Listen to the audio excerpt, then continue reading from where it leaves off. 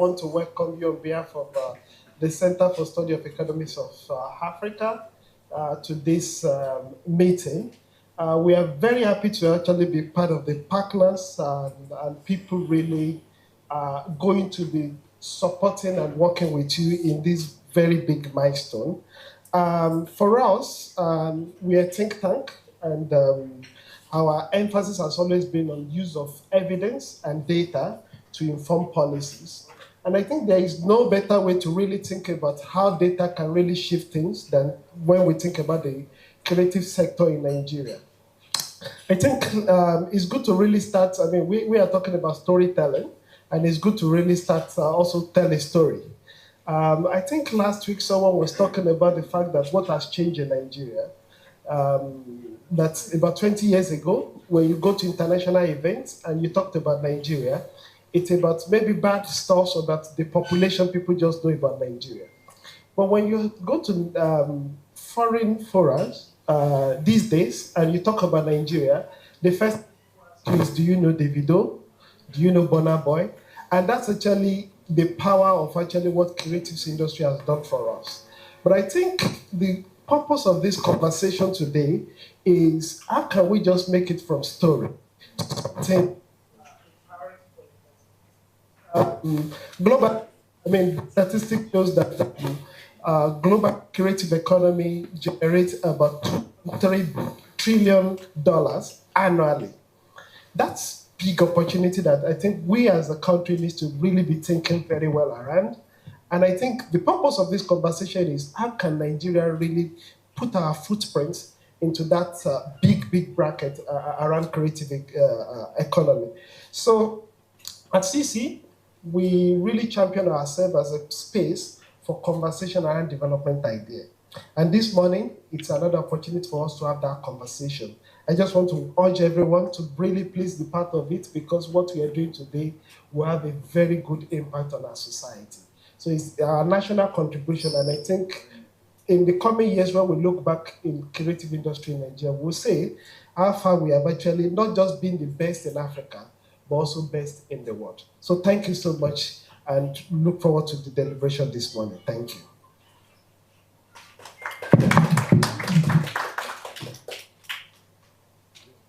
Thank you very much, Dr. Adedeji. Moving very quickly, I would like to invite the Director General of the National Council for Arts and Culture, Mr. Obi Asika, for his remarks. Thank you.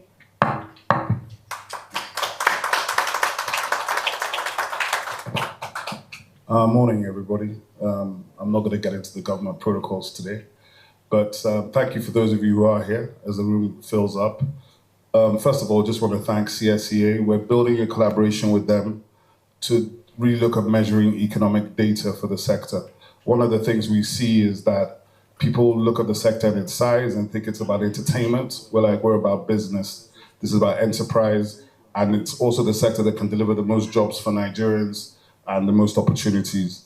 So this conversation is the beginning of a relationship. I'm happy to see everybody who's here. I'd like to thank the President Ratal for coming through, and everybody who's on panels as well. Thank you very much, and let's get going. Thank you.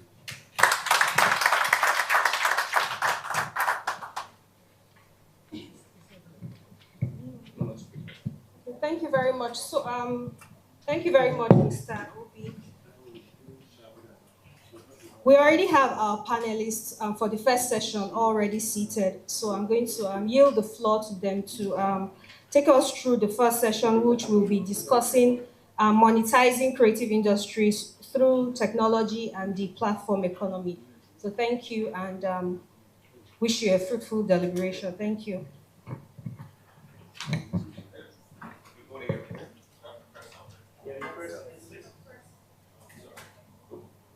Hello? Yeah, sorry.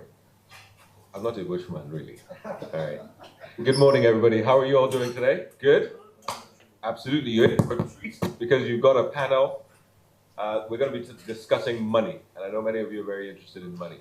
But before we start our discussion, I would like each panelist to introduce themselves, and I'll save them the embarrassment. You have to press the button first, right, in order to speak. But I'll start with myself. My name is Dayo Elegbe. I'm the CEO and founder of the Spun Group. Sponge is a digital and technology marketing company. We've been operating in Nigeria for over 15 years, and we're truly proud to not only be a creative industry pioneer, but also one that's truly in love and passionate about Africa and Nigeria in particular. So I yield the floor to my next panelist. Thank you so much, Dayo. My name is slightly different from what you see in the program.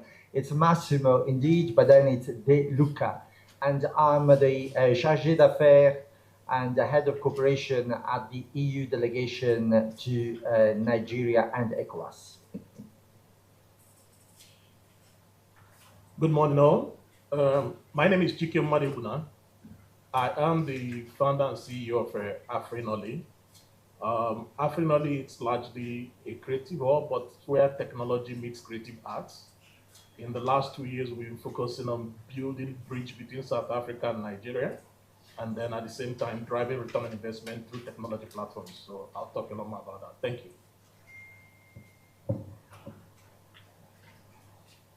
Good morning, everyone.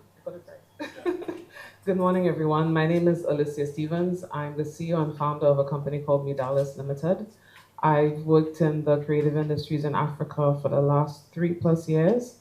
And prior to that, I was with the World Bank Group for about 11 years. My company is actually focused on creating linkages between Africa and the Caribbean and empowering women. And I focused on that because clearly there's a lot of shared history between the two regions. And as Afrexim Bank and African Union say, the Caribbean is the 6th region of Africa. Happy to be here. Thank you. Good morning, everyone.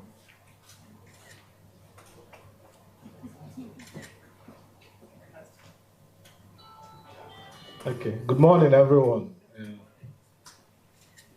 My name is Charles Uchenna M.M. Bolu. I'm the founder of an organization called TechWest STEM Academy, amongst others. The last 10 years, we've worked on developing digital skills talent for Nigeria and across the continent. This year will be 10 years and have impacted a little over 100,000 people. I also must mention that recently a Council for Creative Technology Features was convened by the National Council for Arts and Culture. And I'm on that council, and one of our core mandates is really looking at how to provide value from policy all the way to implementation at the intersection of technology for the creative economy. Thank you. Good morning, everyone. My name is Iman Garba-Duba. I'm Special Advisor to the President on Partnerships and Innovation, Office of the Honorable Minister of Arts, Culture, Tourism, and the Creative Economy. I've had 10 years in the telecoms regulatory industry. I've also worked within the New Media and Information Security Department of the Nigerian Communications Commission. I'm currently working with the Minister to make sure that technology, innovation, and new trends are applied into our cultural and heritage industries. Thank you. Fantastic. Thank you very much, guys. I'm going to start off by asking Chika a question, right? Because Chika is someone that I've known of his company, and I think many people know of his company, but this is the first time I'm actually meeting the man behind the company, right? So I want to start with Chika, and then I want to go and my chairman, Charles. I'm going to ask him a question after that, right? But Chika, you know, one of the things that I mentioned this to you when we met just now, I've always admired Afrinoli. And Afrinoli has always sat, I felt, within the intersection of creativity and technology. And I know that you're one of the your early success with the app during the Google Android challenge meant that you reached millions of Nigerians very effectively. And then now you're launching an MVNO. Can you explain a little bit about the MVNO and also how you believe telco infrastructure and creative distribution can actually basically empower more local entrepreneurs, creative entrepreneurs? How long do we have for this? Because I think the easiest way to kind of visualize it is if you look at the demography that watch content on devices. They are largely not in this room in the first instance. And if you ask me why, I can say because there's hardly anybody here that has OP account or MoneyPoint account.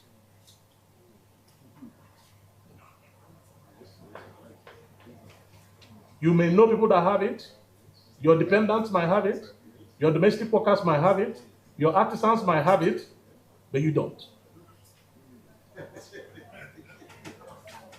But what that simply means is that it is that demography that the fintechs are working with. And that's the demography that is actually watching content primarily on the devices. And because they watch content on the devices, that demography is very sensitive to data cost. So you find that telco is very instrumental to how far we can move forward. Because if we don't focus on data and keep focusing on subscription, that demography would never, and I say never in capital letter, pay for subscription and data at the same time. So the earlier we start looking at how to use data and bundle data and content and be able to get closer to that demography and be able to generate a revenue that is localized within our ecosystem, that will be our saving grace. For the economists in our midst who is interested in data, I'll give you something to think about. The half-year result of MTN this year is a turnover of 2.3 trillion naira and net income of 420 billion naira. You will find that interesting when you recognize that there's not a dime in that amount that was in dollar or in pounds or in euro or in any other currency. That amount was strictly naira. They don't earn pounds, they don't earn dollar, they don't earn euro. So they traded within this ecosystem and generated that amount of money in naira. But the exciting part is that that first half is not even as good as the second half, because the second half is when we make more calls during the Christmas and all that and all that and all that. So effectively, they're going to... So bottom line. Are we good? Okay. Are we back on? How is it? Am I timed? Okay. So if there's a timer so that I know, I know how to. But the bottom line is simple. If as creative economy we could find a way to work with the telcos to tap into 2% of that amount, or even 3% of that amount on a year-on-year basis. The advantage of that is that if you tap into it is a local currency, it means you can domicile it in the local banks. If you domicile that kind of money in a local bank, the bank is compelled to give you a matching fund to keep trading because you are the kind of customer they are looking for. When we have that kind of cash flow, reinvestment into creative projects will no longer be a problem. When we have that kind of cash flow, we can guarantee projects without thinking twice about how the money will come from, because the money is already coming from data. That's the reason why Afrinoli abandoned capacity building, abandoned every other thing, and decided to move into monetization and return on investment. We believe that if we can solve this, then we can, for once, say we own our creative ecosystem. At the moment, we don't. Thank you. Thank you so much, Chika. And I think, yeah, definitely worthy of a round of applause. So, and I don't mean Charles is my chairman just in terms of Nigerian colloquialism. He actually is my chairman because he also sits as chairman of the Council for Creative Technology Futures. And I know they are also looking at ways, especially when you think about IP and how we monetize IP, how we look at ownership. So Charles, my question to you would be, there's often a tension, right? When you look at the economies, when you look at the platform economy in particular, there's always this tension between the platforms and the actual creators that contribute to the platform. And we see that a lot of, when we talk about monetization or value, a lot of it sort of rests with the platforms as opposed to the creators. What mechanisms or what priorities or what kind of approaches do you think that the CCTF should promote or take in order to balance this power?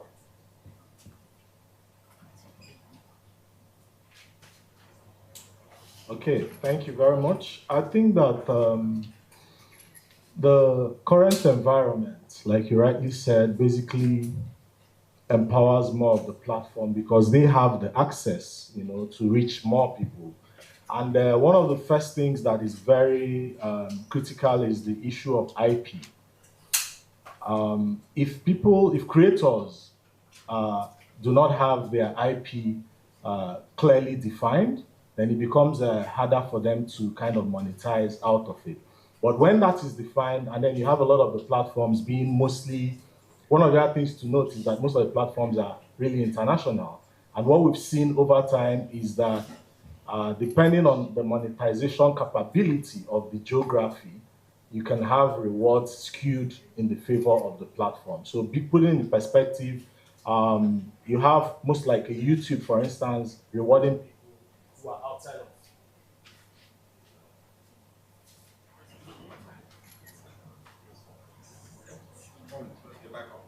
Okay, great.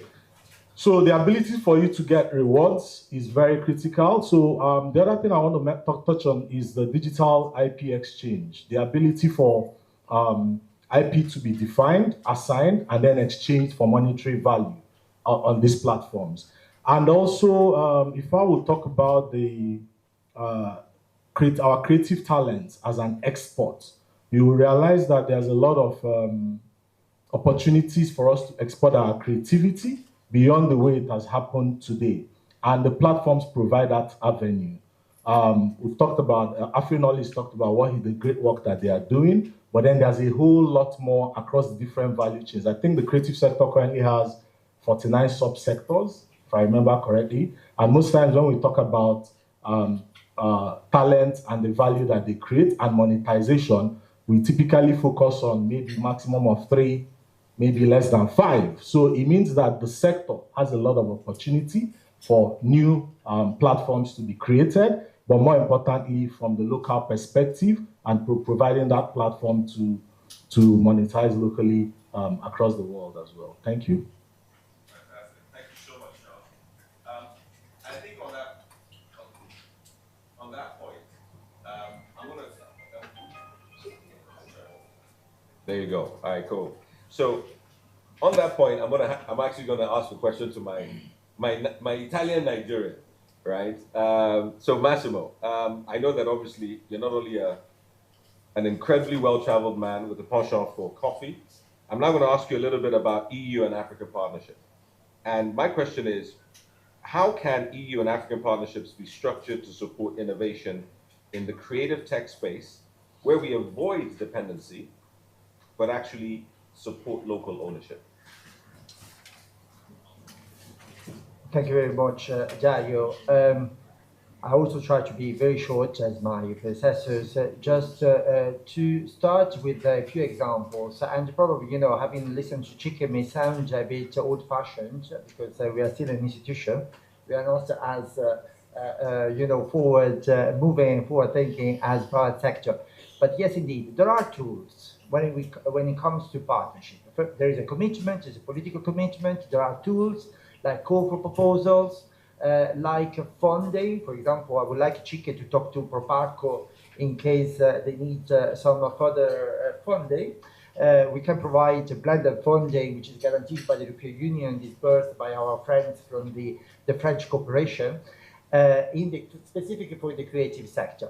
So there are tools, and you will see call for proposals for hubs, for festivals, for a movement of artists, for creative sector at large. We work very closely, by the way, with Charles. I should disclose that because before the conflict is picked up by somebody else. But we work very closely with Charles in the context of a program that supports digital transformation hubs in Nigeria, and it's going to be expanded. Next week we'll be at Moonshot. So we support the ecosystem at large. Okay, first thing that I would like to say. then how you do not create dependency in all this? Well, I think that really the outcomes are very important, because of course, if we were operating just somebody who is aiming at institutional support, I think that it will be challenging to see sustainable outcomes and non-dependency. We can really partner together when the outcome is actually a structure, an activity, a company that can support itself. It doesn't need to be private sector only. I mean, this is something that of which we are really closely debating with OBS, CSEA, say, how can we bring sustainability, how can we partner between European Union and Nigeria specifically? And it's really, it's a bit of the proof of the pudding. I mean, which proof of the pudding are we looking at? If we are just looking at, as Chika said, capacity building, long-term objectives, which are important, but as such only they cannot provide the outcome, the sustainable, the non-dependent outcome that we look at. So we know, after all, it's really a matter of dialogue at which outcome we are aiming together and making sure that that does not create dependency and instead create really opportunities and sustainability. Thank you. Fantastic. Thank you, Dr. And before I go to Aisha, because I still think access to finance remains our biggest barrier, can I just comment that, so Charles Anobi, is you that have our money from EU, is that what you say? All right, sorry, just a joke. But Aisha, you know, Alicia, apologies. Alicia, much of us mentioned about how the EU is supporting financially, but I think if you operate in Nigeria long enough, you'll still know that access to finance is still the primary barrier for a lot of creative entrepreneurs, right? My question to you is this. Knowing this, what innovative financial tools, policy interventions do you think the government should be considering to close that gap? Thank you very much for the question. I think I have to put on and take off several hats, right? Given my former role, in terms of innovative financing, I think part of it is about partnerships, identifying the right partners to actually develop those instruments for innovative financing. When I did work previously with IFC, what we looked at were what were the barriers to finance, and definitely one critical issue was the perception of risk around the industry. So one key intervention that government and its partners need to look at are how do you de-risk these investments. The other aspect of it is actually understanding the business model. How do these businesses actually work? How are they structured? And I think it also goes back to a discussion about IP. How do you value IP? WIPO is trying to do a lot of work in terms of looking at IP financing. I think that's a very interesting place to go to unlock the finance that is needed by the creative industries. Another area is right-sizing the financing. It's not about, I mean, how many businesses in the culture and creative industry sector and the creative economy need $1 million financing? It may be as small as 10,000, right? And also the financing, is it going to be Naira? And I think Chiki's point is really important about the fact that the telcos are generating all of this revenue in local currency. It's also about accessing financing in local currency. And can you find the right partners who are doing financing, who are willing to do local currency financing? So in summary, I think government needs to look at these interventions at one, find the right size financing in terms of the envelope, the size of the transaction. Two, it's about de-risking. And then three, it's about really understanding the business model and understanding the industry. Many of the businesses are actually, one or two people. So it's about unlocking finance for that size of business. Fantastic. I guess let's hear from the government, let's hear from the presidency themselves. So Imran, how is the presidency viewing the creative and digital industries within the broader national economic strategy, right? Particularly the fact that this could be a growth driver for contributing meaningfully to GDP. Thank you for that. So, as you know, the presidency actually sees creativity as a strong economic asset. This is why in 2023, the Federal Ministry of Arts, Culture, Tourism, well, at the time, Arts, Culture, and the Creative Economy was created, which is now the Ministry of Arts, Culture, Tourism, and the Creative Economy. This was done because there has been culture and creativity are assets. Nigeria has, as you said, 49 subsectors of the creative industry, so 9 subsectors. Each of them can contribute immensely to economic diversification. Take, for example, video games. Video games, Nigeria has a population of over 200 million, and 70% of that are under the age of 30, and most of them play video games. The video game industry is over 300 billion globally, and Nigeria has a potential to tap that, generate as much as over 50 billion yearly. We've also recognized that we have assets in our artworks that have yet to be digitized. These are areas whereby we know that we can also have the economic diversification. The NCMM recently digitized over 200 artworks, which can then be put on blockchain to generate income for the nation. Also, infrastructure, policy formulation, and funding. Those areas are where we really need to concentrate on. As you know, just recently they launched the National Theatre, which is the Wole Soyinka Center, which is a beautiful effidas, and it shows when we give the right funds to our infrastructure, what we can achieve. Also, policy formulation. The ministry has been working on the, let's say, IP securitization policy, and IP, that's basically to protect our intellectual property. We want to give creatives the potential to securitize their intellectual property, go to banks and use their IP to actually get funds and money. IP is where actually the money is. It's no longer data. It's no longer what's it called? It's no longer oil. It's IP. Microsoft's biggest acquisition was intellectual property of video games. Over $70 billion they spent just on video games. The Saudi Arabia Investment Authority recently made a purchase of $50 billion, which was also on video games. I think that's Electronic Arts. It's a game publishing company. These people are investing a lot of money in the creative and digital ecosystems. And the presidency has seen that this is why the ministry needed to be created. Also, funding is very important. The ministry has set up the Creative Economy Development Fund, which is seeking to directly fund creatives of over $200 million meant for the creatives.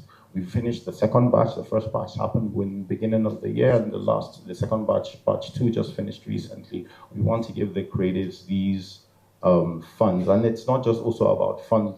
We've realized that people need acceleration and incubation. It's not just to give them, but also give them all the necessary tools that they can need so that they can actually create something that will lead to more economic diversification. Thank you. Thank you, Imran. So I want to come back to my Nigerian Italian massimo. Right? A lot has been said about, obviously, we would love to promote digital innovation. How does the EU balance the risks, though, related to platform dominance, data sovereignty, cultural appropriation, and basically loss of local identity? What are the best practices that governments like Nigeria can adopt to safeguard against these risks? Thank you, Dayo. Let's be honest, these issues are highly sensitive, and they play a huge role also in geopolitical relationships. Okay, so we have to be aware that these issues are not just the subject of an occasional exchange, but really calls for a very deep reflection about what you want to achieve as a country and your level of committee, your level of alliance, your level of partnership worldwide. So with all, with due respect for the topic, let me say that, yes, the EU has made clear choices, and which I personally support, which have been bold, and which of course are criticized. We have been criticized by some of our partners, especially the United States, as you know. But here we go. I think it's a matter of sovereignty, as you say, and the way we have expressed our sovereignty is mainly really at the market level. It's really the digital, what we call Digital Markets Act, The Digital Markets Act in the European Union is a tool to monitor dominance within the sector and make sure that there are no gatekeepers for innovation.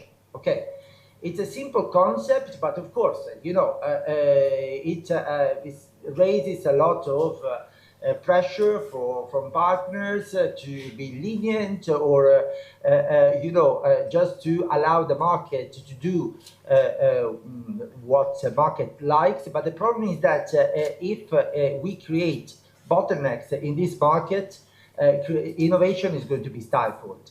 So this tool that we have in the European Union, I think it's a good one. It's one that calls also for partnership with Nigeria, I must say, and a constant, you know, exchange with Nigeria. It's a tool that comes in addition to the normal competition law instruments, okay, that target dominance and the target, let's say, anti-competitive practices in the market. When it comes to sovereignty and data protection, you know that the European Union is somehow regarded as a standard because of the General Data Protection Regulation. And this is a very sensitive area, again, that at the beginning raised really huge reactions, but now it's been accepted as probably the best standard for data protection. And we work with the Data Protection Commission here in Nigeria very effectively. In fact, by now, Nigeria is regarded as the reference in Africa. Okay, we just recently had the visitors from Tanzania and other African countries who are looking at Nigeria in terms of what's been achieved. And of course, you know, sustaining what's been achieved on data protection in Nigeria is not an easy task, I must say. So in terms of identity, protecting identity, okay, you know, we are 27 states, 27 countries, many different languages, and of course, we could go on and on about how we protect identity in the European Union. Yes, we protect local identity, we protect languages, we protect minorities, and this is really something which is at the heart of the European Union, and very always happy to work with Nigeria, that we regard as a natural brother or sister in this game, because you face many challenges which talk to our genetic, let's say, heritage. Okay. And also in terms of local content, me personally, I'm not a great fan. People know me from when I was in charge for trade. I'm not necessarily a great fan of local content when a local content actually becomes a way for complacency. I mean, you get, you know, this is reserved for my people, for my boys and my girls. But indeed, local content is important. Local content is the outcome that we have to aim at. But that, of course, that's not just by way of straight prohibition that you achieve local content. Local content is an outcome, it's not a precondition, you understand? And this is also something where, as European Union, we have achieved a lot. You know, in our economy, there is a lot of embedded local content. And this is what I think also Nigeria has all the, you know, the cards in order to achieve a lot of local content, especially in this sector. Thank you. Great points, Massimo. I think we certainly align at the CCTF in terms of the way the European Union approaches from a market-led perspective. And we certainly think we shouldn't be breeding complacency. But before I talk to Charles, I want to come back to Chika. I mean, you have successfully scaled AfriNoli, and by any standards, it's an incredibly successful achievement. Now that you're embarking on this MVNO, you're going to have direct access to user data, you're going to have access to behavioral insights. How do you plan to ethically leverage that to unlock better monetization models for African content creators and creative businesses? Thank you. I think when you look at where we are as a country, we need to think broadly. We have a comparative advantage in creative economy. When you have comparative advantage, you should learn how to trade with it. If you don't trade with it, it just becomes there. So we have a Davido, a Bonabo. These are not your standard raw materials, or these are fully processed, ready for export. The only problem we have, the revenue they are generating is not situated in Nigeria. So it doesn't fit into a multiplier effect that you're going to need to drive the economy. The same thing with us when we go to Netflix, to Spotify, and all that. You pay for those subscriptions. The moment you pay, it is heading into Ireland. So that money is not situated in a bank in Nigeria. And if it's not in the bank in Nigeria,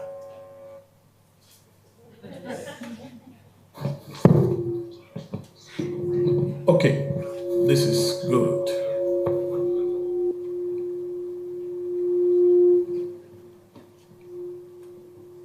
Okay, cool. If it's not in the bank in Nigeria,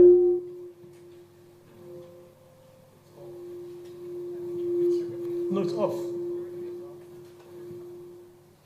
Okay, if it's not in the bank within Nigeria, there's very little you can do in terms of achieving sustainability. So a lot of the times we focus on financing. We finance this, we finance that, we finance that, we finance that. What you're financing must eventually land to an entrepreneur. And for an entrepreneur to grow the business and create jobs on a consistent basis, the entrepreneur must work with a bank. If the entrepreneur hasn't reached the level where he can talk to a commercial bank, and all he's just doing is collecting money from government, then we're not really grooming the kind of entrepreneurs that will sustain jobs. When we get to that level, then you now begin to look at what exactly do we have advantage in.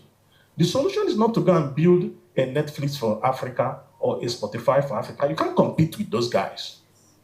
It's a waste of money. It's a waste of resources. What we need to do is to say, where can we play that they cannot play? Mass market. They are not involved in mass market. They are not involved with bottom of the pyramid. They are not involved with base of the pyramid. Can we build strategy around base of the pyramid? So I take a music, for instance. You need a 4 minutes, you're going to give Spotify. I said, take it, give it to Spotify. I don't want to get involved with it. But to make that 4 minutes you get to Spotify, you did a 40 hours in your studio session. Can I monetize that studio session? Spotify is never going to come there. You did a music video to promote that particular music. Can I monetize that? Spotify is never going to come there. The same with Netflix. Netflix needs your final output, 2 hours. But before you made that 2 hours, there were days, months you spent in the production process. Can I monetize that production process? Can I build an on-the-job training around that production process so that people can consume it and be able to use it to learn and be better than what they are? Those are the areas we need to look at.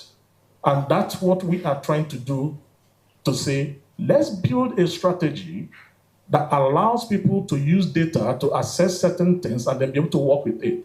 While they are growing, while they are making alternative revenue stream that has nothing to do with the primary revenue stream they pitched, whoever they pitched to. But what we do with this is that we can provide a safety net for the investor in case the distribution fails.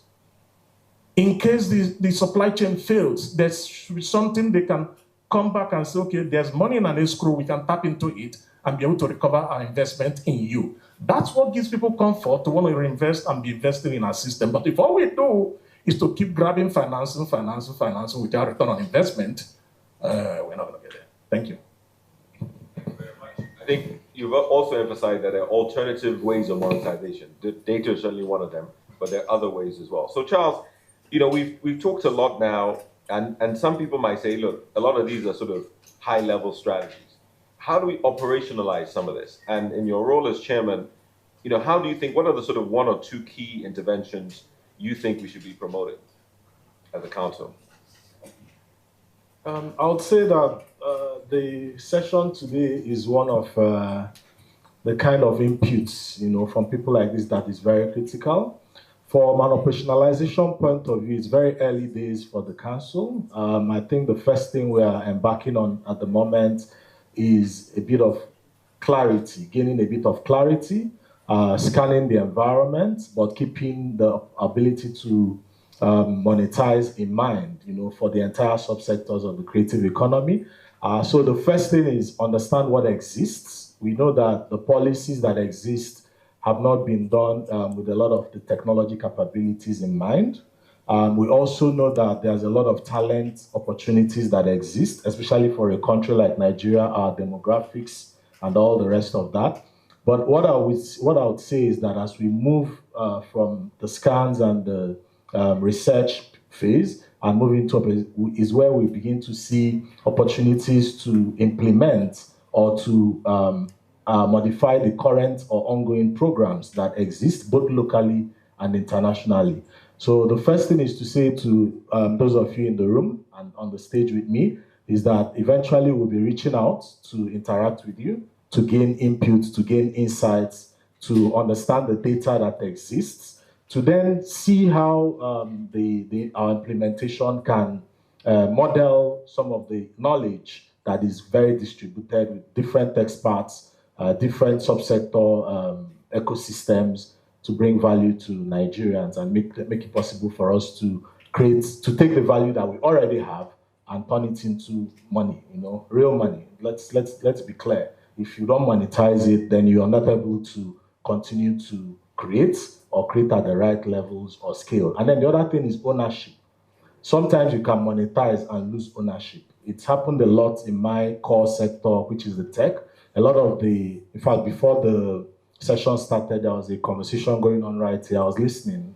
I chose not to contribute because there was not enough time.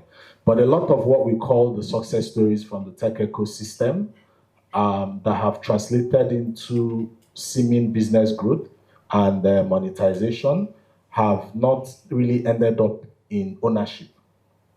So I don't know if maybe I'm speaking a bit, but it has not really translated into ownership.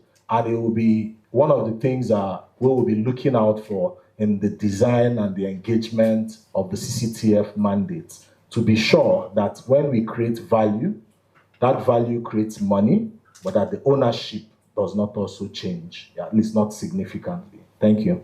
Absolutely, well said, my chairman.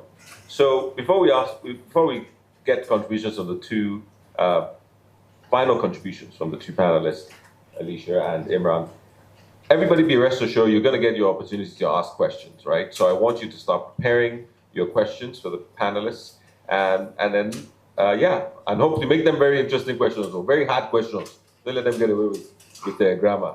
So over to you, Alicia. One of the questions I wanted to ask you is, much of the creative economy still operates informally, right?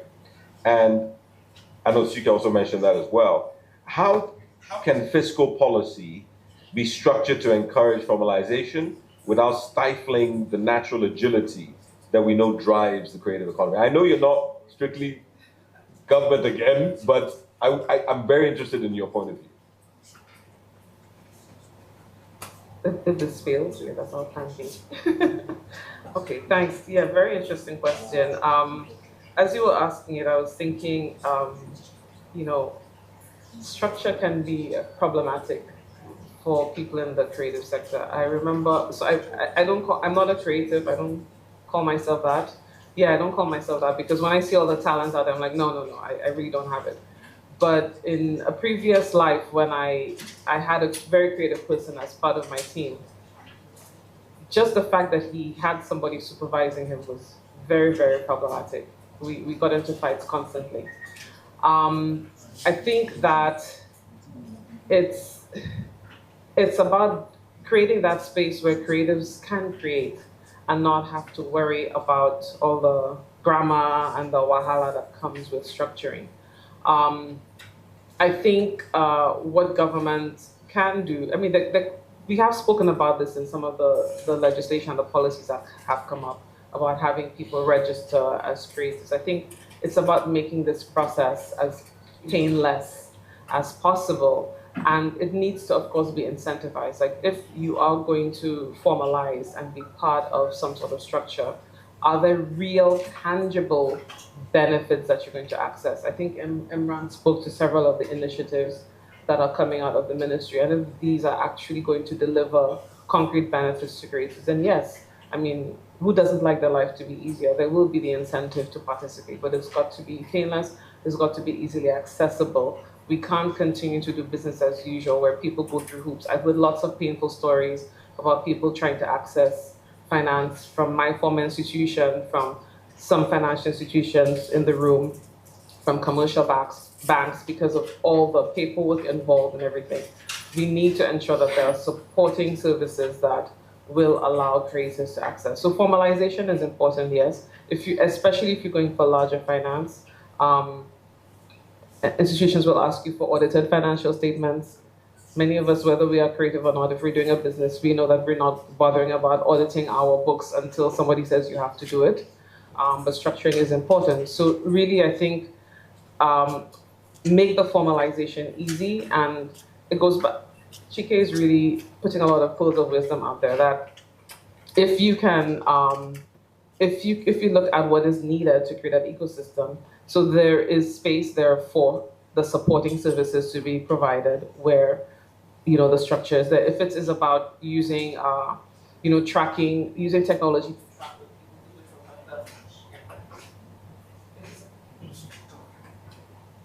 if it's about using the technology to, you know, gather that information that will help people structure, like we see some of the innovative things that have happened in the fintech space around assessing credit risk and so on. So I think it's really about making it easy to structure so that then the real benefits can be accessed. Great, fantastic. And lastly, Imran, I think your involvement with CLAP and all these initiatives by the ministry, what excites you the most? And can you talk a little bit about CLAP as well? Thank you. So CLAP, which is a Creative Leap Acceleration Program, thank you. Ladies are always beautiful to have around. They help us gentlemen, don't they? So the Creative Leap Acceleration Program is the primary program that the ministry uses for capacity build, for skill acquisition that will eventually lead to job creation. The main goal of CLAP is job creation, but through acquisition, skill acquisition, training, mentorship, acceleration, incubation, and the best of all, funding also to give access to funding. So that's basically what CLAP is. We've realized that a lot of creatives actually need that training. They like the training, some of them, they like the incubation, some of them is mentorship, and CLAP is supposed to be a nexus for basically everything. It's supposed to also be a place like an old school yellow pages whereby creatives can go and see what's happening in the ecosystem, that things that they're looking for, they can connect with other creatives across Nigeria and also globally. And sorry, the second part, you said... What most excites you about the initiatives you're involved with? Honestly, what excites me the most currently is artificial intelligence and how creatives are actually using it currently. Nigerians are never left behind. They're always using it in areas that have never been seen before. And as much as it excites me, there's a little bit of worry that it needs to, there is a fear of it not being properly regulated. We know how the Gen X and the older boomers are afraid of social media and what it entails. Artificial intelligence within the creative ecosystem has a lot of potential for greatness, for beauty, for new creative works to be created, but also at the same time there is a need for proper policy formulation and also regulation. Regulation that doesn't just stop the innovation, but gives it space to breathe and grow while also protecting our cultural identity. And also, I really like to put in people's intellectual property. There is a fear of AI models being trained without the knowledge or the approval of the creative. And creative, a lot of people will be left behind, not even knowing that somebody somewhere is using their intellectual property without their knowledge. So that's an area that I really think that is important and excites me. And every time I talk with Mr. Charles about it, I get excited. There's so much to be done, and yeah, I'll say that. Thank you very much. Before we go to the crowd, just to say that Charles is a lot more interesting than just AIO. So I don't know why Imran says that. The only time he gets excited is that when he talks to Charles about AI. But Sorry, I want to say something. Yeah, go on. Because when he was speaking, I think that it's very important to point out that the thinking from the NCAC and from the ministry that brought about the CCTF is revolutionary. It's strange now to talk about creative without technology.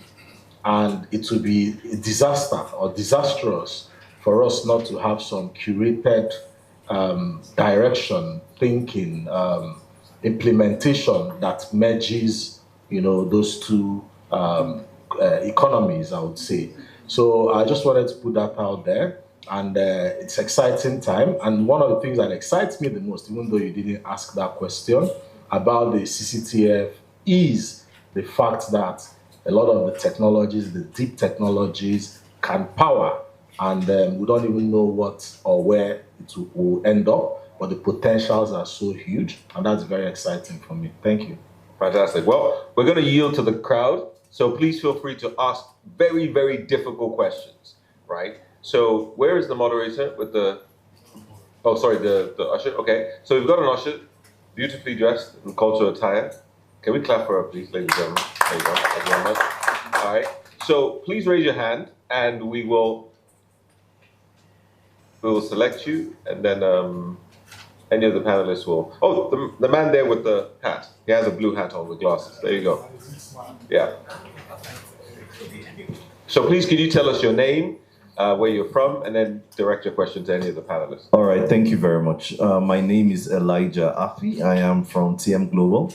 My question, actually I had two questions, but I'll just take one. My question goes to Chike.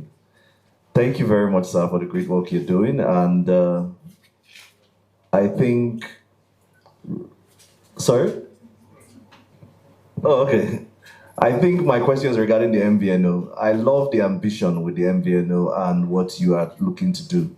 But from my own understanding of MVNOs typically ride on existing MNOs. And that would mean that you are kind of like reselling already existing service. Do you think the MNOs will want you to thrive, considering that you have very big players who are coming in your own space, like your former friends, or should I say they are your friends, MTN?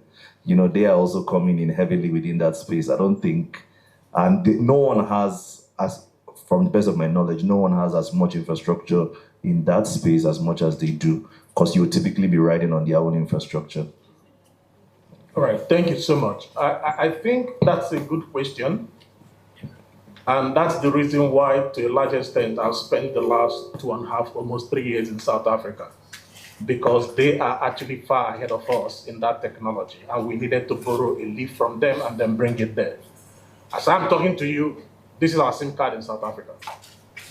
So it's already out, all right? But to bring this into Nigeria, we need to rework quite a number of things. And that's why, for me, when I arrived, the first thing I was hoping for is that at the moment we have one of the best God-given minister we can ever have in this creative space. What we just need to do is to arm her with the right ammunition, and she'll be able to deliver, because she's already. And I feel.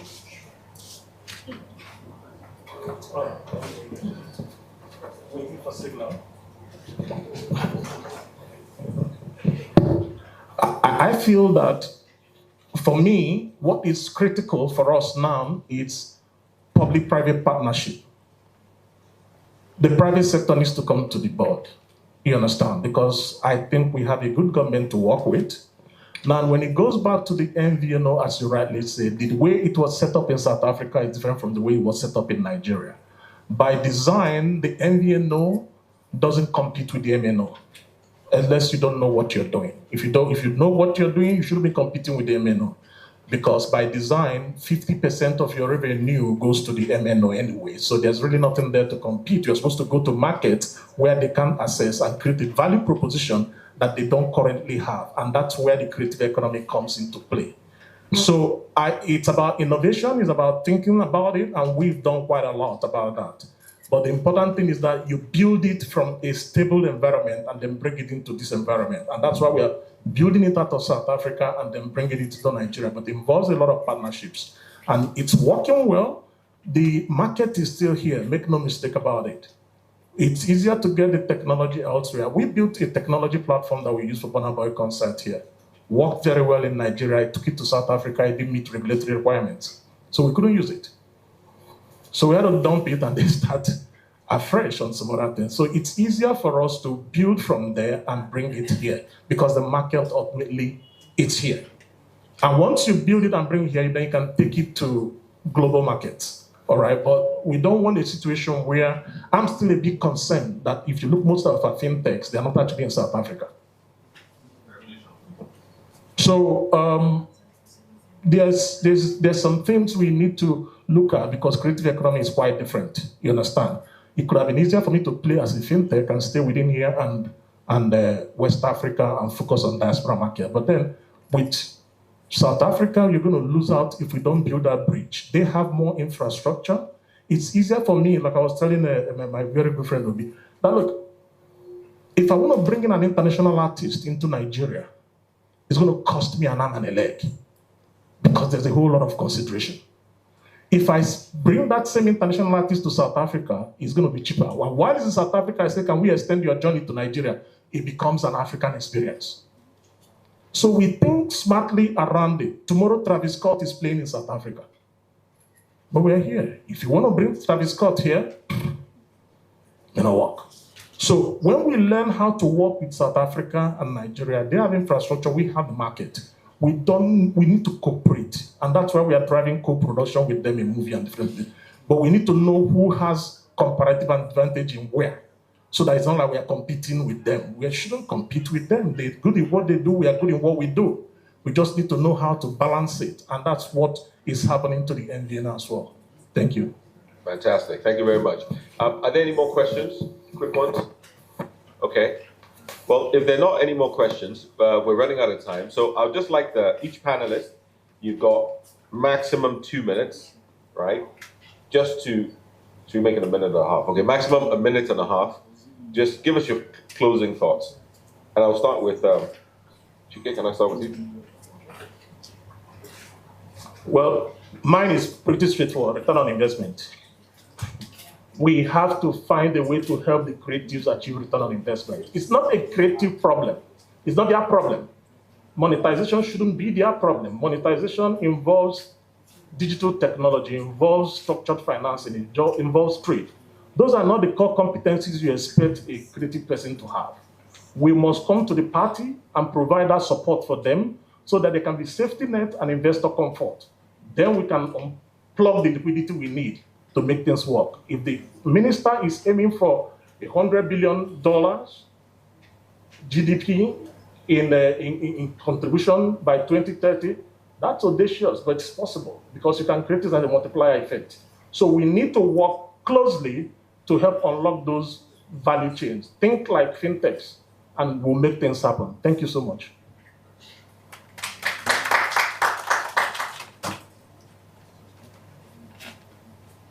Thank you. I'm not sure there's more to add.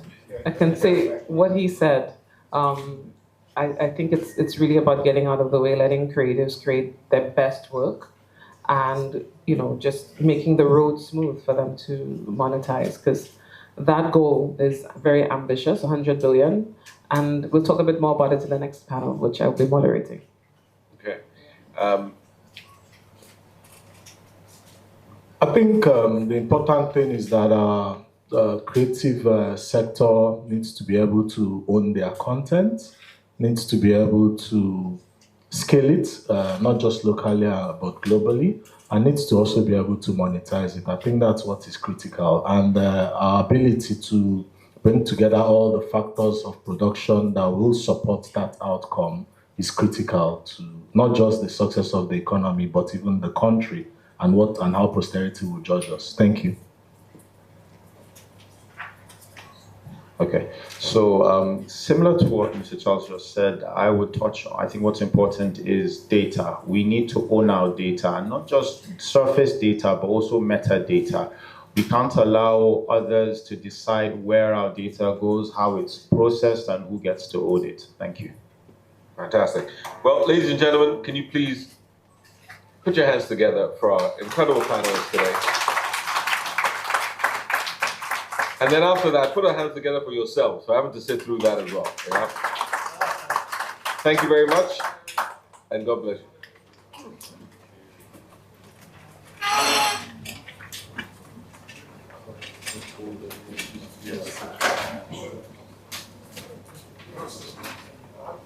Thank you very much to our moderator and our panelists for doing such a great job for the first session. We're going to move quickly to the second session, but before we do that, I have the privilege to welcome to the podium for a brief remarks the Permanent Secretary, Federal Ministry of Arts, Culture and the Creative Economy, in the person of Dr. Mukhtar Yawale Mohammed, for a brief remark. Okay. Just after the picture, he'll come up for his remark. Thank you.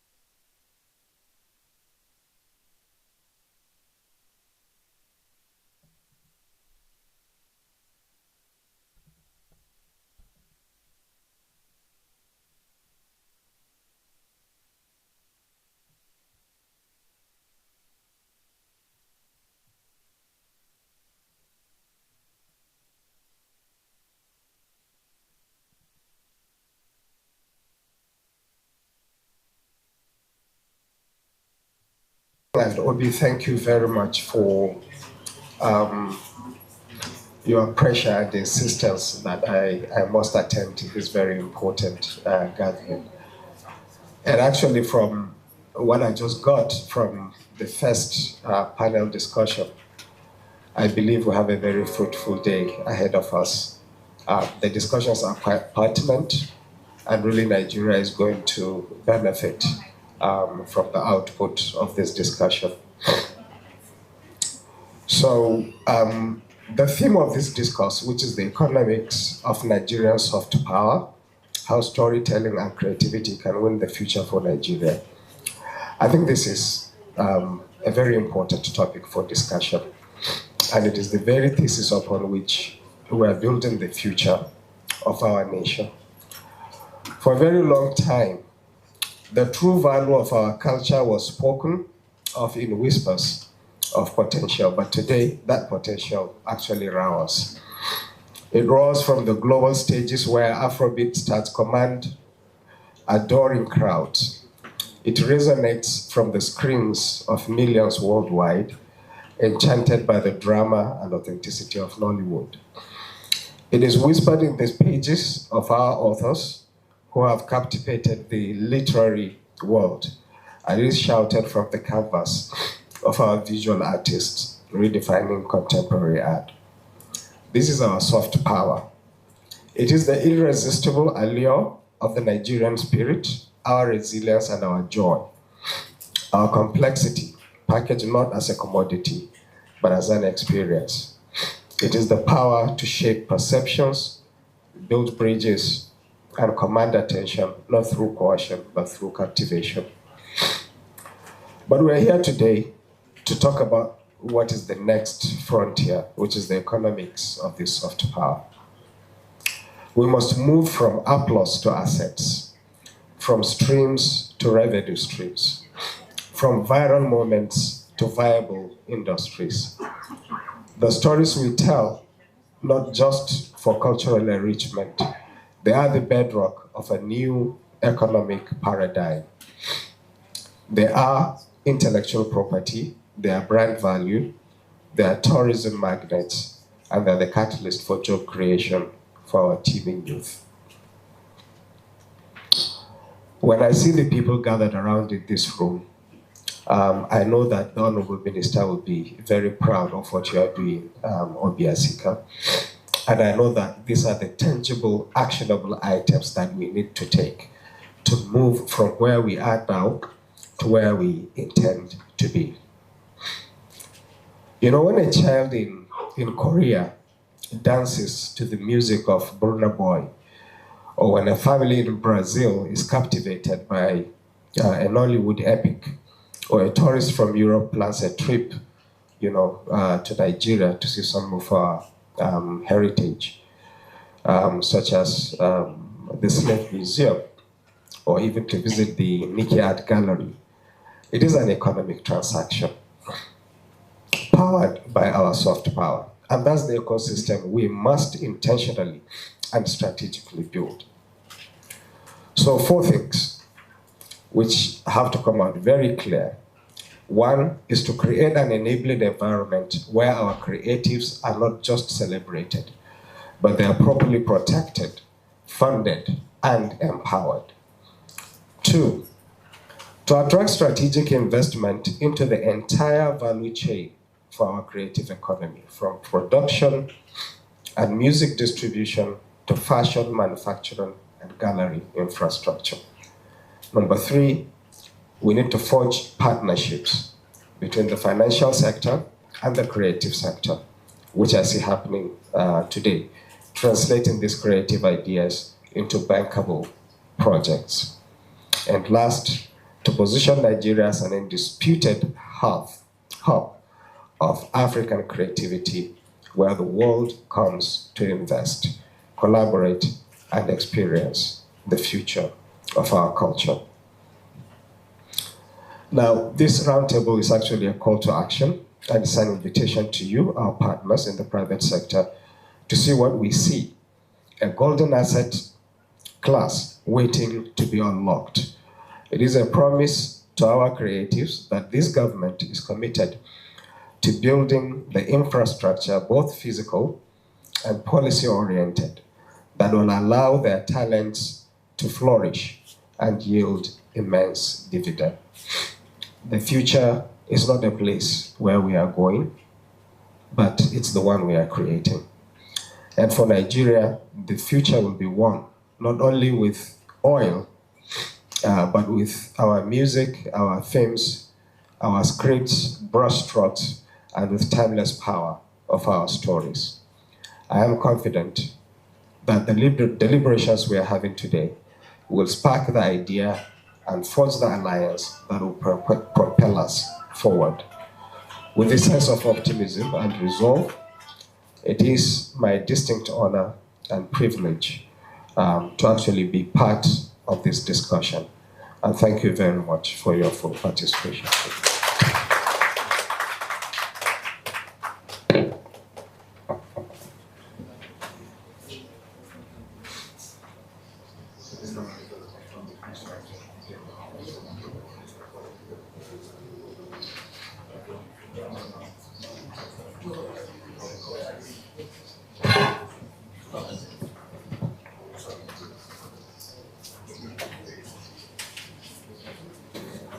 you very much. That was the Permanent Secretary of the Federal Ministry of Arts, Culture, and the Creative Economy, Dr. Mukhtar Mohammed. Thank you so much, sir, for your wonderful remarks. And before we proceed, I would like to take a moment to recognize the presence of some of our distinguished guests. We have the Botswana High Commissioner, Filda Nani Kereng. I hope I pronounced that correctly. Thank you. We also have from the French Institute, Lucille Haddad. Thank you for coming. And also the DG of ABDIV, Malame. I'm sorry, the second name, I don't want to brutalize it, but thank you so much for your presence here today. We also have the President, Radio, Television, Theatre and Art Union, Prince Emeka Kalu. Thank you so much, sir, for coming today. Thank you. So we're moving on to the second session, where we'll be discussing the rebasing the culture and creative industries in Nigeria for investment opportunities. And we'll have Alicia, who will be moderating the session. Yeah, thank you.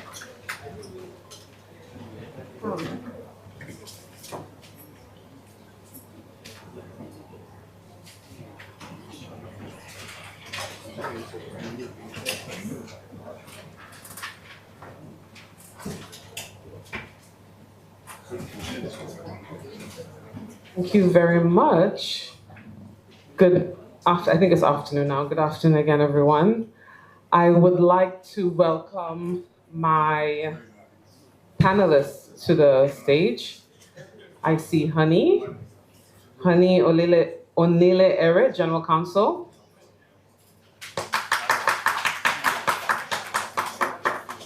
Whichever end, yes. Dr. Adedeji Adeniran, Head of Economic Research, CSEA.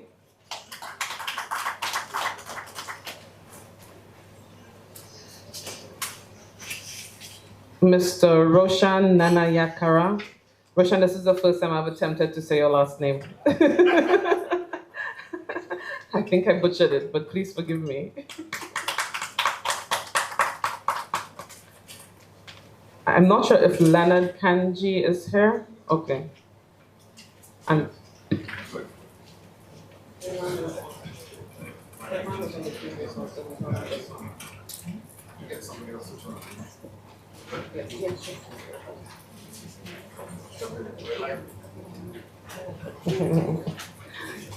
Elijah, yes, Elijah Afi, you're being put on the spot. When DG says yes, correct. Okay, I'd like to invite you guys to just come up so that you don't have an empty seat there. Yeah. Yeah.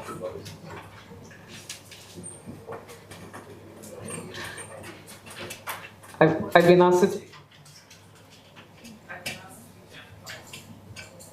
asked to be gentle, and if this mic keeps cutting out, yes, I'll be very gentle. So thank you, everyone, and welcome to the panel that focuses on positioning Nigeria's cultural and creative industries for investment readiness. We're also going to be discussing fun things like GDP rebasing and deeper integration into national economic planning. Before we get into the meat of the matter, I'd just like to invite my panelists to introduce themselves. I'm not going to time you. I'm going to trust you to stick to 45 seconds.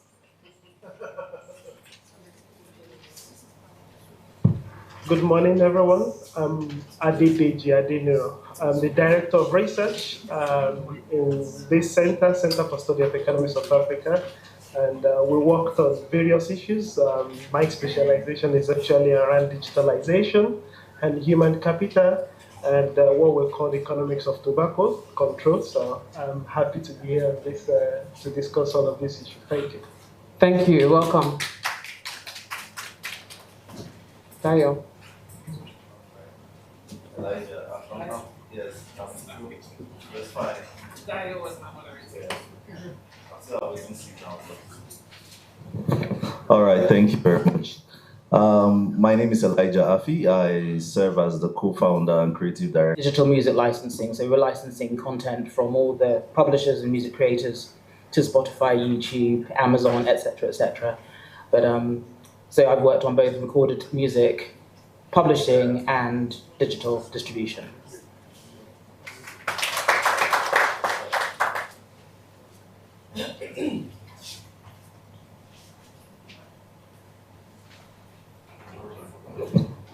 Thank you. I always like to say that I have the best panel, so I expect you to be very attentive to every single word my panelists say. But before I go to my panel, I'm going to you, the audience. How many people here can tell me what the contribution of cultural and creative industries or the creative economy is to Nigeria's GDP? I'm not looking at the front row here because I assume that they know, right? They have an advantage. Okay.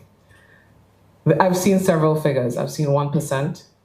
I've seen 2.3%. I've seen 2%. But as of today, what is officially on the ministry's website is 3%, and it's valued at $14 billion. Okay, $14 billion. Now, remember that the government has set an audacious target of $100 billion to size up the economy up to $100 billion by 2030, and we're in 2025. Okay, so what we're doing right here is extremely important because this is about 9 to 10 times what it's at now. You also are aware that Nigeria's GDP has been rebased twice. Up to July of this year, it was rebased, and we're supposedly going to be better able to capture what is happening in the creator economy. So I'm going to invite our three gentlemen here who have all said that one is M&E, one is very proud of his creator economy report, and one here is an expert in digitalization. He's a doctor. I would like all of you, each of you, to comment on the latest rebasing of Nigeria's GDP and how far do you think is going to go to help us really track this audacious target that has been set by the government? Over to you, gentlemen.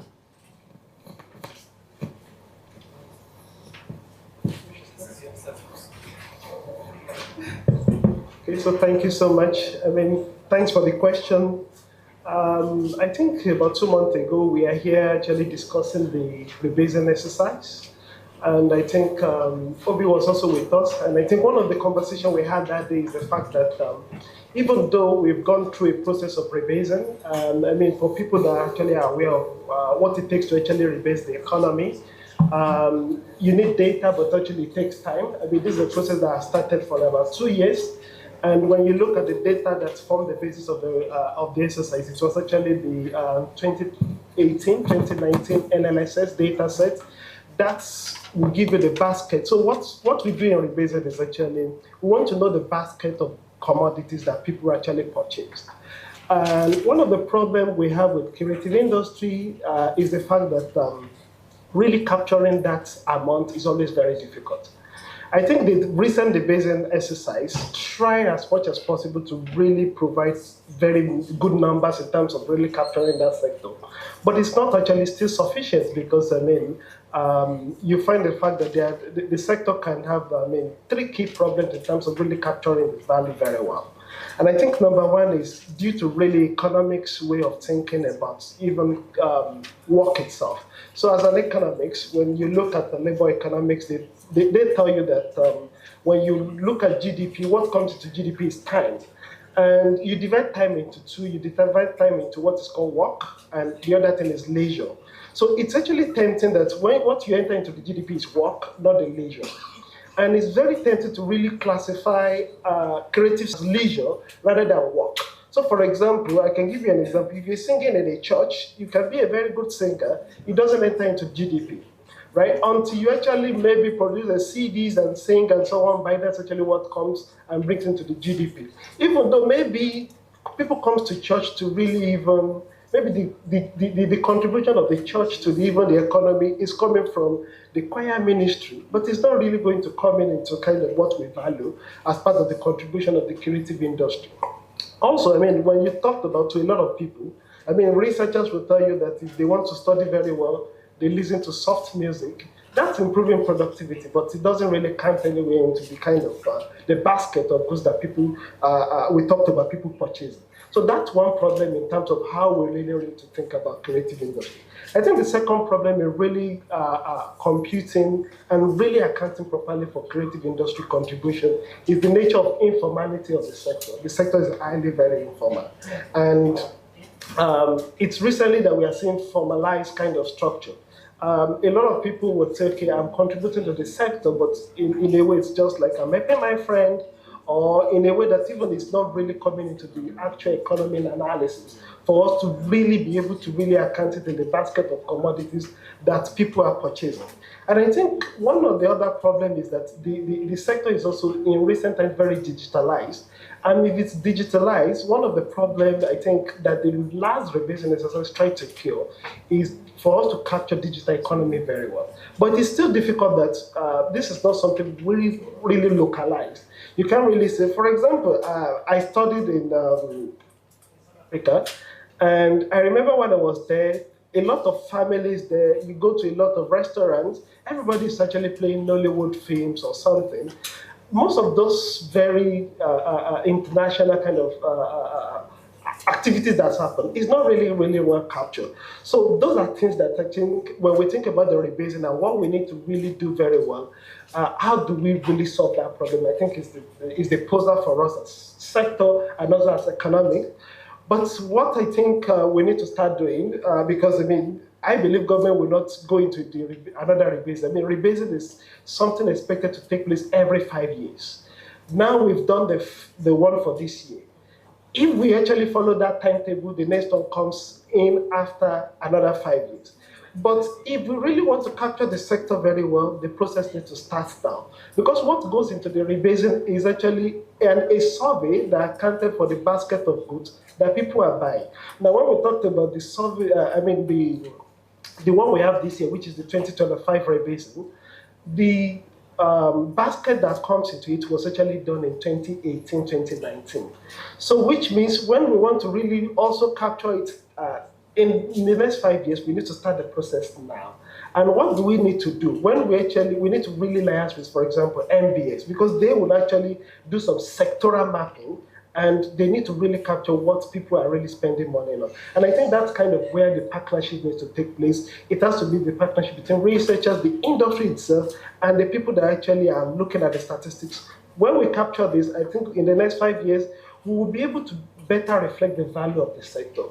And it's important for us to reflect that value, because if the value of the sector is not well reflected, I mean, we really value the investment that can come in, we would undervalue the kind of potentials there, and I think we can reach the goal of 100 billion that we set ourselves if we are actually not really capturing, both in terms of estimating the right value, but also really projecting it as to investors as kind of gains they can make in the sector. So that would be my contribution for that. Thank you so much. Thank you very much.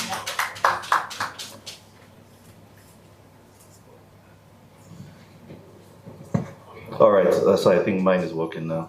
So I think just picking up from that, what I would add to that, first things first, I will ask the media team if they could help put up the Creator Economy report on the screen so that everyone can download it. I think I agreed that with Ogobi to do that.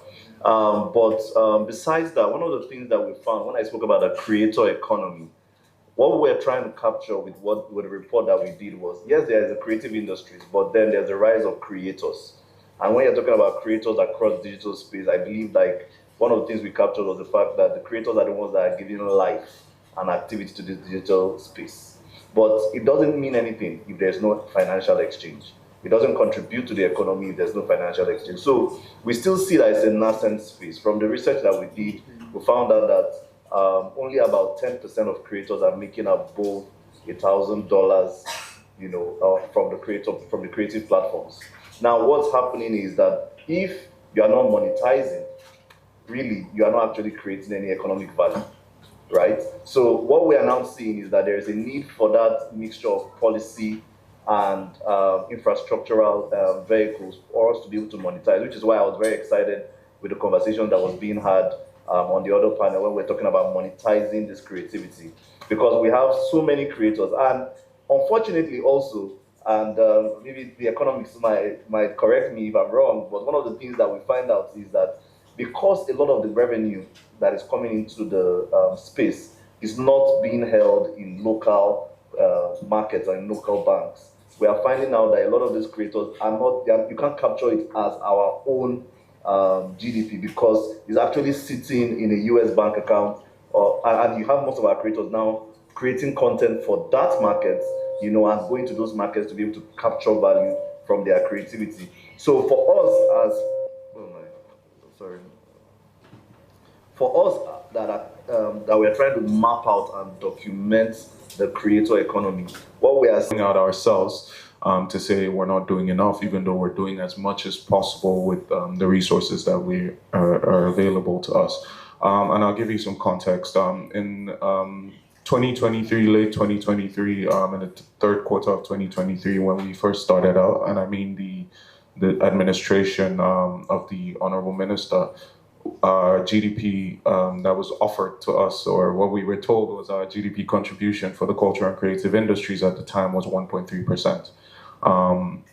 Within the first quarter of 2024, we had achieved, I think, 1.8, and then by the second quarter, we had 2.1. The increase was so rapid that it was so unrealistic. And we started to look at what is the methodology behind how these numbers are being captured. We realized that our GDP was being derived from a number of other sectors. It was just being grabbed. Let's just make this assumption and make that assumption based on this assumption, and so on and so forth. In November 2023, one of the very first things we did was we came in and we couldn't tailor any initiatives because we didn't have enough information around the industry. And so we went to MBS. And I also wish to express that MBS, in some cases, is usually working with limited resources, with a sector like ours that is so vast that nobody really knows the actual reach of our sector. So it could be tough for them. So I'm not saying this is the fault of the MBS. Like I said, everyone in the government is working with limited resources at this time in this particular administration. But what we had, the earliest discussions that we had with the MBS was around creating a satellite account, specifically to capture data for our own sector. We needed to do that because we realized that at this time our numbers were being derived from other sectors. People were capturing numbers from hospitality, tourism, and just adding to us, from design, architecture, and adding to us, and we were piecing together, which means our numbers weren't solid, and you cannot attract any investments, you cannot confidently design initiatives or programs if your numbers are not rock solid. You can't get financial backing, you can't make justifications, even on the government side, for increased budgeting or specific budgeting for programs or interventions and all of that, without the numbers to back that up. So we needed that satellite account. So we spoke to MBS in November 2023. We set up sort of a partnership to do that, to work together to capture our creative sector, culture and creative industries in the way that we saw was ideal. We also looked at what were the subsector classifications that we were looking at. We had the option of looking at it through from a thematic standpoint. For example, with tourism, you look at it like hospitality travel tour, for example, or looking at it from the actual subsector activities and its products, where you now have under cultural heritage, you have crafts, under performing arts, you have music, you have live music, and so on and so forth. And we broke down by INAC classification, I think 33 subsectors in the very, very beginning, that we knew there were no overlaps. It wasn't coming out of anybody else's sector. It was strictly culture and creative industries. And keep in mind that when we started, there was no tourism. We were just arts, culture, and creative economy. And we needed to do that. However, now we have our strategic direction. This is what we want to capture. How do we go about capturing it?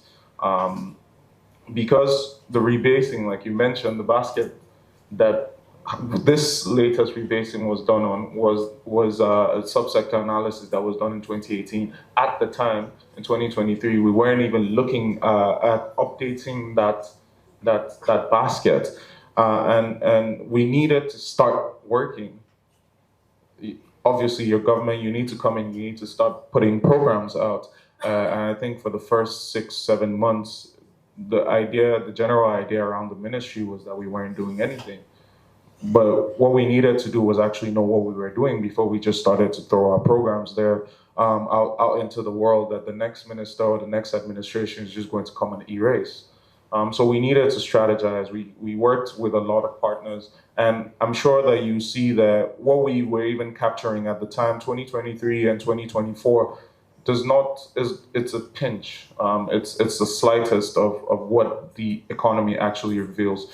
The creative economy, the creator economy report shows that. We also did, so we've done the creator economy report with NCAC and TM Global. We've done the sector mapping activity, with Big Win and Bissau, and we put those out. Those two reports have come out sometime in the past 2 months. So you can see side by side, the numbers are very similar. Everything is almost the same, which means we weren't looking at the numbers correctly in the very beginning.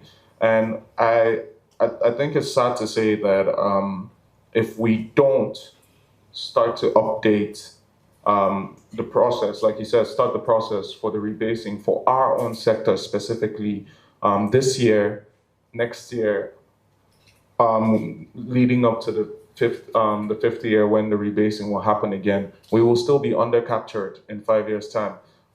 Right now, we're not captured properly, and I don't think that the rebasing has really done the most for our sector.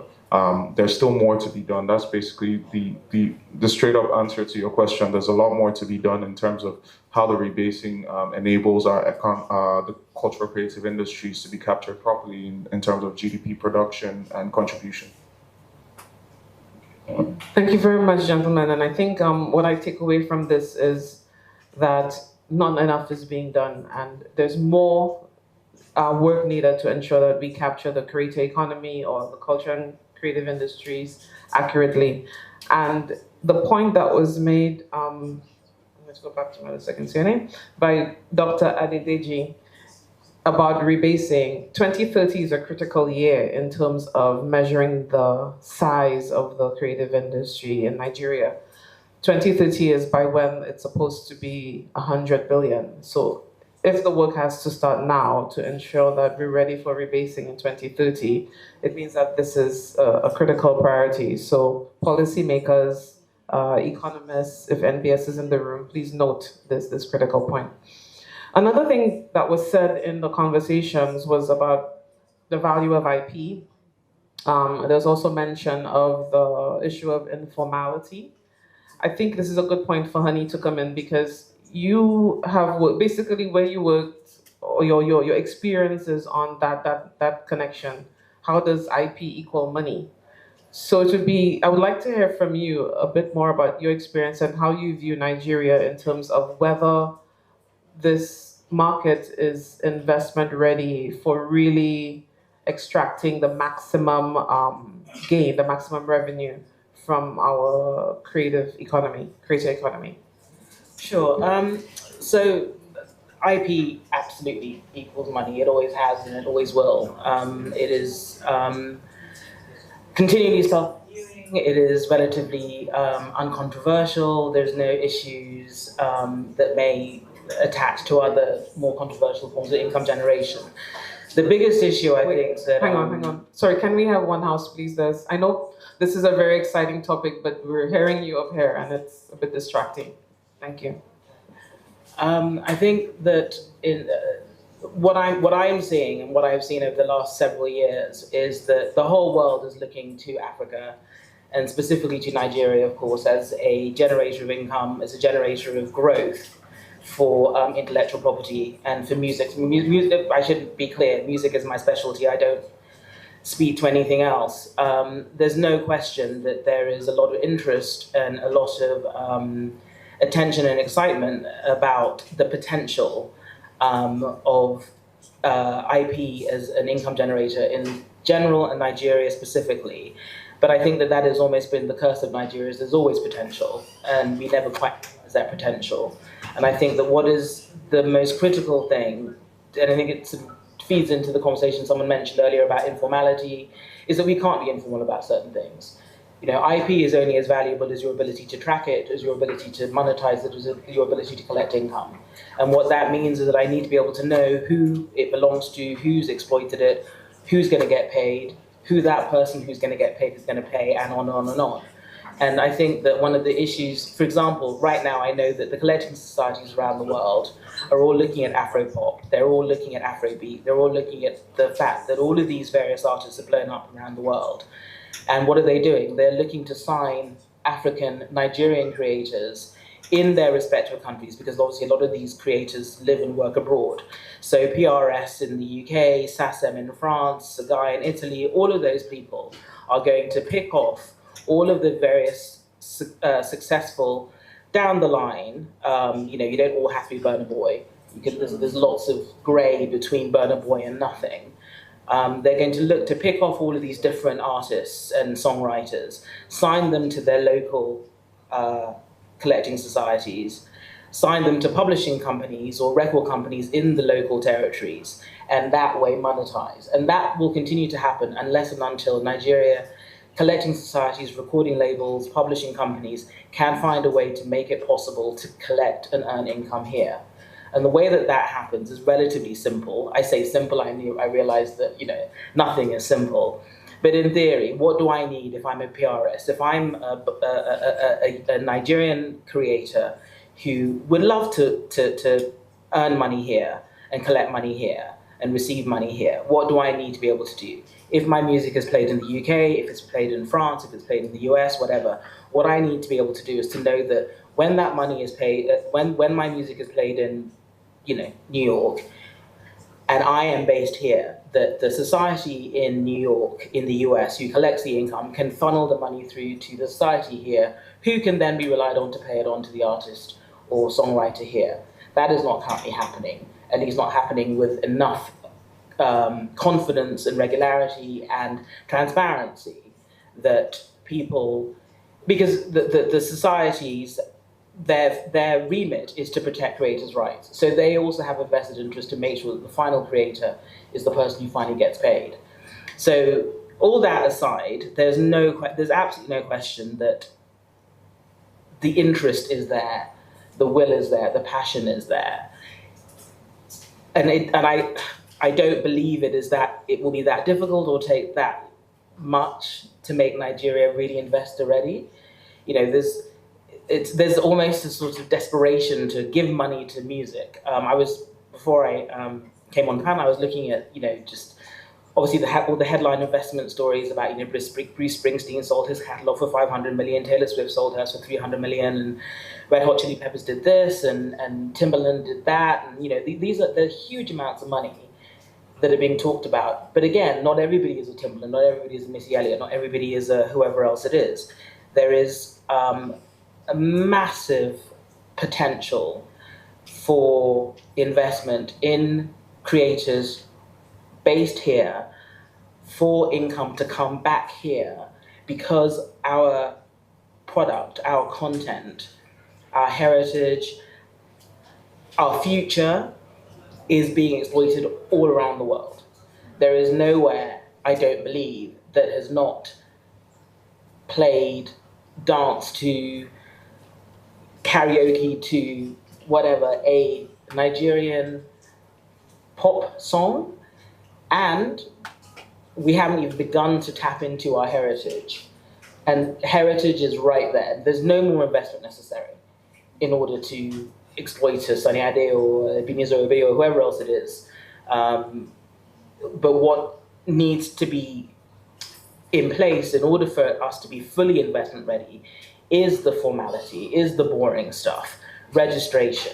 I want to know who wrote this, how much of that they wrote, who do I pay, will they get paid? So long as I can do that, so long as I can understand that there is a clear chain of title. This song was recorded by X, it was written by Y. So that when it's played, sorry. Yeah. So that when it's played somewhere, X gets their money and Y gets their money. Then as a private equity company, as an investor, as a pension fund, as any of the various entities who I know are investing in music in every other country in the world, when they come to value it, they will be able to see a stream of income and take that stream of income, make their valuation, and continue to invest in the creators here. It's really that simple, I think. Thank you, Honey. Some of the simplest things can be the most difficult things to implement.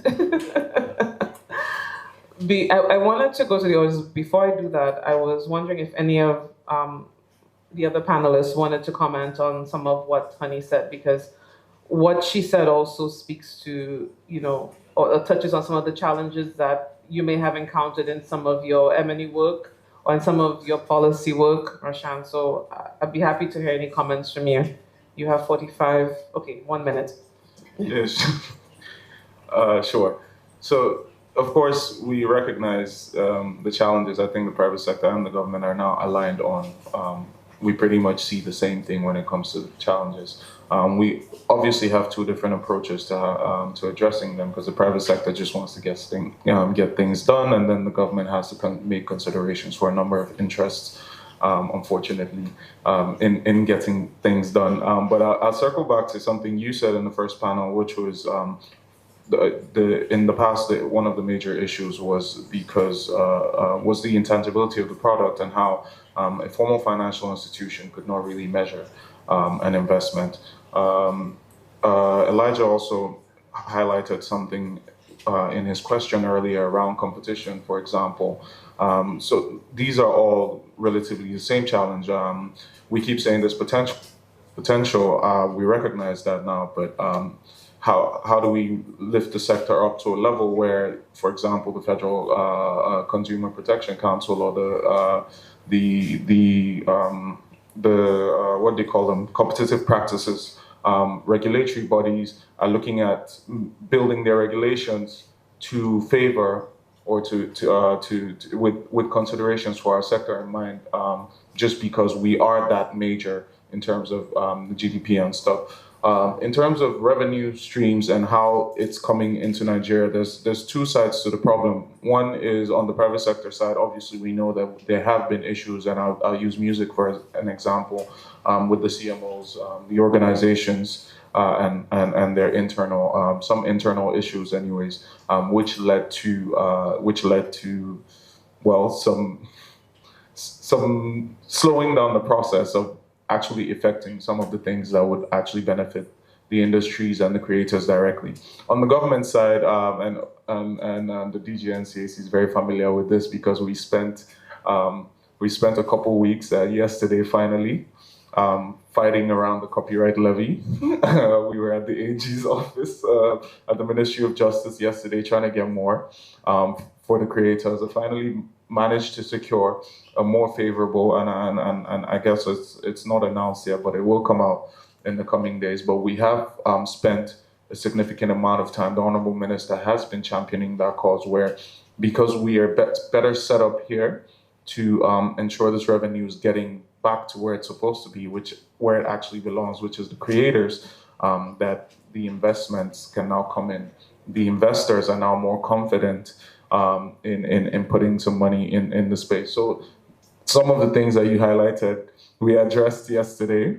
Hopefully, we will be putting that out very soon. It was a very, very long battle, but we have addressed that in terms of ensuring that the revenue streams, when collected, coming to Nigeria, can get to where it's supposed to go to. Now it's on the side of the private sector to sort of make sure that they're organized enough to distribute, to be ready to receive, to sort out their internal stuff, and we're still helping with that process as well, helping to mediate and things like that. And there are a lot of ongoing conversations. So I think that sort of speaks to some of the stuff that you raised. Obviously, I don't have enough time to go on and on, but there's a lot of things that's happening now. And for us to be able to take some of the steps or actions that we're taking now, the DG and CSEA will also testify to this, that we had to take a year plus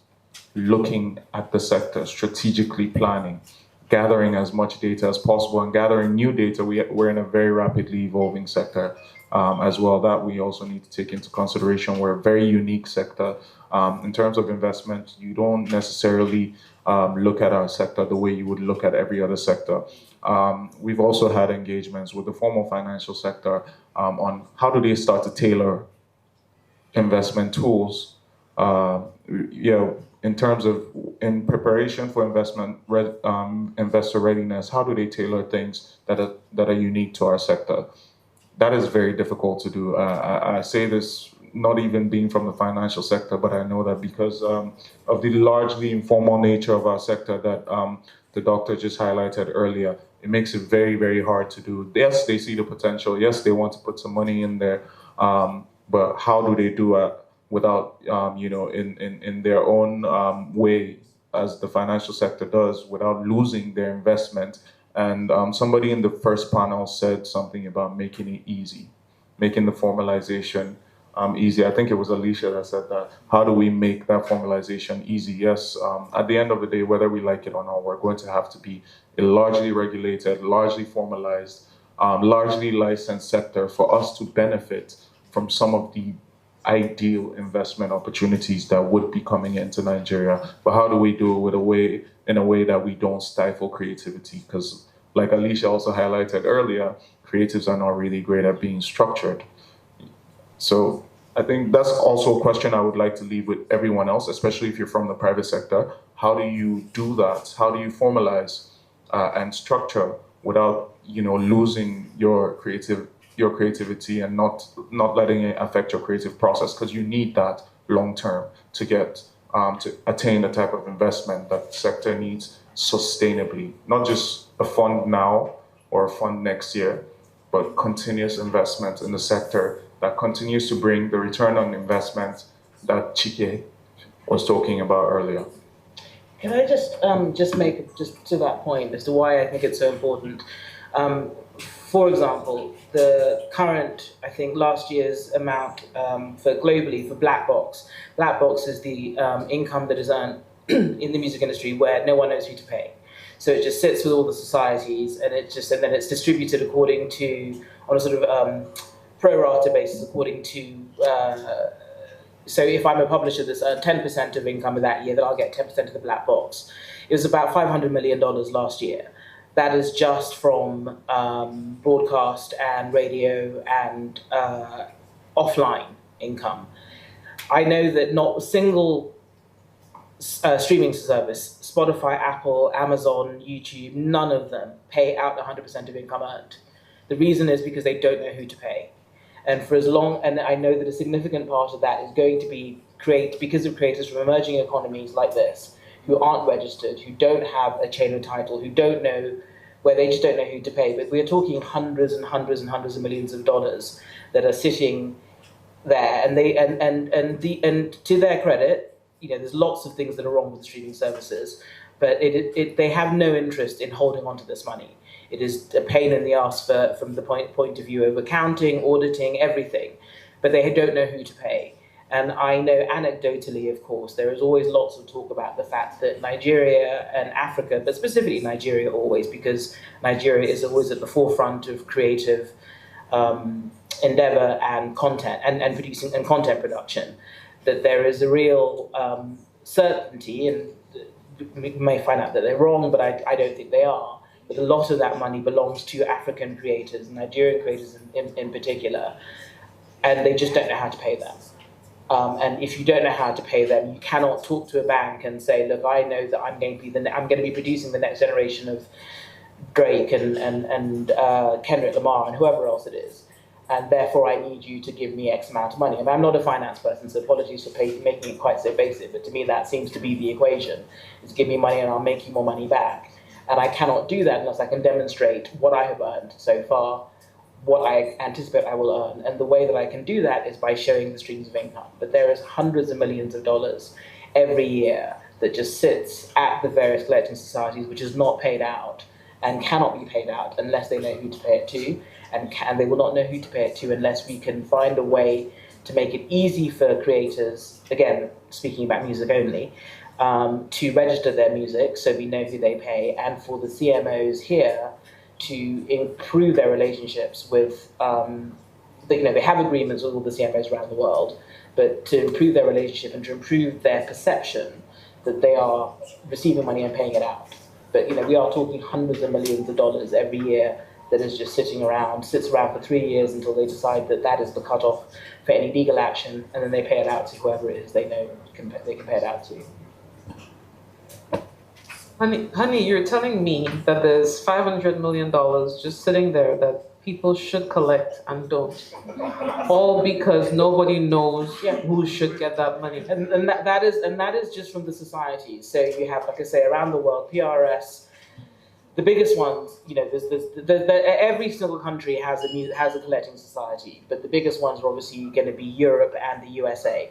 So the bulk of the income will be Europe and USA, and those are markets in which African musicians are very, very popular. As well as that, you have the fact that the streaming services, as I say, for every £10 or $12.50, I forget how much it is now that Spotify and all the others charge, they will receive that money, and they have never paid out 100% of income earned. They have never paid out 100% of subscription. I think that, as far as I remember, it's probably about 85%, maybe even less, of subscription income is paid out to creators. Now, some of it's going to be because some people have died or they've been publishing companies and there's a transition period, but a lot of it, a very significant part of it, is because they don't know who to pay. So if you take just the collecting societies, which is about 500 million globally, and then you take the streaming services, and I think that streaming income, I think Spotify, for example, paid out 10 billion last year to rights holders. What's 15% more of that's just sitting? And of course, not all of that is going to be for Afro or Nigerian creators, but even if it's 10% of the 15%, you're talking tens of millions of pounds and dollars and euros that are not being paid out because they don't know who to pay them to. And they will eventually just pay them on a pro rata basis to the people they did know who to pay to. So the people who are already earning money will simply earn more money because they have to just get rid of this money somehow. So they will just, mathematically work it out and give them the money. This is biblical. To whom much has been given. Exactly. So please, we need to get our money. Thank you so much for the discussion so far. Elijah Adedeji, do you have anything else to add? And before I let you speak, I just want to let the audience know, if you have questions, please start to gather them because we'll come to you after these two gentlemen have spoken. Thanks. Thank you so much. I think one other perspective I would like to also add to the conversation. I'm not in the creative industry, but for someone that works on digitalization, I also see something to really be both happy and concerned about, and that's the role of AI. I've seen the conversation in the room, and also to many people I've listened to, especially on the continent, and I've seen that we've actually painted a picture that it's a huge opportunity that will be a game changer. I can't really acknowledge that, but I think we need more balanced approach in thinking about the role of AI for the creative sector. For number one, we can see some potentials. For example, we see that it will really reduce the cost of production and also to quality of our outputs too. So for example, I can give you Avatar 1 movie costs, in terms of production, costs $250 million. The one that is coming out in December costs $350 million. I don't think any film in Nigeria can really invest that much into it. But if you look at what they gain at the end of the day, Avatar 1 alone made $2.9 billion in terms of the revenue from the box office. So you could see that even the Avatar 3 that is coming out look at the whole conversation of AI, we need to also really look at the threats that might come out. We talked about the real informality and these voices that we don't hear about. But I think AI actually have the potential of further really pushing those people off, the scene overall. For example, I think we should be worried about potential job effects in the creative industry. In the US that we think would see this as an advantage, the Hollywood Writers Association, they went on strike about 5 months ago in order to really get a regulations that will protect the industry job from AI. Let us also really also have the consideration that whatever problem we are currently having in the industry, like IP, like privacy, personality rights, all of that would really, really be amplified by AI. So those are things I think we also need to talk about. But also one thing that Nigerian creative industry have not really encountered, I think that AI will also bring to our doorstep, is more competition. Before, we have the population, we have this that we can really rely upon. But I think the industry is taken to a kind of stages whereby one person can also do a whole movie. It could really use AI characters and everything to really make a whole lot of stuff. So we are really going to enter into more competition. Some of our advantage too might be eroded. For example, culture, maybe we could talk about maybe our languages and everything. But AI can actually be really, with good translators, can do all of that for the industry. So a balanced approach, I think, would ensure that when we are seeing how can we grow the industry, we need to really admit what are the opportunities from the emerging technology. We need to also look at what are the threats. And I think we need to really, really consider that threat. And there is a lot of things that I think we need to start doing. Number one, it's personality rights.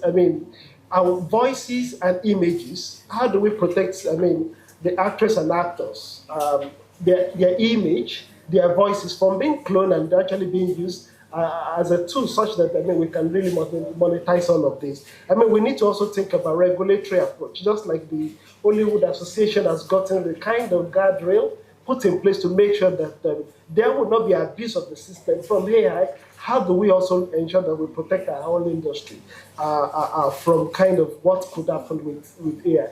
So I think those are another conversation we need, another layer of conversation we need to talk about as we look at the growing the sector. There are also threats that we need to really do. And if we don't really look at this balanced approach, we might be tilt towards one side and we might lose out, and the sector that we really bank upon, we might not really realize the benefit. So I want to really put it on the industry actors that we need to really push a balanced approach.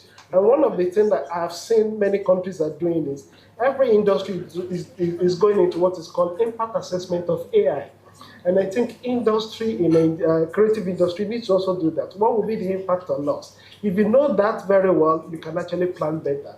It's not going to be a shock. It will be something that you really deliberately, and you can write your own story around what it can do for you, rather than allow it to really change the whole picture and define what the industry will be. Thank you. The last word. Yeah. Before we go. How many seconds do I have? 30. 30? Okay, I'm going to try. So I think basically what you just alluded to, like basically why the NCAC set up the ministry set up the Council for Creative Technology Futures, on emerging technology. I think he was actually on the other panel, the chairman of the council. So these are actually things that I know that we've discussed that they are actually looking towards. But to be sincere, like I was telling the other co-panelists when you were speaking, I say you're baiting me really because you were talking about AI, and I'm like, I'm one of the most excited people about what AI can do for African creators, because I actually do think it gives us an opportunity to compete with the West. Maybe it's because I actually saw the limitations across telling African stories. Most of our stories had a lot of supernatural sides to it. Before, we couldn't afford the VFX that those guys could do, right? And we had the stories, but they wouldn't tell our stories, right? So what I think it has done is it has democratized the ability for us to compete globally. Currently, we are experimenting with it even within my own organization, and how we are creating animations with AI to try and shorten the value chain. So instead of us to try and play catch up, because guess what, the West is also playing catch up. But also, one of the things I've also observed with what we are seeing with creators is that the world will come to appreciate authentic creativity more, rather than even trying to say, because most of the time when we see some nice videos, say, oh, it's AI. We just say, oh, it's AI. And then it kind of like dismisses its artistic value, right? So you find out that really, it's not so much just you saying, oh, it's AI is coming to do this. Yes, it's going to be great, but how well we use that is actually the difference, right? I always like to use the example of cake, right? Because everyone knows that there's no secret to cake, but there are actually secrets to cake. What I mean by that is we all know what's inside, but everyone can't bake the same way. So eventually, you'll find out that AI is AI, but not everyone will be able to create the same creative output. And I think it's an opportunity for us to allow African creatives push. Now, we all know that technology will always go faster than policy and regulation will catch up, right? So that's why I'm happy that they actually have the Creative Technology Features platform that has actually been created to help regulate this, because what we should now be looking at is how do we protect our creativity, not just locally, but even globally. Because we are talking about art forms, there are various animations globally that pick up their creativity from our own local arts. Have we protected our own local art in a way that, you are being inspired by this thing and you are using it, Disney is using it for this. You need to pay us royalties for using this particular creativity. Because anytime they want to go deep, they want to go spiritual, they always come to African arts. And I don't know who owns those rights and who owns those titles. I'm sure it's going to sit with Mofi or someone, right? So I think the last panel spoke about the fact that they've digitally documented almost all, national arts artifacts, right? So what are we doing with it? So I think at the end of the day, is the protections that we'll put around it, so that when there are imitations, hey, no problem, imitate me, good. And the beautiful thing about AI is that AI makes us track things better. So that means I can collect easier, rather than just focusing on like the collection that you spoke about for music, right? So if you create with my imitation, I will just go to OpenAI or any of these guys, say, hey, your platform is using my inspiration. This is it. It existed like this in natural form. Pay me my money. That guy is going to pay me for that, right? So I think it's the legal systems around it that we need to catch up with, that will create a more enabling environment for us to monetize. Well said, Elijah. Let's get that money. As we said, IP equals money. Yeah. And for me personally, my vision for what we can do in Africa is that AI is not artificial intelligence. It is Africa's intellectual property. Africa's intellectual property. Okay, so to you, the audience, any comments, questions? Wow, okay. All right, 3. All right, well, 3 is a good number. 3 is a good number. So gentleman here, then Dayo, then the lady over here. Is there a mic that we can, there's a mic here, sorry. So 1, 2, 3. Oh, and 4, okay. Good afternoon. My name is Gideon. My name is Gideon. I'm program lead for StoryX Lab. It's a product of MSwitch Creative Hub. StoryX Lab is a Pan-African storytelling incubator. We're running the pilot right now. We believe that, we know that stories shape the world. Narratives have the power. It's who is telling the story. From the old times of the griots and all, the guy controls the narrative. He's the one that whispers to the government and whispers to others. And that's why this topic was very interesting, to see that we're talking about storytelling.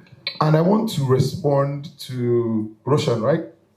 Yeah, he asked the question to the private sector saying, how do we want to respond to most of the things that we've discussed here? And I know that Chike in the first panel spoke about how we monetize the process itself and not just the end work, because that's how we even spread this thing. So, for example, making a movie, there are a lot of components in terms of skills, talents that make up the whole thing. So how do we how do we document? I mean, how do we monetize the story? That's what I think it is, because the process is actually that story. How do we monetize the story? How do we get everyone involved to be able to benefit? Just like she was speaking about how monies are hanging here and there and all that. And so I'm responding like someone who's, we spoke at the beginning, sorry, and we talked about how we said programs.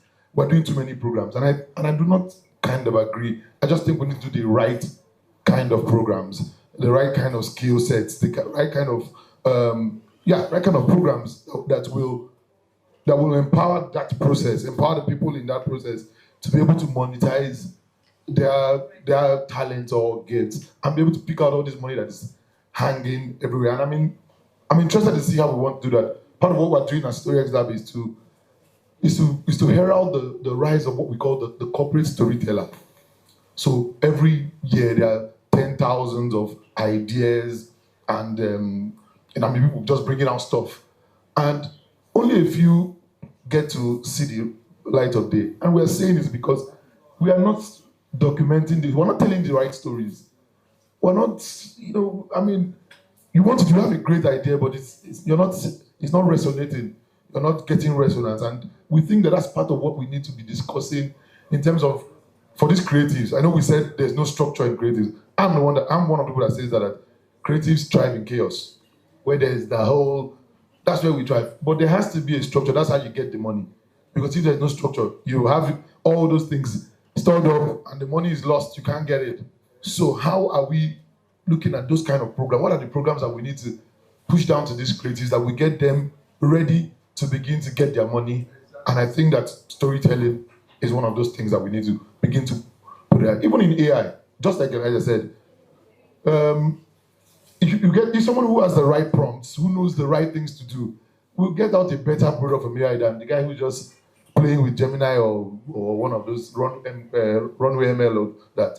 Because there is some education that has gone in. There's some hand-holding that has gone in. And I think that's where we also need to focus as private sector, maybe hubs and development partners. Thank you.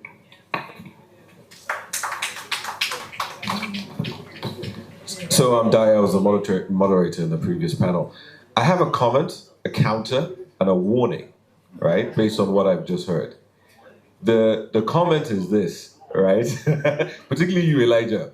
The comment is this. The comment is this. I definitely agree with everything the panel have shared. I think we have to take AI very seriously. I think we have to take the way we get our money very seriously, right? I guess the counter is this. I've heard this rhetoric a lot of times where people go, people want authentic, real human being engagement, and we're always going to be relevant. My comment, which links to my warning, is that that is not always true, right? And I'll give you an example. I spend a number of months every year in San Francisco, and I remember when they were first testing the Waymo, which is the driverless car experience. And I remember when people said, do you trust the thing? Nobody's driving the car, this. Let me tell you something. I go there every year. I was there a few months ago. That's the only service I use in San Francisco because I prefer it, right? I love the fact that I can sit in a car. I don't have to deal with anybody's funny music, and nobody's there. I choose my own music, and I love the experience. And I even pay a premium for it, right? The warning is this.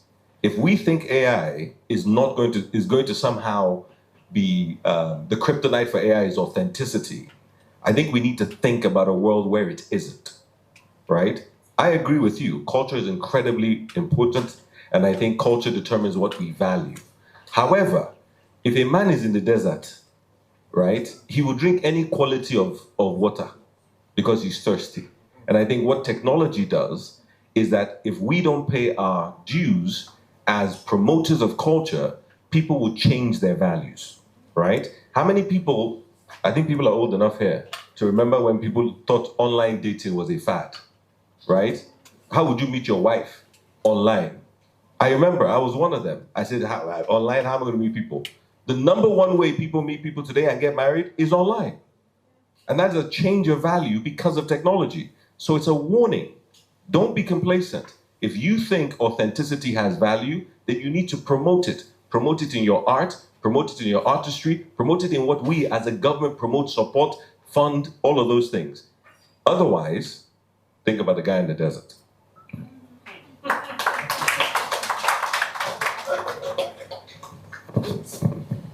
Thank you very much. My name is Felda Kering. I'm the High Commissioner of Botswana in Nigeria.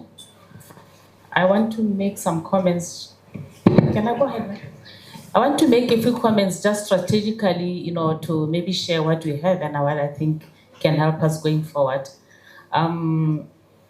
Nigeria, for us as Botswana and Africa, is the place to be when it comes to creative industries. So being here and hearing so many gaps, and it can depress, but I'm trying not to be depressed because this is the country I'm looking at. Where else will we get this? So I just wanted to say that we have everything in this country to make this sector work and to make its contribution to GDP more than 90%. You have everything.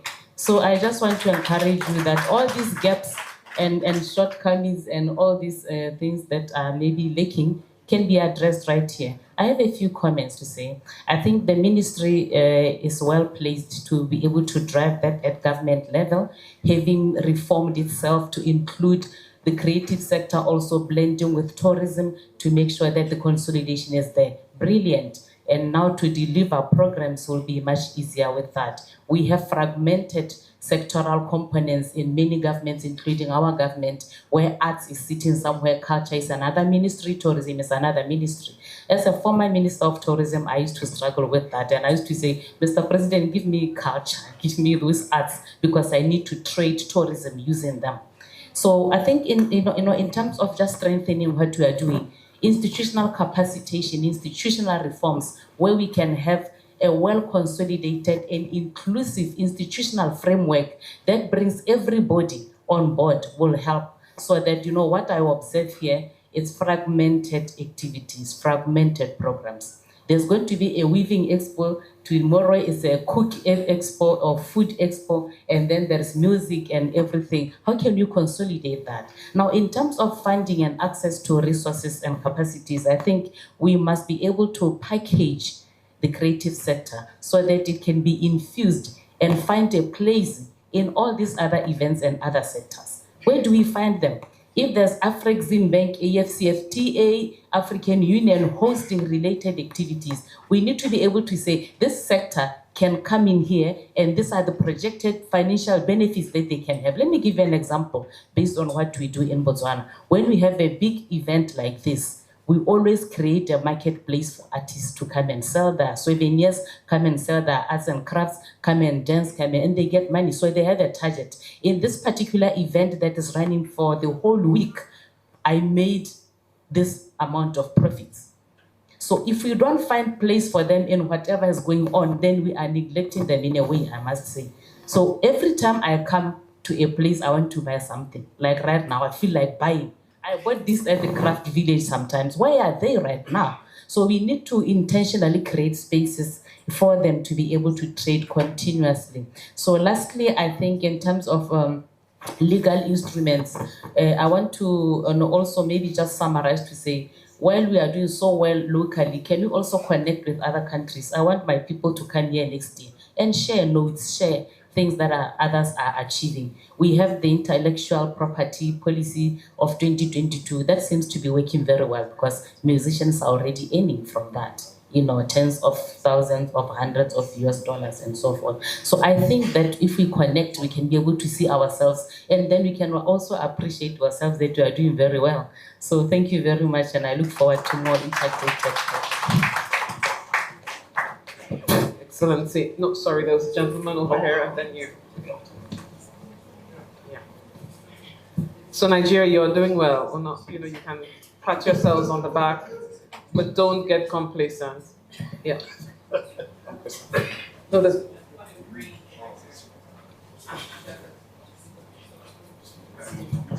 two, three, and then.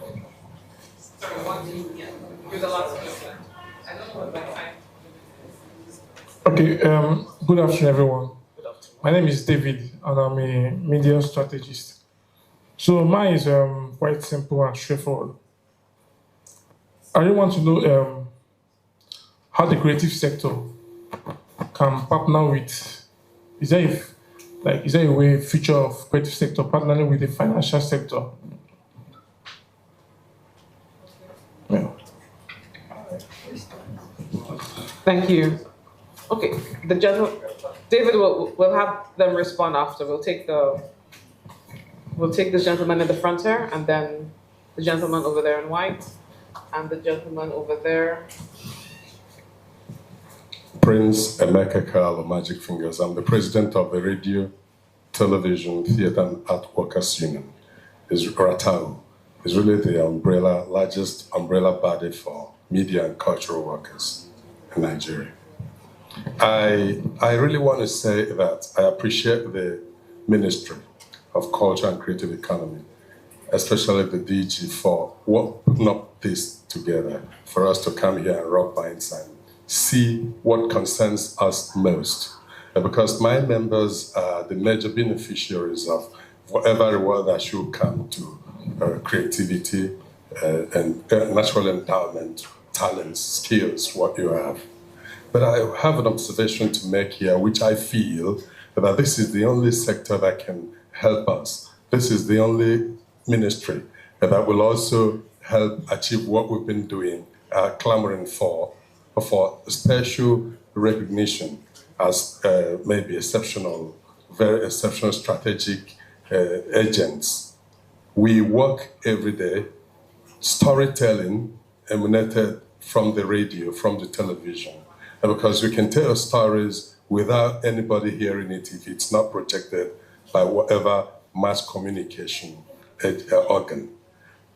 If there is no broadcast media, if there's no cultural performance to maybe play down and show those stories you are telling, demonstrate them culturally, you may not even get to know about them, make money, or the nation cannot even get anything from it. So I'm trying to use the opportunity to plead with everybody here to join the DG in a clamor for a special recognition for those who project these talents, those who make the musicians get known.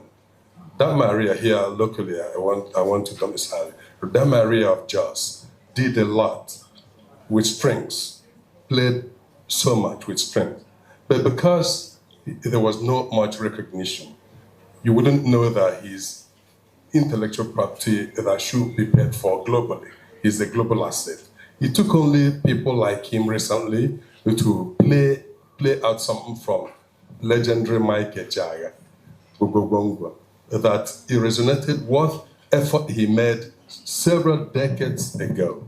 So I'm saying those who talk to you, who somebody said that beneath every smile lies so much hours of tears to make a production sell, but it's just the end that justifies the means. So look at those. You are planning an event, most people will not even remember the compare. The compare whom without the talk service provider, the event, nobody will anchor, nobody will moderate. They don't even remember him until the last second. They'll say, well, there's no MC. There's no MC here, let's get somebody. So please, we have talents, creativity, nature endows everything with a weapon for survival. And your ability to use it well will spell good letters and survival. Any nation's ability to harness properly those talents, abundant endowments, will also spell good and survival in good letters. So I'm saying to these people gathered here, always remember those who let the stories, make the stories heard, seen. They are the media and cultural people. They are the workers and the broadcast media. Thank you. So we have two more interventions, the gentleman in white and the gentleman over there. And I'm sorry, I'm gonna have to close it off after that. Yeah, thank you.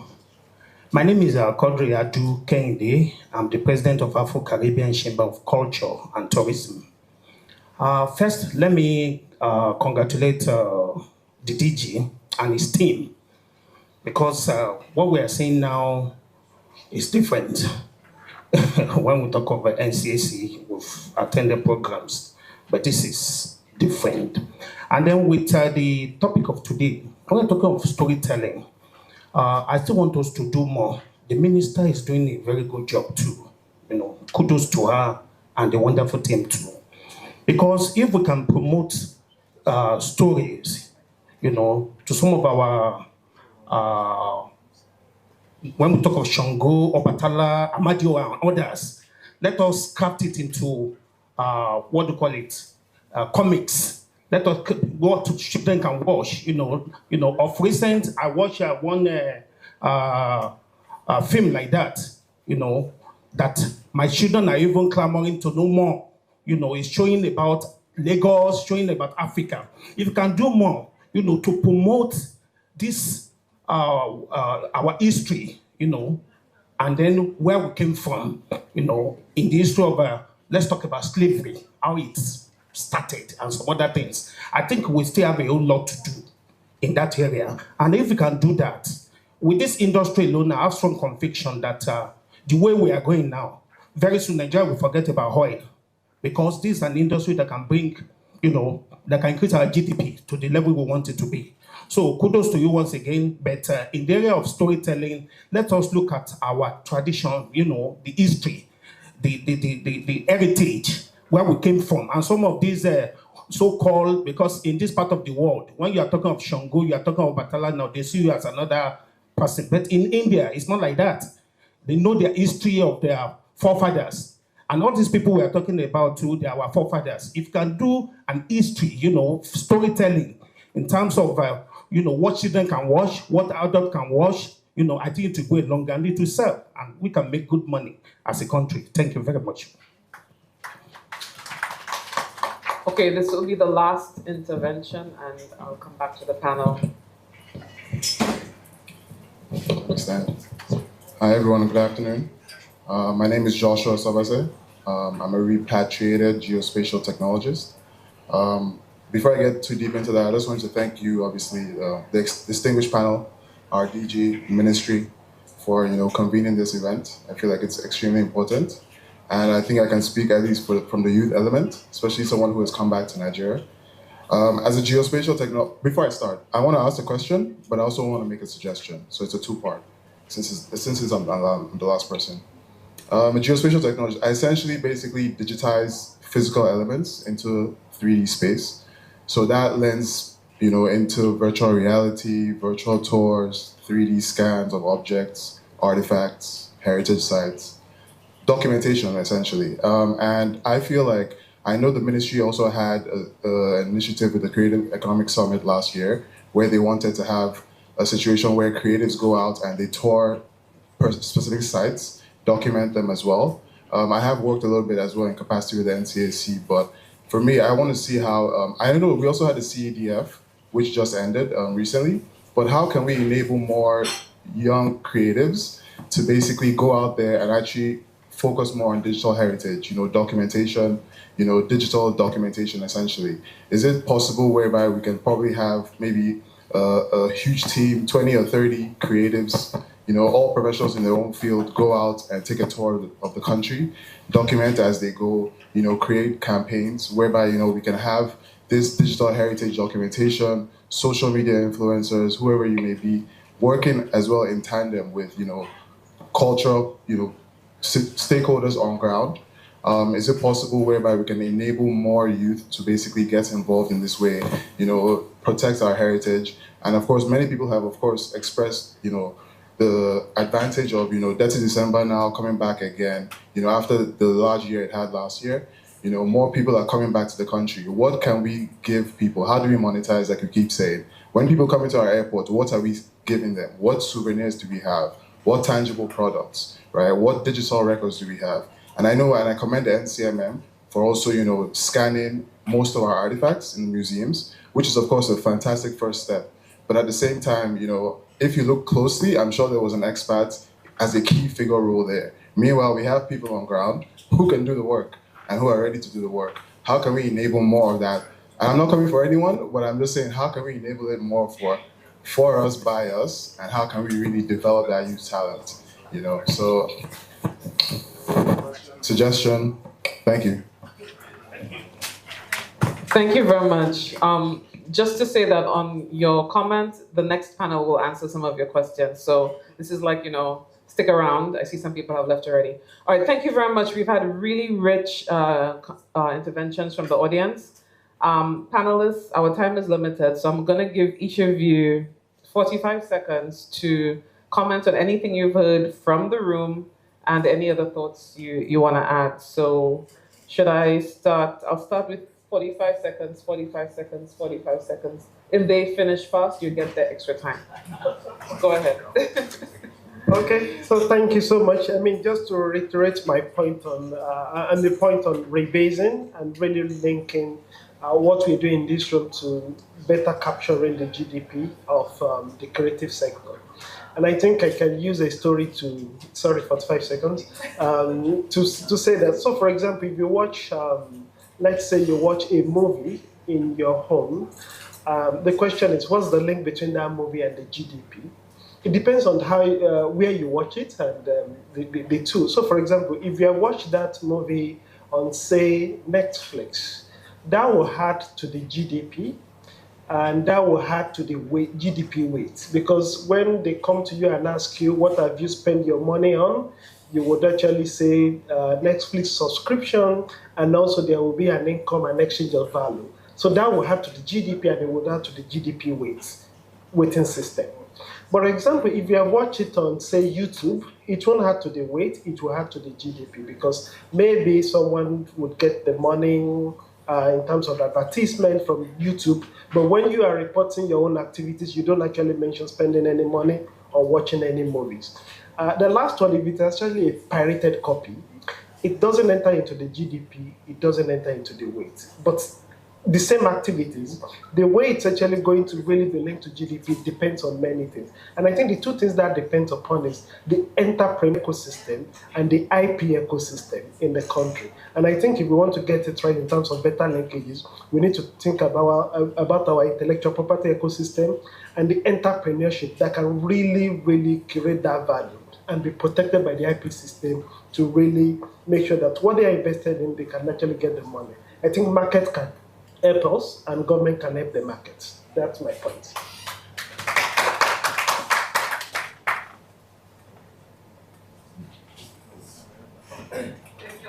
Lose your time, so please, quick. Yeah, Elijah has graciously offered me his 45 seconds. I'll try to do a rapid run through to as many comments. To storytelling.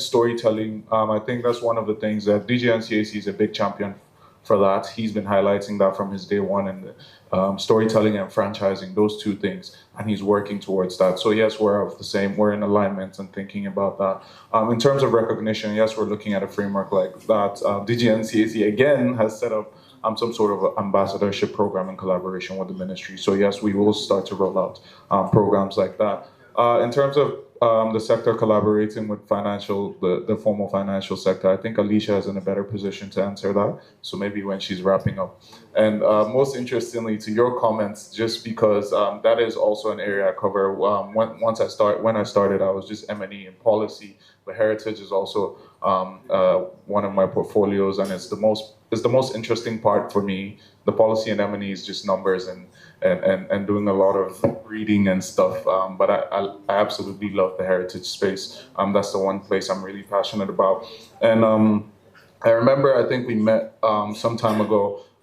We had these discussions around the capturing of the heritage sites. DG Belay is not the only person doing some work around there. Yes, the digitization of the cultural assets has happened. We now have a digital museum. It was one of the things that we highlighted in the very beginning. You can go to museums.ng and everyone can access it's not 200, it's over 2,000 actually assets now being captured, and they continue to capture more and put more in the inventory and the digital inventory. And what we needed to do was make the museum culture, the heritage, more accessible. So it's not just storytelling in our animation or in our books or in our movies. It's also connecting the true cultural assets or artifacts that these stories revolve around, or connect people to these stories, and making them more accessible to a newer generation. And museums.ng is like a perfect way to do that, because now my son can access that and he can read more stuff around it's the bronzes, the Ife arts, the Igbo arts, and things like that. We've also recently started, in collaboration with MOFI and the National Assets Register, we just recently concluded the complete documentation of the NCAC collection in Abuja and Lagos, and the NCMM collection in 6 different states. There is, so just so you understand, there is over 360,000 cultural assets just in antiquities and artifacts alone. This is pre-World War. And then there's a little over, only Obi's collection is, NCAC's collection is 1,000 plus. And then you're looking at the National Gallery of Arts, who have 13,000 plus. So it's a massive number. What we need is to establish a sequence, a process, a system, that structure that allows us to continue doing this in an iterative manner, and that's what we've done. We're never going to finish. The NCMM assets will probably take us 60, 70 years to completely capture and digitize. The World Heritage sites that we have, not just the UNESCO one, the Islamic heritage sites, the ones that are on the national protected, the national monuments short list and such, will take us decades to completely capture. But long term, you will be able to access that. You'll be able to visit Oshun Oshobo Grove through a lens. You'll be able to go to the museum. You'll be able to access all the Bruce Onobrekpea's arts, all of those things now in small scale. We're doing that. So we connect, as you know, we have a very different thinking minister, a bunch of different thinking DGs. We're younger. We have a different way approach to doing things. So we do have those type of collaborative programs. We're rolling out some of those things constantly. Just stay in touch. Always like try to connect with the work that we're doing. I know that it's very easy to be very critical of government, and we're also critical of ourselves. But we also need that handshake and that support for the work that we're doing, so that it continues long term.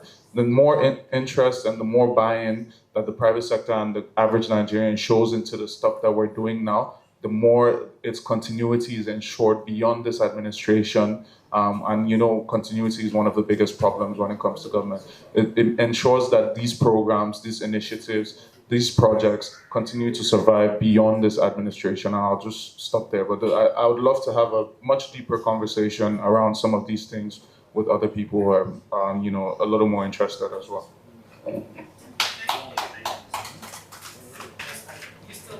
Okay.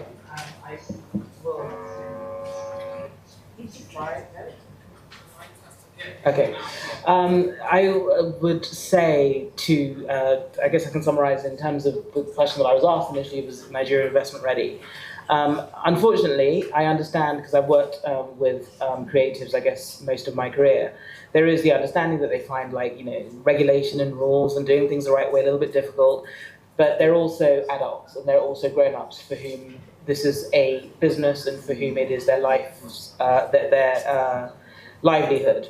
So we have to take care of and embrace and deal with the unattractive, unsexy, unfun parts of running a business, which is regulation, protection, registration, all of those things. And once we get that basic done, then the creatives can go forth and continue to create and continue to be amazing and continue to evolve and grow and earn money, because they can't do any of that if they're not earning money. It's really that simple.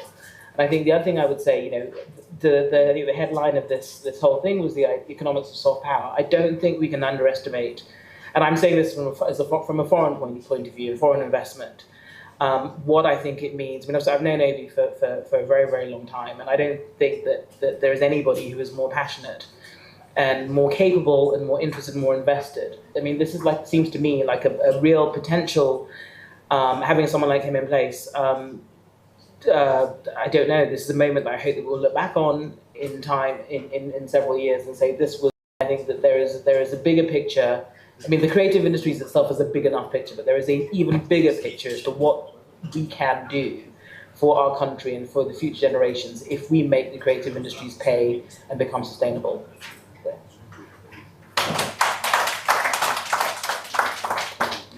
Thank you very much. On that note, I think it's a good place to rest.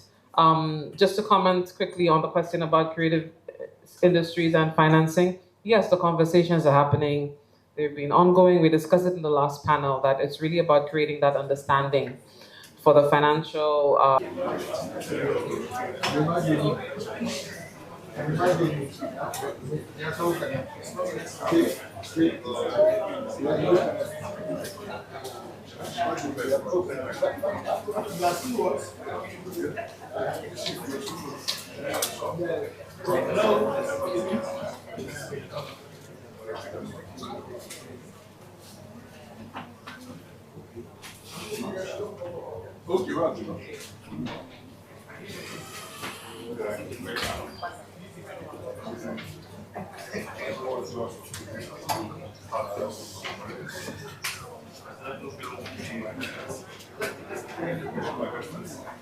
Thank you so much to our panelists and moderator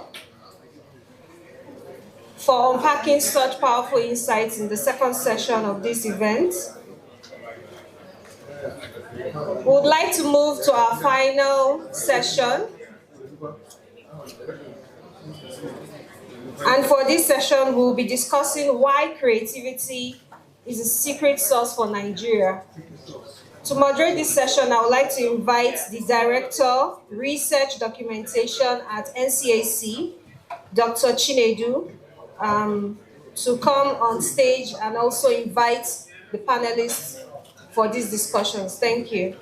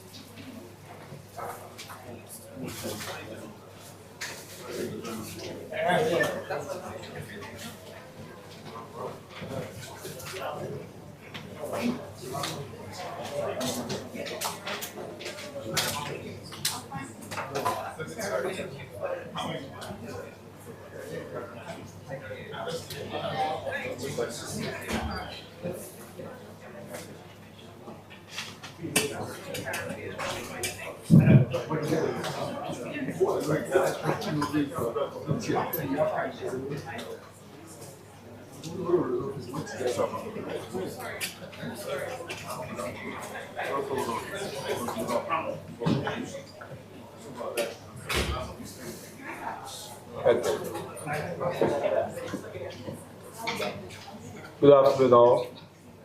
I want to welcome you to the third panel discussion we're having for this event. I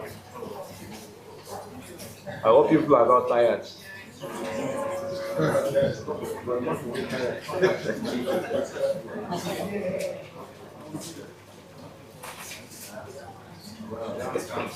Okay. Our subject of discussion is why creativity is a secret sauce for Nigeria.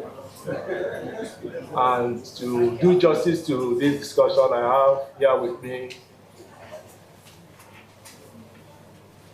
Ms. Tari Taylor, Executive Director of Programs, Nigerian Television Authority.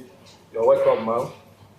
I also have Mr. Obi Asika, Director General and Chief Executive Officer of the National Council for Arts and Culture. UG, you're welcome. And I know your name. I mean, that's okay in there. You don't know that I've been interacting with you on the tourism roundtable. Yes, so I know you.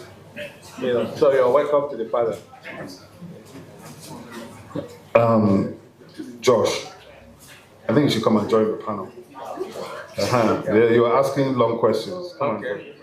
Okay, come over. Come and join the panel. So at least we have some Gen Z in the building. Yeah, that's a different perspective. Yes, definitely. Yeah. Definitely. So before we kickstart, I think I'll give each of us a couple of seconds to introduce ourselves as a background to the discussion we're going to have. When they introduce themselves, they will be able to understand why they have to do that. Because at the core of what we're going to talk about is storytelling, as the base for Nigerian soft power. Please, Madam, can we start from you? My name is... Yes, thank you.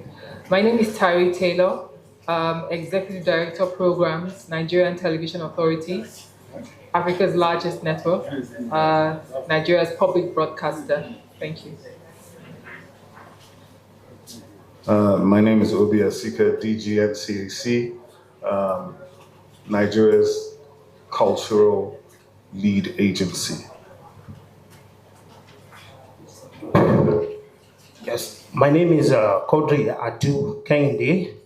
I'm the immediate past head of culture and tourism for African Union, ECOSOC in Nigeria. I'm president, Afro-Caribbean Chamber of Culture and Tourism. Thank you. Everyone, my name is Joshua Amonzeli Asobase. I'm CEO and geospatial technologist of Geospatial Solutions Limited. We primarily work in private sector. And I'm basically just an enthusiastic youth, enthusiastic about our heritage and documentation. Thank you.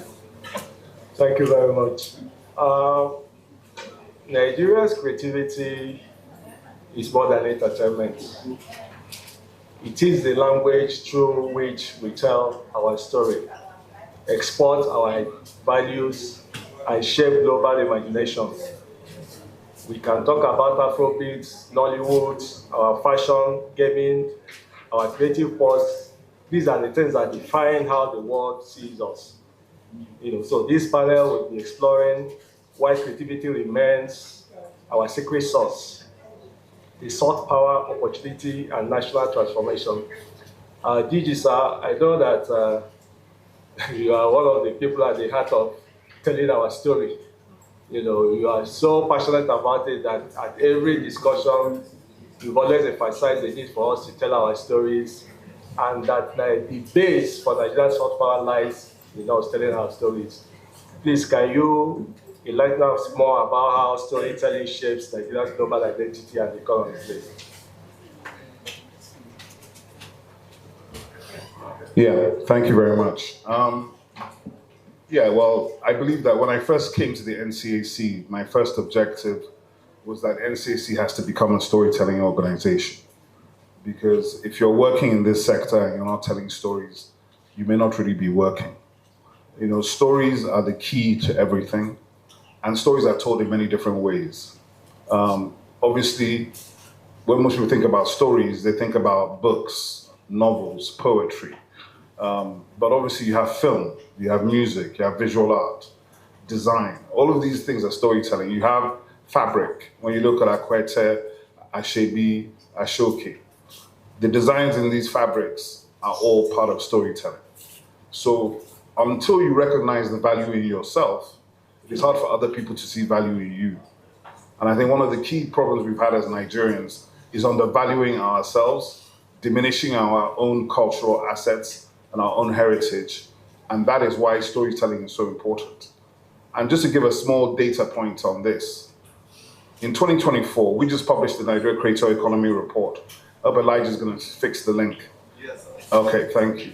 But we just published this report, and one of the things we've been able to see in terms of data in Nigeria, just to give you an indication of scale, there's something like 1 million Nigerian channels on YouTube that have 100,000 subscribers.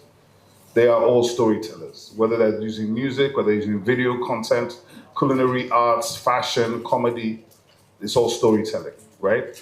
If you look to Spotify, 30 billion streams in 2024, 58 billion naira paid out to Nigerian creators. Now, as Honey said on the earlier panel, if we had better regulation, that money could be 4 times that money. Depending on what you're doing right now, we are doing a Nigerian music industry report that will follow this one. We have arrived at about $800 million for 2024. But I have other data that shows the actual size of the sector could be as big as $9 billion. What that means is that we're only capturing 10% of the value we are creating. So I think it's not just about storytelling, it's also about value capture, right? And in 2025, going forward, storytelling is largely about technology and platforms. So it's really about where are you telling the story, which platforms are you using, and how are you reaching your audience. And I think that's a good way to sort of kick it off from my perspective. Thank you very much. Barry, from the what the DG has said. I know that the NTA, you people are doing a lot. So how is NTA evolving, to bridge heritage and innovation in storytelling? Are there any things you people are bringing to the table in this regard? Thank you very much for that. When you think about Nollywood, I'll talk about television and Nollywood and films, which are some of the art forms that, carry Nigerian stories essentially to the world. And many of us even grew up on, many of us, these were the mediums through which many of us understood our Nigerianness, the films, the television shows and all of that. And NTA is the foundation where all of that started. So the roots of Nollywood, as we know it today, began in NTA, in those production structures that were created, which is why many of the producers, the actors, the big names that we know in Nollywood all had their initial, starts in NTA.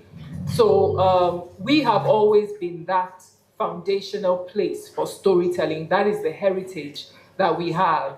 Many of you, in thinking of NTA, you think of some of our classic IP formats like Cockerel at Dawn, Behind the Clouds. You think about things like Tales by Moonlight.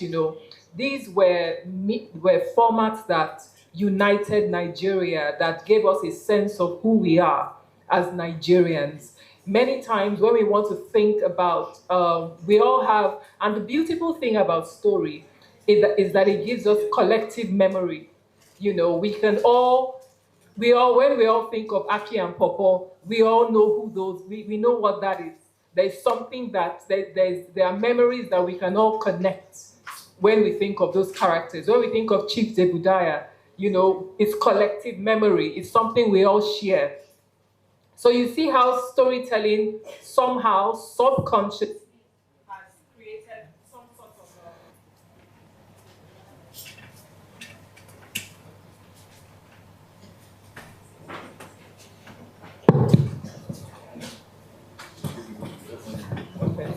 So you see how, right there, storytelling has created some sort of invisible, fabric that unites all of us just because of those characters, those storylines that were told originally. And NTA has always been at the heart of that.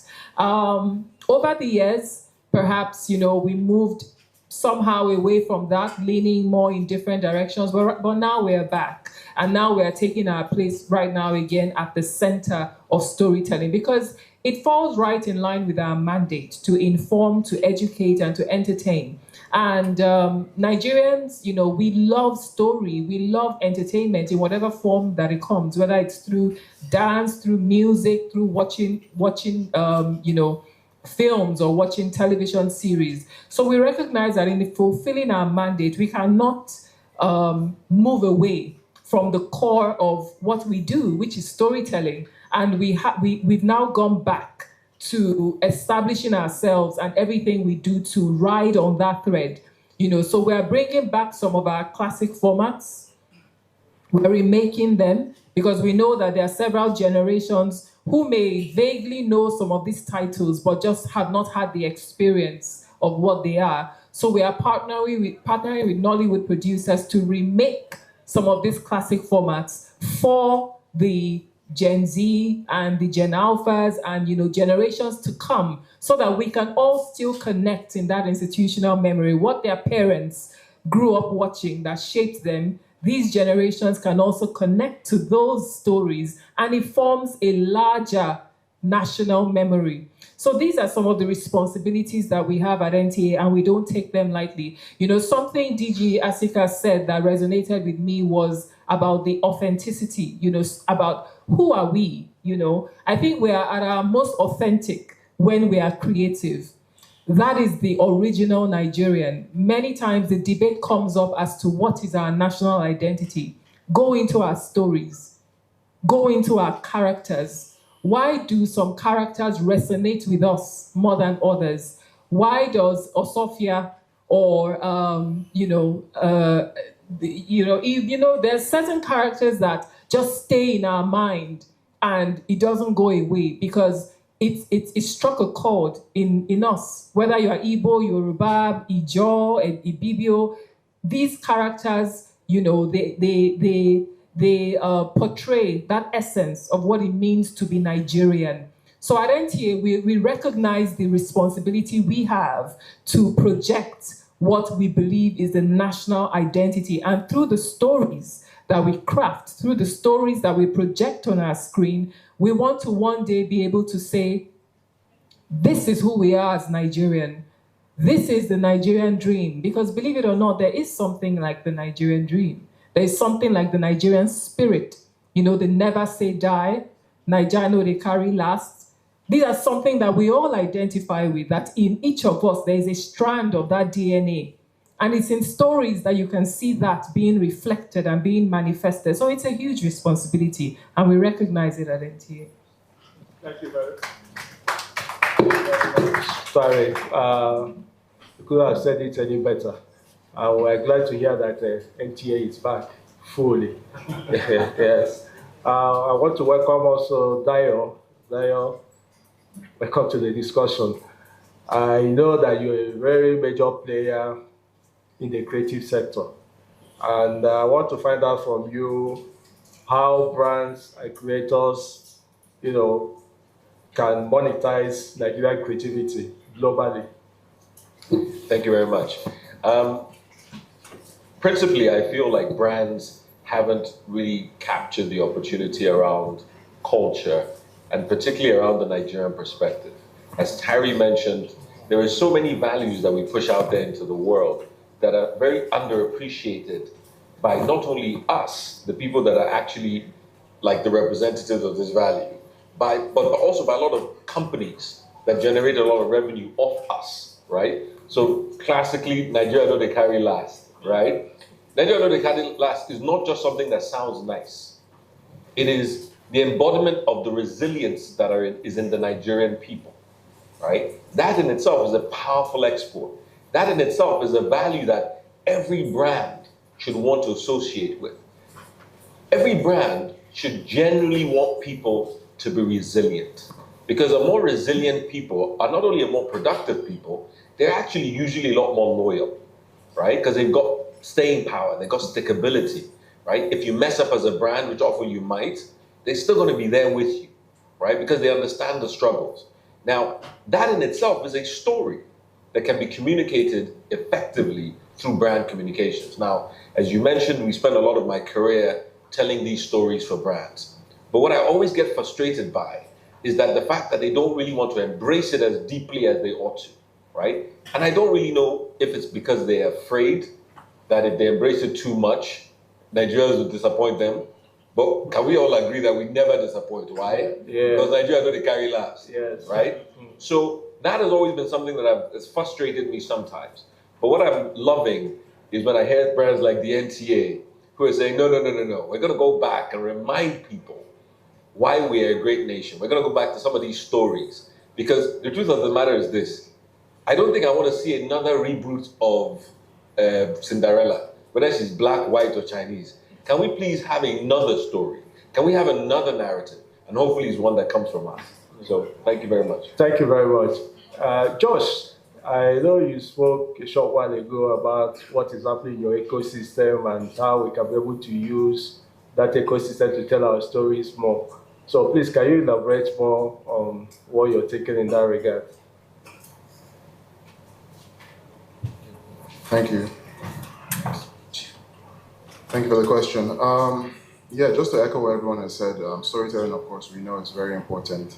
I find that as we have access to more, accessibility has increased, obviously. So with the digital age, especially youth, we have more access to, digital, technologies, obviously AI as well, to help us to basically almost jump the fence when it comes to looking for so much capital to start. You can go out now with your phone, go document what you have outside. You can go into environments like what I did was I was very passionate about, documenting our history, documenting our artifacts. I come from Edo, so Hello? So the Benin bronze, the whole repatriation story was very intriguing to me, and I found myself thinking, how can I, add value in this space? So I self-taught myself, how to trade rhythms, how to basically, geostage images to create a 3D model from that. And I went outside and I did the work. I'm always open to collaboration. I feel like youth are also very, open to that as well. And as we know, based on what Sadara was talking about when it comes to, resilience, we're very resilient. Sometimes all you need is just a little push, a little initiative to help you catalyze and move forward. So I believe we can do what we can with what we have now, and of course, any effort or any support from the ministry, from the NCAC, from any of the parastatals would greatly impact how we proceed, to capture our spaces and tell our own stories. Thank you. Thank you very much, Josh. Yeah, it's very important that we'll get this perspective from the younger generation, so that we'll have that confidence that, there's continuity in what we are doing. Ken, I know that, you are deeply into the tourism sector, promoting our culture and our creativity and all that. So can you let us into what you guys have been up to lately, using our creativity as a soft power for Nigeria? Thank you. When we talk of creativity, Nigeria as a country is blessed because there's no local government in Nigeria that will not see something useful, We're at UNESCO a few days ago, and they're talking about creativity, they're talking of what we can get from local governments. And the research they've done is that all our local governments, there's nowhere you go to not see something useful. I think about 2 years ago, I was in Ogun State.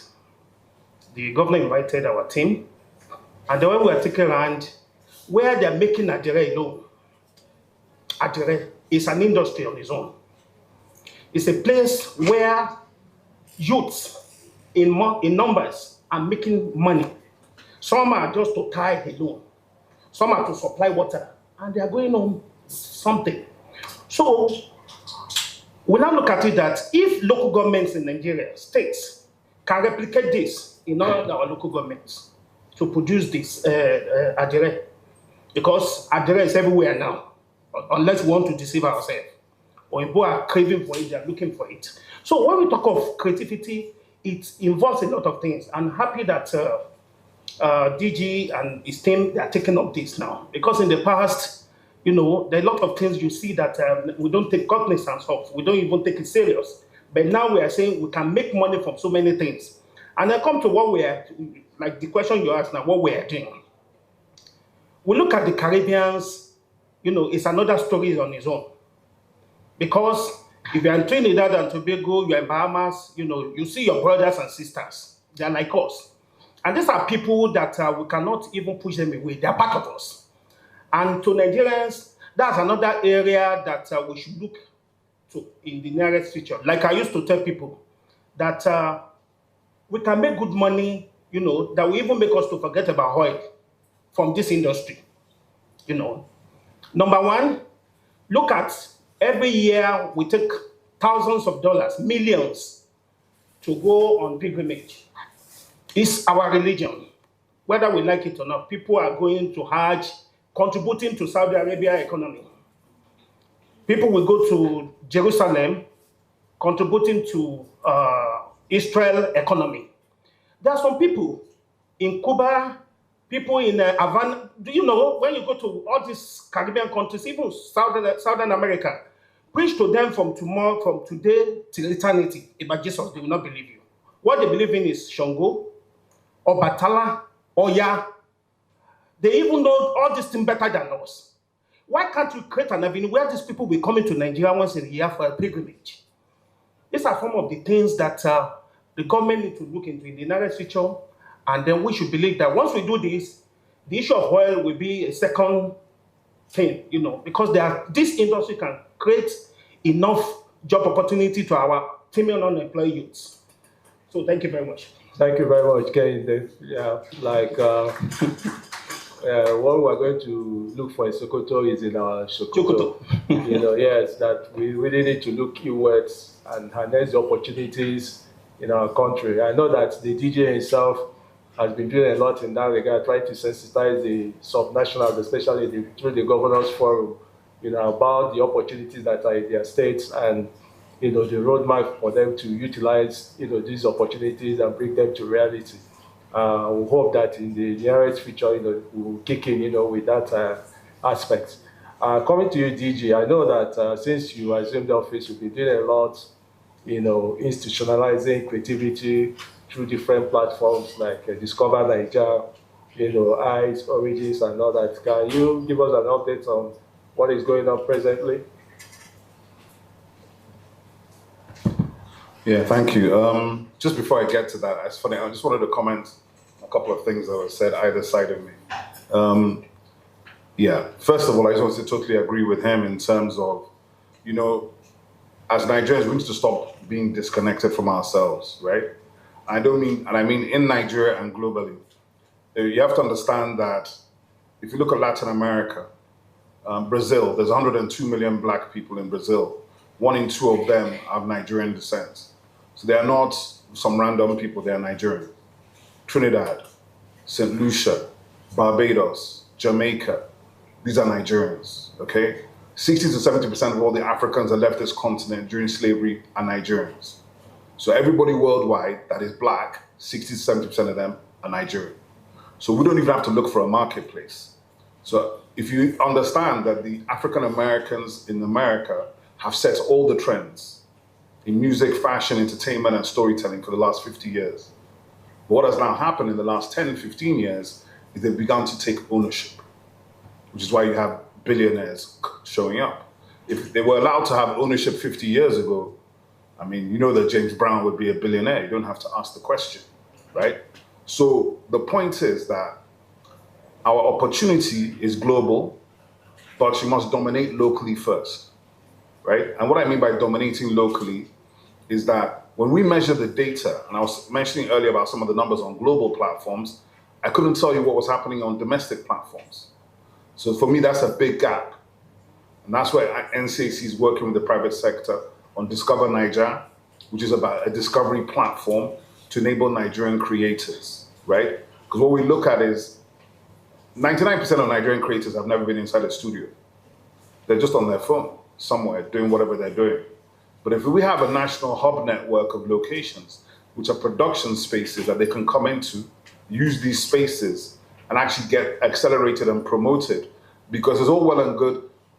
Let me tell you something, there are 90 million songs on Spotify. So releasing a song doesn't mean anything if you don't have money to promote it, right? YouTube, you can never even count the amount of content on YouTube. But Nigerian content last year, 20 billion views just on YouTube, right? On Spotify, 30 billion streams.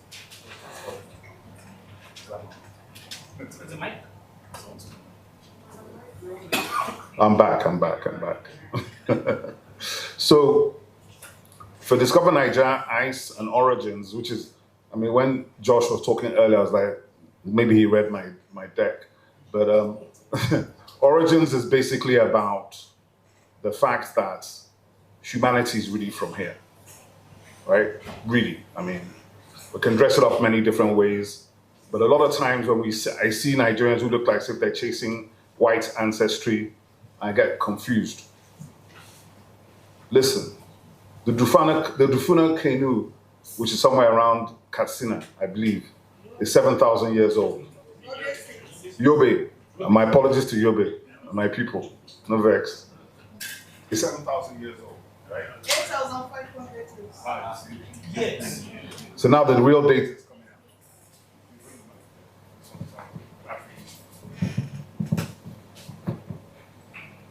out. That's 8,500 years, right? You realize that Jesus is just 2,000 years ago. So you're talking 6,000 years before Christ, right? Kemet, which is Egypt, had already discovered mathematics and medicine at the level of Caesarean sections 12,000 years ago. In Nsukka, a place called Ledger, there's iron ore sitting right there. It's 2,500 years old. That's potentially the first place on earth that man learns to control metal. But if you don't tell your story, nobody's going to give you the credit. And what has happened over the last 1,000 years is the Europeans have been masters of narrative. And part of that narrative is to elevate themselves and diminish others. Now, if you don't understand, that's why you have Africans walking around chasing white ancestry when it is impossible. Everybody started here. Every human being on earth has African DNA. Even here in Nigeria, when people think they're being tribalistic, I always laugh. Where you were born is a pure accident of God. You had no control over who your parents are, right? You have no control. And all of us in Nigeria have 98.5% the same DNA. We're all from the Niger-Congo language group. Every single person in Nigeria is from that group, okay? So when we talk about we're not the same, we're lying to ourselves. We are actually totally the same. And if you go and look at the North pre-Islam, you will find that it's basically the same exact thing that you see in the West and in the East. There's no difference. But foreign interventions always separate. And I think at 2025, we should be mature enough to understand what is for our own benefit. And part of our own benefit, and why stories are important, apart from the fact that they monetize, is they also do your identity, right?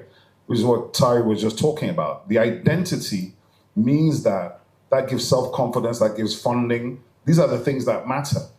And part of that, what I wanted to say as well, which I didn't say earlier, is we're very, very proud to be collaborating with NCA on Tales by Moonlight, right? Which they shot the pilot at the Arts Village. And those are the things that we are interested in. How do you bring to life our stories in this age at this time? Whether we're using technology, the people like Josh and other people in our Council of Creative Technology Futures. So in essence for us, it's about execution now. The honest truth is, my people in NCAC know me, I'm kind of like, I'd have to have fewer talk shops and just show you what we're doing. But you know, that's part of the process, is that we need to wait. Sometimes in government, you have to wait, and it's not your own discretion how you move. But I think 2026, you will see a lot coming from us, because we're really focused on digital platforms to enable, elevate, and monetize. These are the three things. You want to elevate the product, you want to monetize it, and you want to enable it. So that people sitting in Bauchi, people sitting in Plateau, people sitting in Onitsha, all over this country, that's one of the things he said. It's not just that there are heritage sites or monuments in every single local government.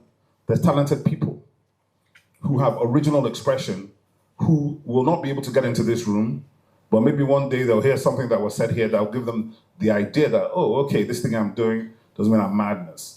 I mean, Tari sitting next to me, I can tell you that she came from the private sector into NCA maybe a year ago. And I mean, trust me, for anybody from private sector like us coming into government, it's hard because you just have to get used to the process. But let me tell you something. There's a lady, there's a small girl, Emanuela. You all know Emanuela? Yeah? I use this thing all the time, and I used to use it for NCA, but I'm not. I used to say, look, NCA's revenue, right, over the last 10 years, nobody could tell you in the real sense, right? But Emanuela has been the #1 creator on YouTube for 10 years. So every year they've made about, Mark Angel has Macaronis, all these guys who has gotten to the stage where the Nollywood directors write their scripts to write those guys into the movies. Because they're like, if I get Brain Jotter, some people will watch this thing. If I get this guy, some people will watch it. But that's also not a great way to go, by the way, because it kind of kills your story. But my fundamental point is this. For us, everything we're doing is about storytelling, but it's also about digital platforms and collaboration. Because even if I make a great show, which we know how to do, if I don't have a distribution partner like a TV channel, it will just stay in my house, right? Even if I put it on YouTube or anywhere else, if I don't have a proper marketing strategy, it's not going anywhere. So people need to understand that producers of content are not the same thing as distribution. They're not the same thing as the guys who monetize. They're not the same thing as the guys who do the marketing. And the final thing I want to say is Elijah left. Oh no, he's still here. But there's a platform called Selar.com, SELAR.com. These guys are flying in the face of present reality of what we assume this market is doing and seeing. So in 2024, they are monetizing Nigerian creators. It's a startup based in Lagos, run by a bunch of young Nigerians. They've raised no money to be bootstrapping. They paid out 10 billion naira in 2024 to Nigerian creators. That's a significant sum, okay? This is not theory, they paid out the money. What are they doing? They're doing the subscriptions on Substack, they're doing their podcasts, they're doing merchandise for creators on YouTube, and they have found a way to monetize for people. And these things that monetize are actually the alternative revenue streams, not the core revenue stream, which should be coming through the platform. So the point being that the opportunity in Nigerian storytelling is actually just beginning. It is not even, some people think that, Afrobeats, is it late? I said, listen, we're just starting. We are just starting. When we have 40 arenas in Nigeria, you can start asking, is it late to invest? As of today, we don't have one yet, right? We have 40 stadiums, but we don't have 40 arenas. It's a slightly different thing. The industry is structured. And what needs to happen in Nigeria is for people to understand that you don't ask the creatives to be structured. If they were structured, they would not be creatives, okay? You leave the creatives to create, but a creative needs to understand that he needs a business manager. He needs an accountant, he needs a lawyer, he needs somebody that will help him with that side of the business. Because once you become successful, if you don't have that, you will never see your money, okay? So. Thank you very much.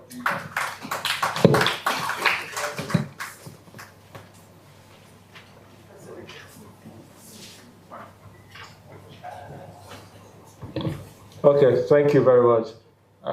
You said a lot, that if we start unpacking it, maybe we will stay for a longer period of time here. Tariq, did you just talk about the partnership, with you people, regarding Tales by Moonlight. So I want to find out, is there other things in the pipeline, like other legacy stories being reimagined for the new generation? Are you doing any other thing? I heard somewhere about corporate and stuff like that. So tell us more about it. Okay. So very exciting times, and I'm very grateful to NCAC for partnering with us. I'm sure when DG talked about a pilot, when people were saying, yeah, but Tales by Moonlight is not new, so why would you say a pilot? Or a pilot of the new Tales by Moonlight is what, because you have to show a prototype. We all know what Tales by Moonlight is. It's a legacy format. Every Sunday, 6:30 in the evening, families, children gathered, and we opened ourselves to be indoctrinated or whatever, or just capture our imagination, with Tales by Moonlight. But the magic of Tales by Moonlight, let me put it that way, did not quite sustain over the years. Different reasons. But now we have said, you know what, no, we're not going to let this legacy format die. We're not going to allow children, somebody just sent me today some social media, thread of how a lot of people are trying to cancel Netflix from their homes because they just don't agree with the values that Netflix is trying to force down their children's throats. And what is Tales by Moonlight about? It was really a platform for values in the Nigerian context. The format was simple, keep it rural, heavy on folklores, moral lesson. That was what Tales by Moonlight was all about. And I'm sure there are still some of those moral lessons that till today, some of us have remained with us. They have shaped our perception of the world and how we should relate with others. That is absolutely beautiful. And I'm so proud to be part of that NTA heritage that sat down and created that. So why should we lose that? I don't think generations today should lose out on that. So when, we talked to NCAC and said, we want to do this, we want to remake Tales by Moonlight for the new generation. And of course, we know that production appetites, or how do I put it? Content appetites have increased over the years. So you're not going to feed this generation with the same sort of production value that you did then. We have to up the game. So NCAC was very gracious. The DG immediately, he didn't even hesitate. Like, of course, you know, we're going to do this, you know. And we all jumped on it, and we've created something that is beautiful, you know, authentically Nigerian, cultural, you know, and still capturing that essence of what the legacy format is, moral lesson that we can all take away. We're still working on it. We want to, and the vision, what we would like to do is, let us not even just keep it to NTA in-house. There are tons of creative young people all around this country. It's something that belongs to all of us.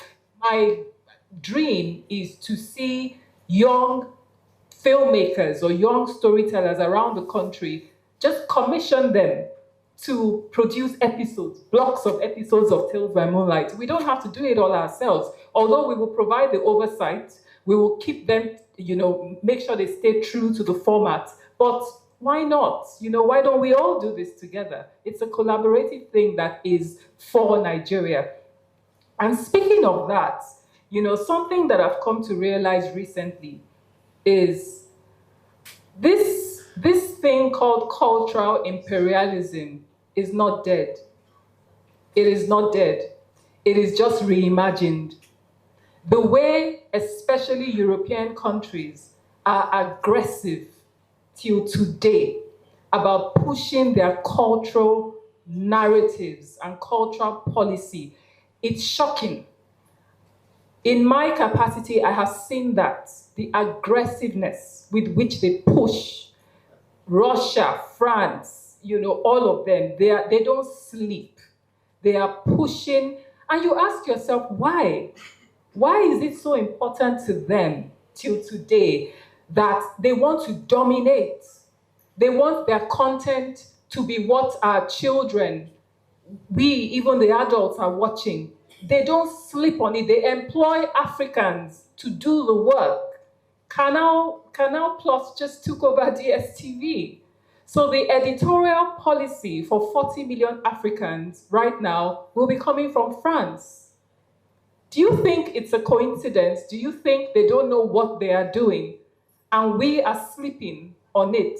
We are just opening ourselves once again to be dominated in our minds through the stories that they're going to be force-feeding us with. I think we need to wake up. And it just resonated to me when the DG was speaking that this thing is real. And unless we get up and are very strategic and aggressive about telling our stories, and what kind of stories are we telling? Yes, I know that we are very honest when it comes to criticizing ourselves. You know, we like to, and that's fine, that's honest, no problem with it. But I think we also need to be a bit more strategic about promoting the Nigerian wonder, you know, what it means to be Nigerian. We need to embellish a little sometimes, you know. So somebody was saying the other day that in films, immediately a crime happens, you just hear the police coming in American films. But is it like that in real life? It probably is not. But they sold us a dream, and we've believed it. So when we think of police efficiency, we think of 911, we think of NYPD, we think of all that. Is it really real? When are we going to talk about our own institutions and promote them to the world to make them believe of Nigerian greatness? We have to do that. Nobody else is going to do it for us. Nobody will. They would like to see us as recipients, you know, beneficiaries, people who are in need of charity, until we rise up and say, no, we are creators, we are champions, we can dominate the imagination with our own stories. So I think we all need to rise up to that challenge. It's something that, you know, not just NTA or not just NCAC or any institution can do alone. Every creator, every single Nigerian creator has to rise up to that challenge. Thank you. Thank you very much. Very well. Yeah. So you said a lot here, you know, and I think some of the major reasons for this is the fact that we are yet to realize the power of creativity, you know, because we have not really fully invested into it. So agencies like NCSA, even NTA, are supposed to be at the forefront of using our stories training as basis for soft power domination and all that. So we are hoping that with the level of awareness that is being created now, that even the government itself will be able to buy into it and know that, stories, make a nation. And it is the kind of stories that you bring out there that will determine how the world looks at you and all that, so which is basically what you talked about, the domination. The Western world, they are the ones who related to soft power thing. So they've been at it for a very long time, so but it's for us now to wake up to the realization that we can also play, because we have authentic stories to tell and all that, so but it has to be funded. And so we were waiting for funding at NCAC and all that for us to continue telling the story. So thank you very much, Tyree. Yeah, Dayo, I was thinking, how can we, or how are, short form content, influencer ecosystems and AI, how can we use it in transforming storytelling? Yeah, thank you so much. But to be honest with you, I'll just that question, but I can't leave what Tyree just said. I mean, to be honest with you, I am so blessed to be here. I don't know about how you guys feel, but she couldn't have said it more elegantly, right? And I think that's probably one of the biggest problems, the biggest challenges that we face as a consumer group, is that we feel that we're powerless when we're not, right? Disney recently just changed its editorial process because people went out and said, we're going to unsubscribe to Disney Plus because we don't agree with this particular action you took, which is against the values that we will hold you against. And you know what happened? Immediately, they brought the host back. They changed the editorial process because of the power of the people. Every time you give your money, and I'm not advocating that you boycott any particular platform, but every time you give your money to an organization, and we've worked for brands, the biggest brands in the world for close to 2 decades, every time you give them their money, you have a say. You do. You're not powerless. As an individual, maybe, but as a collective, 200 million Nigerians, you heard what the guys in the previous panel said. MTN generated that money in Nigeria. They didn't generate the money outside of Nigeria. Nigeria is their most important market, from you and I's pockets. So we have a say in what we feed ourselves. So I think we need to be a little more deliberate, especially when we see the likes of Tyree and Obi here, that have come out of the private sector and say, look, we're going to enter this public sector and we're going to change. I'm not going to lie to you. The only reason I'm here is because Obi is here. I had already discounted public sector. But the moment I said they appointed this man, are they sure they know what they're doing? This radical guy, he gave me a little bit of faith. And now that I've heard Tyree speak, I even feel justified now that, okay, well, it seems as if we're going somewhere. So please, let's not let her real message be lost. Your power is in what you put your money and your attention to, right? If you put your money and your attention towards Nigeria creatives, guess what's going to happen? It's going to grow. And we will start to deflect some of this dominance that's coming from things that we really, truly don't believe in. Yeah? Sorry, I just had to say that because I think it was, and well done. Yeah. So yes, short form content. All right, great. No, I think it'll be silly for anybody here to believe that media itself has not changed. Media has completely transformed, right? The fractionalization of media is something that people have talked about for many, many years, right? And I think if anybody believes that it's going backwards, I think they're very naive, right? I'll tell you something that's going to maybe shock you. How many people in this room love drama boxes? Drama boxes are those little short episodial things that show up on your timeline. Yeah, I know. Yeah, Alicia, you're guilty, right? Those love stories, Billionaire meets something. Can I get an amen? Hello, yeah. You know those ones, they're very addictive, by the time you start watching, that guy is a wicked guy. Right? Before you know it, 2 hours has gone. Right? Those little things. You know, the interesting thing I find about those things is that when you look at the data, those little episodial things, they stream more than all the streaming platforms in the world. I'm going to repeat that. All the streaming platforms, Netflix, Prime, all of them, don't do as much streaming as those little things that you and I are enjoying. Isn't that interesting? And when I think about that platform, do you know what it reminds me of? Nollywood. Classic Nollywood. Because the same thing I used to complain about about African magic when they first came to Nigeria was that I'd be like, what is this useless thing? And then 3 hours later, I'm still watching the thing. Right? It's like we gave the world this platform. And then the guys with technology were like, And they saw that storytelling. And they did what? They basically industrialized it. And where is the money going? So we're great at creating value. Our creativity is like the salt in soup, right? We bring out the flavor. The challenge that we have is that we're not so great at capturing that value. And that's the thing I hope that hopefully conversations like this allow us to be able to be better at capturing value. Because once we start to capture value, guess what? We can retain it here. And when we retain value here, everybody is touched. Because that value can flow into infrastructure. That value can flow into healthcare. That value can flow into social nets. All of the things that will benefit each and every one of us. Right now, we're feeding the world with so much value, and we're not thinking about how we capture it. So I hope that sort of helps in terms of there are big trends going, but we need to really get good at capturing the value we're creating. Thank you very much, Dayo. I think, Josh, you are the tech guy as well. Can you speak more to it? AI, storytelling and stuff like that, and how we can be able to use it to tell our stories? Yes, for sure. I would basically focus more on young creatives. We do have a medley of people. Everyone is aware of the Ojudaba festival that happens, and there was one specific photographer, Nii Fagbemi. He was the main person who captured that moment, that historic moment that set things off for the King of Steeds, and that was just from one image. And the turnout for the year after that was probably 3 times what it was before, and that was basically from one image.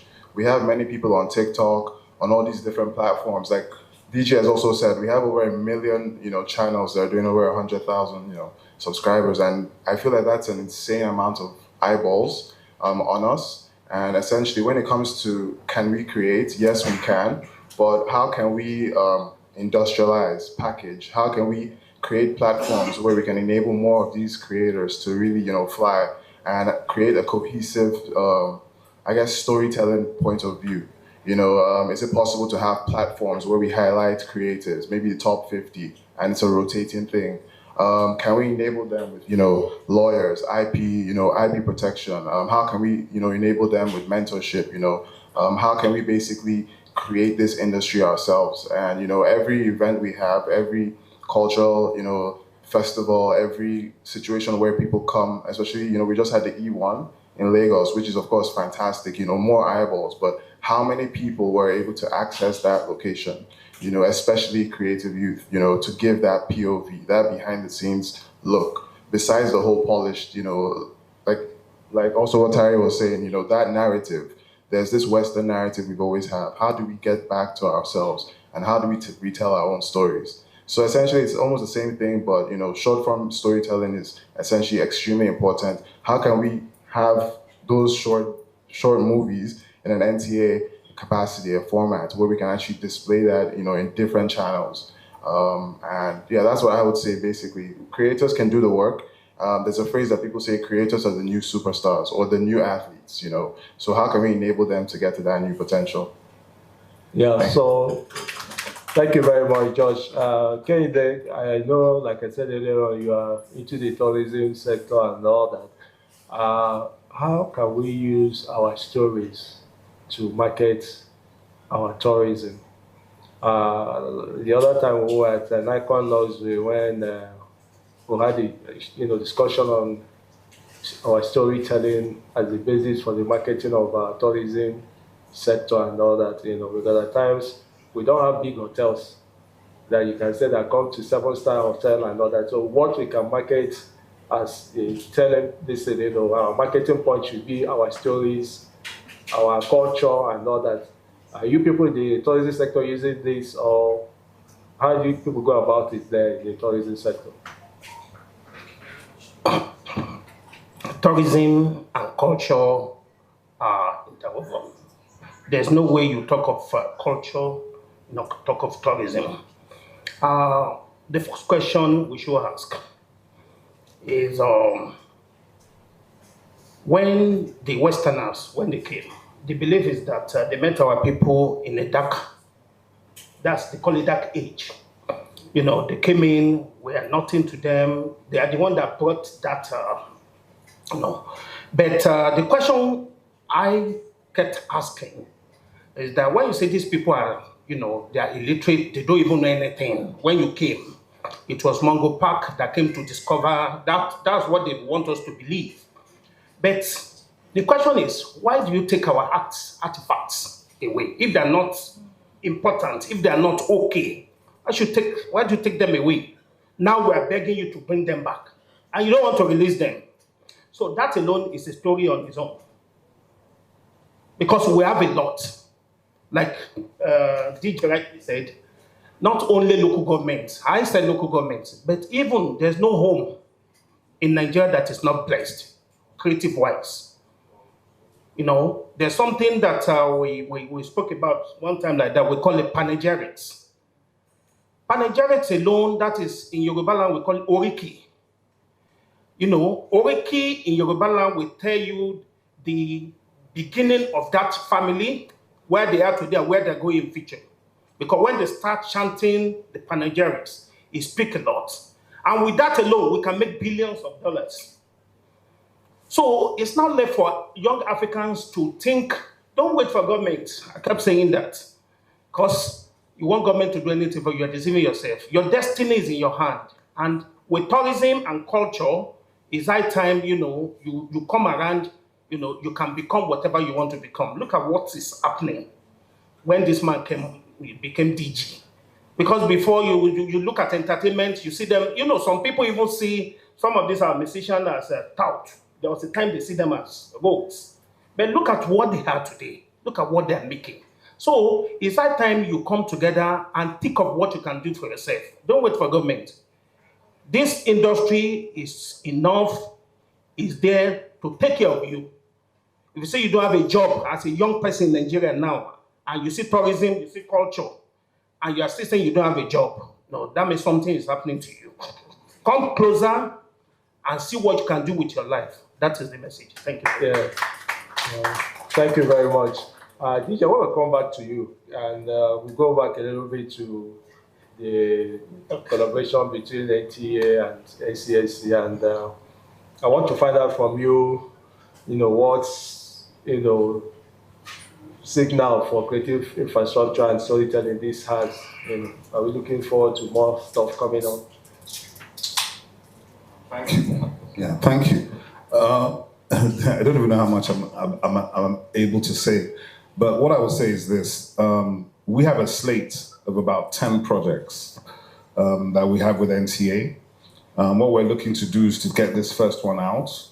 Once this first one comes out, then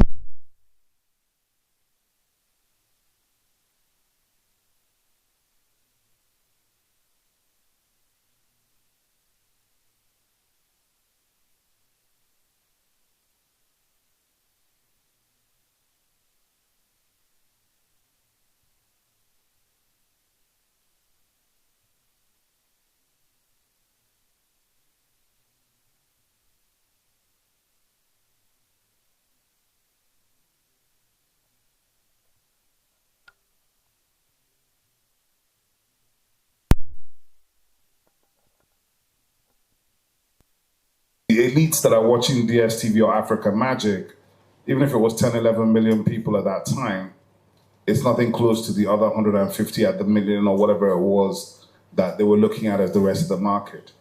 And for me, once Tari and the rest of her team came into NCA, I probably reached out on the day she was announced, I think. I said, welcome. Welcome to the Wahala and welcome to the work, because I know what she's doing, she knows what I'm doing. And I think that I'm comfortable to say that by 2026, they are retooling a lot of their studios around the country, new production lots, upgrading the equipment. And even those spaces, I believe, are going to be hubs that are going to be open for co-creation. So we are definitely involved in co-creation. And I think we have hit shows already. because my mindset is about hit shows. I'm not interested in making TV programs that don't make money. They have to make money, because when they make money, they pay everybody in the value chain. They pay the broadcaster, they pay the producers, they pay the talent. And this is critical, because if the content is not making money, why are you making the content in a commercial sense? If we're doing PBS, public broadcasting, it doesn't mean you don't make money, right? This is not about, for me, it's more about the commercial side. The social impact side is very important, don't get me wrong, but the commercial side, and just as he said, if you're a young person in Nigeria and you're not participating in the creative economy, the cultural and creative industries, there's whatever, I mean, we keep changing the number, but the subsets are over 50 at this point in time. The last time we checked in the office, we arrived at about 55. Yeah, about that, yeah. 55 subsets. I mean, hair and beauty alone fashion and hair and beauty are bigger than everything else, Yeah, right? Fashion number one, hair and beauty probably number two. Long before you get to things like Nollywood, long before you get to things like music has only been valued at about $60 million a year. When we put out our reports in a month's time, you will see it's about $900 million. And as I said before, globally, we think it's 9 billion. So our real challenge, just as Honey was saying on the earlier panel, is how to capture the value that we are creating. Dio just said it. As long as you keep creating value, yes, you have a runway. But if you don't capture it, you can't get to the next stage. Those who capture the value, you don't even hit, I mean, they've gone. It's like, you know, so you see that on the fintech side, okay? The fintech people, and the good thing the fintech people have done for us is show us they can track micropayments, which means that if you have a platform and you put your content on, they can monetize, which is why I mentioned Selar.com.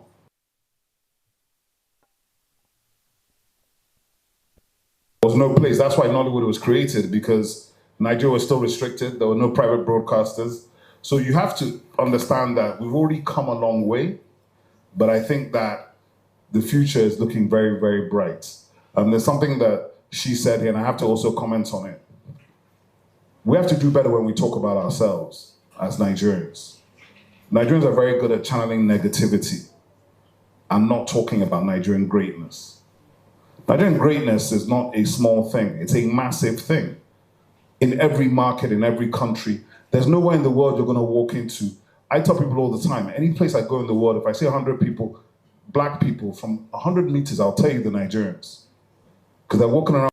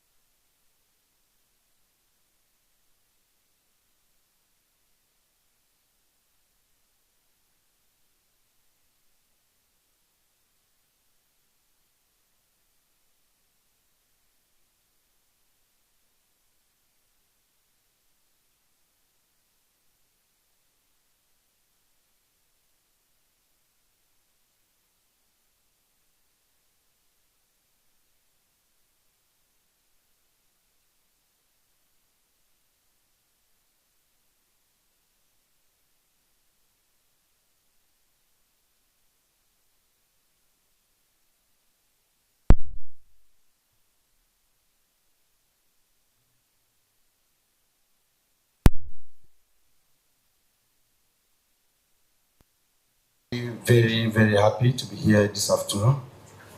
and especially when I heard what is actually going on or what is going to be on food. You know, before when I left university, I did not bother looking for job, government job or thereabout. We have a home at the art and culture where we come there and find our means. No, but we realized after then, everything just go feeble. Nothing again was going on. The stage that we were using for performances and thereabout was turned to church services. You know, it's what you know, you can talk about. Yeah, I know. But we then gathered ourselves again under the umbrella of NANTA, and we went to NTA. We were doing a situation drama titled Area 11 Center. Under the, we're being, you know, called together as a leader, the late Tunji Fatliwa. And after a while, we discovered everything again just died. And it was a surprise to us because part of what we're discussing here today was the idea of continuity. And I'm beginning to be afraid. We have robust discussion, robust plan. At the end of the day, maybe because of time that has to do with tenure. When other people come saying the tenure just go, the plans they had and whatever, nobody continues with them and becomes a problem. So I want to pose the challenge to two people here, or maybe to the panel, especially to the DG, and at the same time to the NT, you know, Tari. Please, with what you have said, I'm beginning to wear my thinking cap. And say that I'm glad because things will begin to come. Please, I want to tell you, keep it up. And to DG, I plead, create, you know, a creative or a creator's village where people can walk in, a lot of things going on. Because art, for instance, is not something we just look at today. Anything can form art. And anybody can walk into art and have what they have their enemies. It will be very great, honestly, to be very great. Just like what is happening at the Vaxa village now. We can create something like that. NTA, have your open door, you know, to all this. We're glad I heard that they had a new directors of programs. We were planning to even come, you know, and again, the NCAC, I used to see Mr. Obi as a screen person.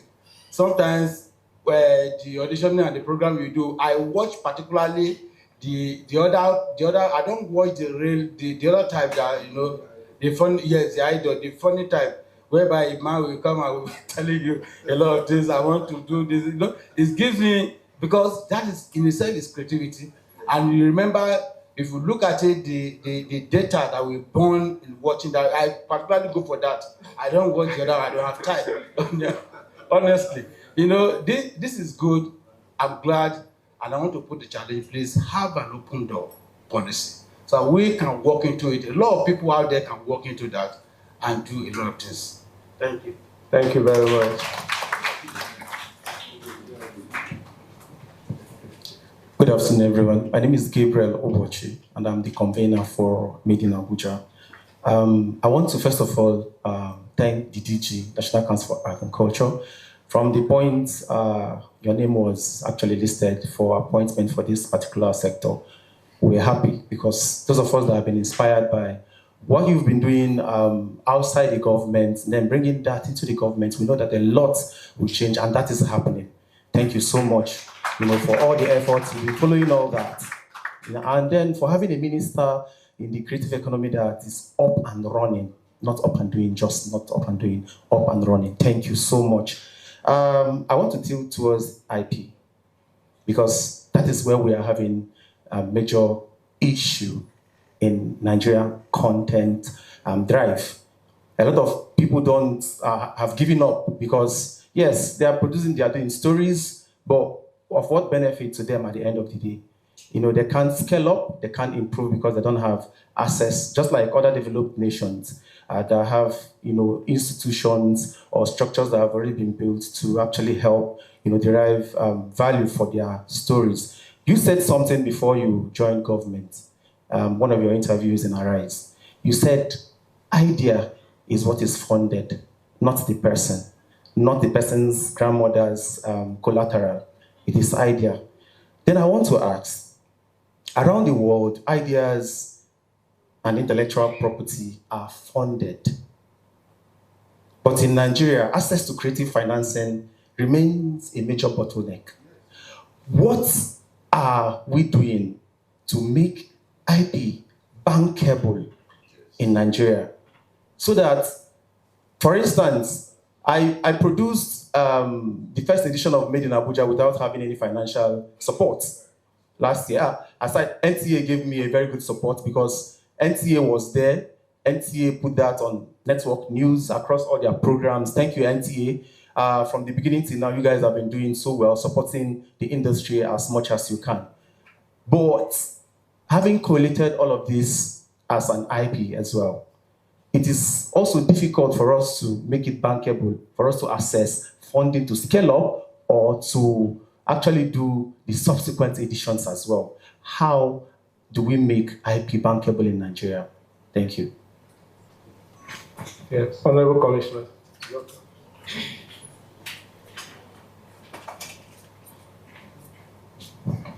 Yeah, thank you very much. My name is Cornelius Donald Diok. I'm the Commissioner of Culture and Tourism, Plateau State. I find this discussion very interesting. Just like you, I'm also coming from the private sector into the public sector. I share the frustrations that all of you have gone through. And at some point, I feel what a mistake I've made to join this place. Because sincerely, what I've just come to learn today is something that I've been trying to push out there.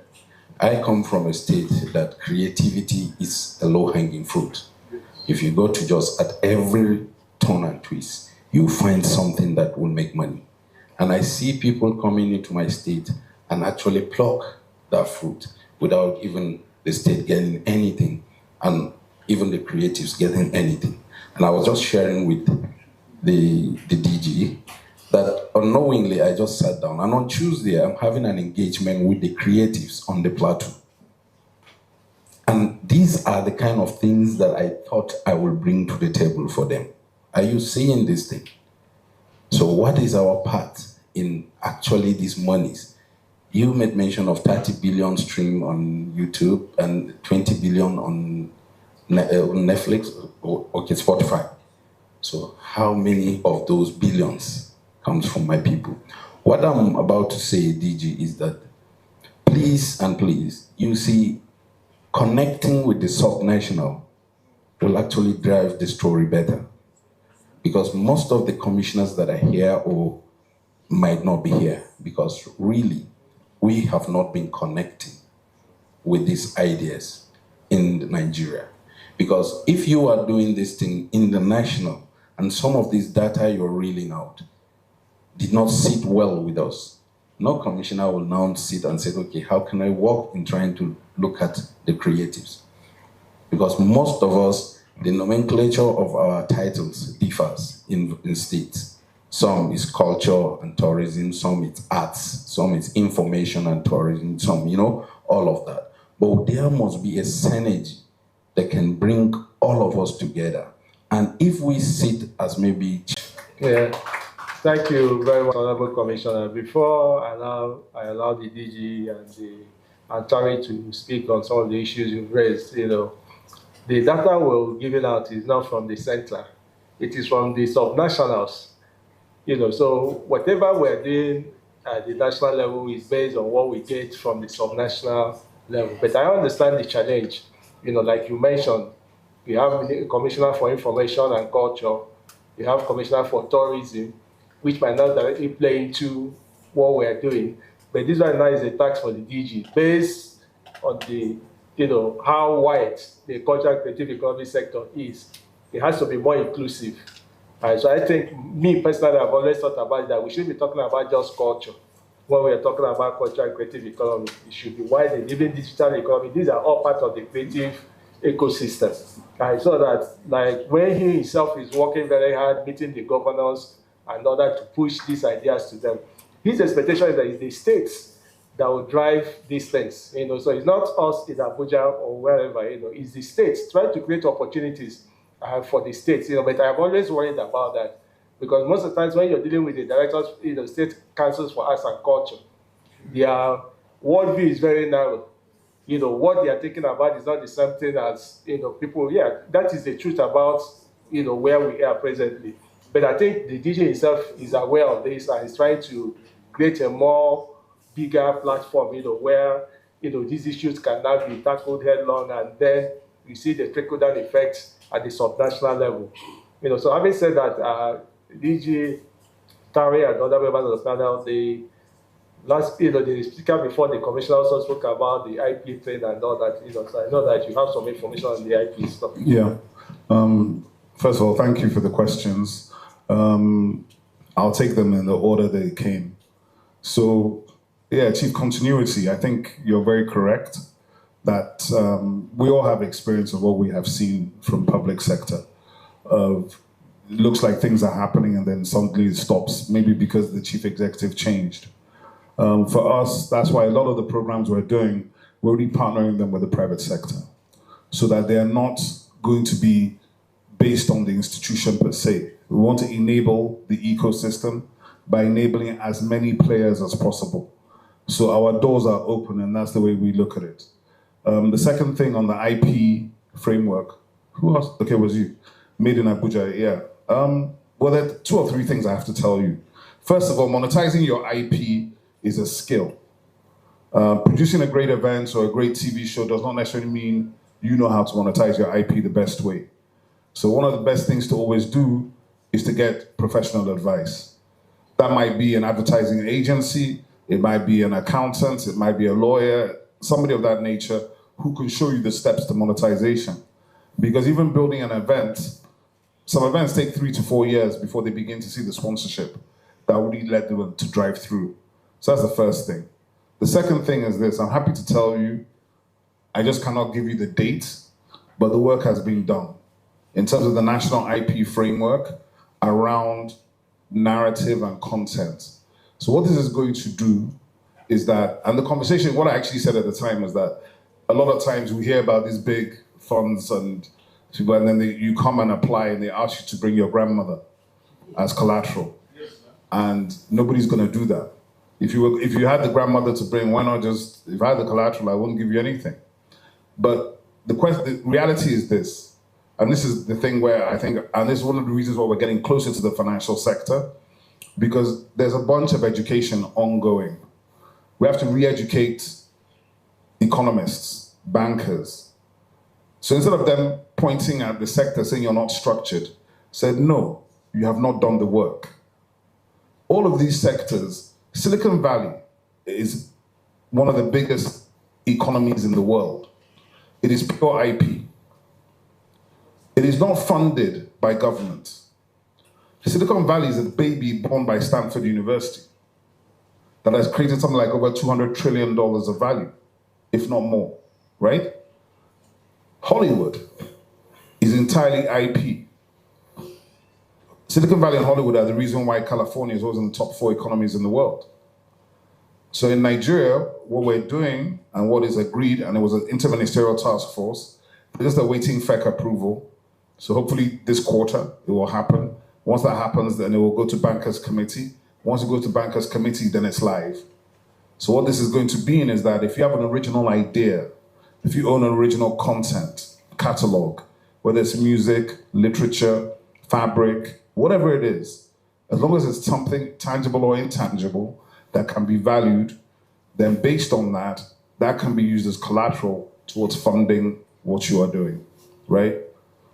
Should we get a round of applause for that? Thank you, because that's a big, big step for Nigeria. It's a big step for Africa, because what it means is that ideation, and it's not just going to affect this side of the economy, it's going to affect the digital economy as well. All the startups, all of those guys, because you cannot stimulate startups if you're not funding ideas. And part of funding ideas is funding African stories, Nigerian stories. So that's the synergy, so to speak. My Honorable Commissioner, thank you for everything you said. The funny thing is that they'll tell you in my office, for the last year, I would say my primary conversation internally has been about the subnationals. I believe strongly that the subnationals of Nigeria are the actual story. When we say at a federal level, yes, it's nice, you have a nice title, but the country is the subnationals. That's at local government level, state level. But what we can do and what we seek to do, I have been to the Nigerian Governors Forum, I think 5 times in the last 10 months.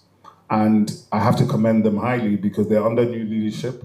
The leadership is very, very dynamic. I was privileged to present the sector roadmap to the governors themselves, I think about 2 months ago. And several of the governors keyed in immediately and started reaching out to us. And the key thing we want to do, and I think what we have to do maybe, is have maybe a Zoom session with the commissioners where we can now take them through, because what we did is we submitted a comprehensive business case for this sector to the Nigerian Governors Forum, breaking down the assets and opportunities in every single state, to the extent that there's no state in Nigeria that cannot generate at least $1 billion a year. Some of the states can do 50 billion, right? But there's no state that cannot do at least $1 billion a year. But the key issue is the state chief executive and the commissioner have to have the leadership to be able to drive that and invest behind that, because you can't unlock value if you don't invest. And this is a big, big issue for everybody. And by the way, Spotify, they paid 58 billion naira in 2024, which was something like a 6. Back to that, NTA is everywhere. That's one advantage that we have. We are everywhere. Senatorial districts, states, local governments, we have a presence everywhere. So it's very easy to just convert some of those spaces to creative hubs. I mean, it's definitely a line of thinking that we're exploring at this time because it's necessary. We run a 24-hour broadcast operation. Even in generating the content, I keep saying to my people, we cannot do it all by ourselves. We need input from the creative, market out there. So just opening those creative spaces would allow us to be able to churn out that content, providing the tools, the facility for people to be able to, create. And then that now gives us back in terms of content so that we can facilitate and, deliver on the hours of programming that we have to deliver on every day. So that is for us, it's essential. We have to do that. And then the commissioner has just stepped out, but it's exciting to hear him, speak, because we are coming to Jos.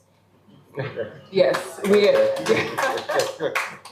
are already in Jos. Of course, there's NTA Jos, but we are coming for a special project. We just signed an MOU last week with the producers who will be remaking Kokra Dawn, and it's going to be set in Jos as the original one was. And I know that they are very excited about receiving us and having us shoot there and all that. NTA's TV College is in Jos, and that Jos has been very central to the development of the creative space, because a lot of people, a lot of the top cinematographers, technical people in filmmaking have passed through Jos. They all have a Jos story, even in music. So I am personally very excited about, us going to do that project in Jos, because the beauty, the land, the history, just everything that we believe that we're going to enjoy from what they have. So I'm sure we'll be seeing a lot more of the commissioner in the days to come as we go about that. Yeah, thank you very much, Tari. As we begin to round up, I think I'll throw this question to all the members of the panel.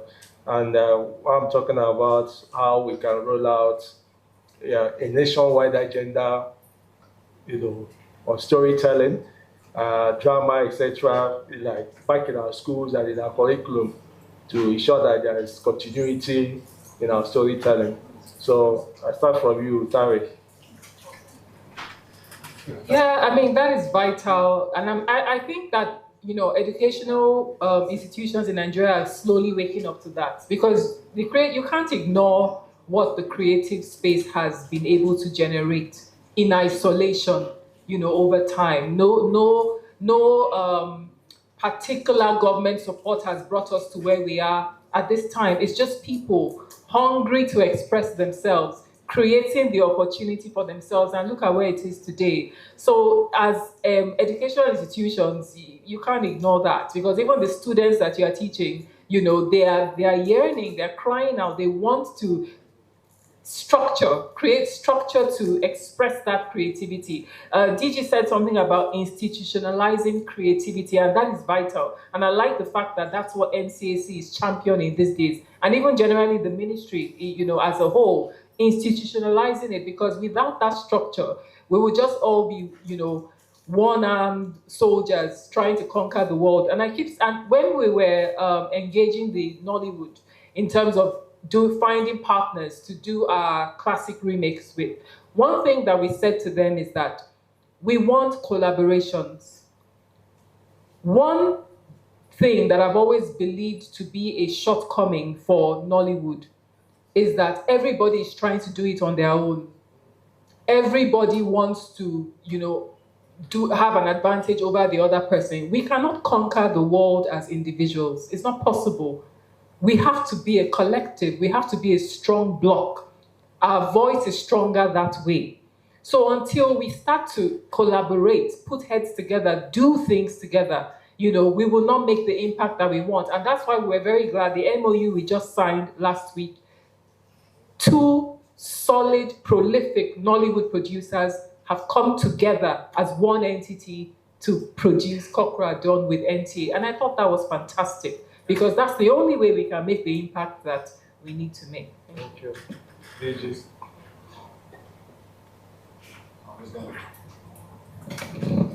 I was just going to ask Terry to tell the commissioner what you just told the room. Yeah, you missed that. I said we are coming to Jos. You know, we just signed the MOU to remake Kokra Dawn, and it's going to be set in Jos. Yes. Yes. It is a legacy thing. So we know that we're talking to the government. I'm sure you're already aware of that. And we will have a full presence, you know, just to maximize that production as much as possible. Thank you. Yeah, I think it's funny, you know, it's like part of the question for me is also about history. That was off the curriculum, being back in the curriculum. Because history is about stories, right? Culture is about your history and your origin. So for us, we have a platform that we're driving called Origins, which of course is focused on the fact that when you look at the origins of man, it is Africa.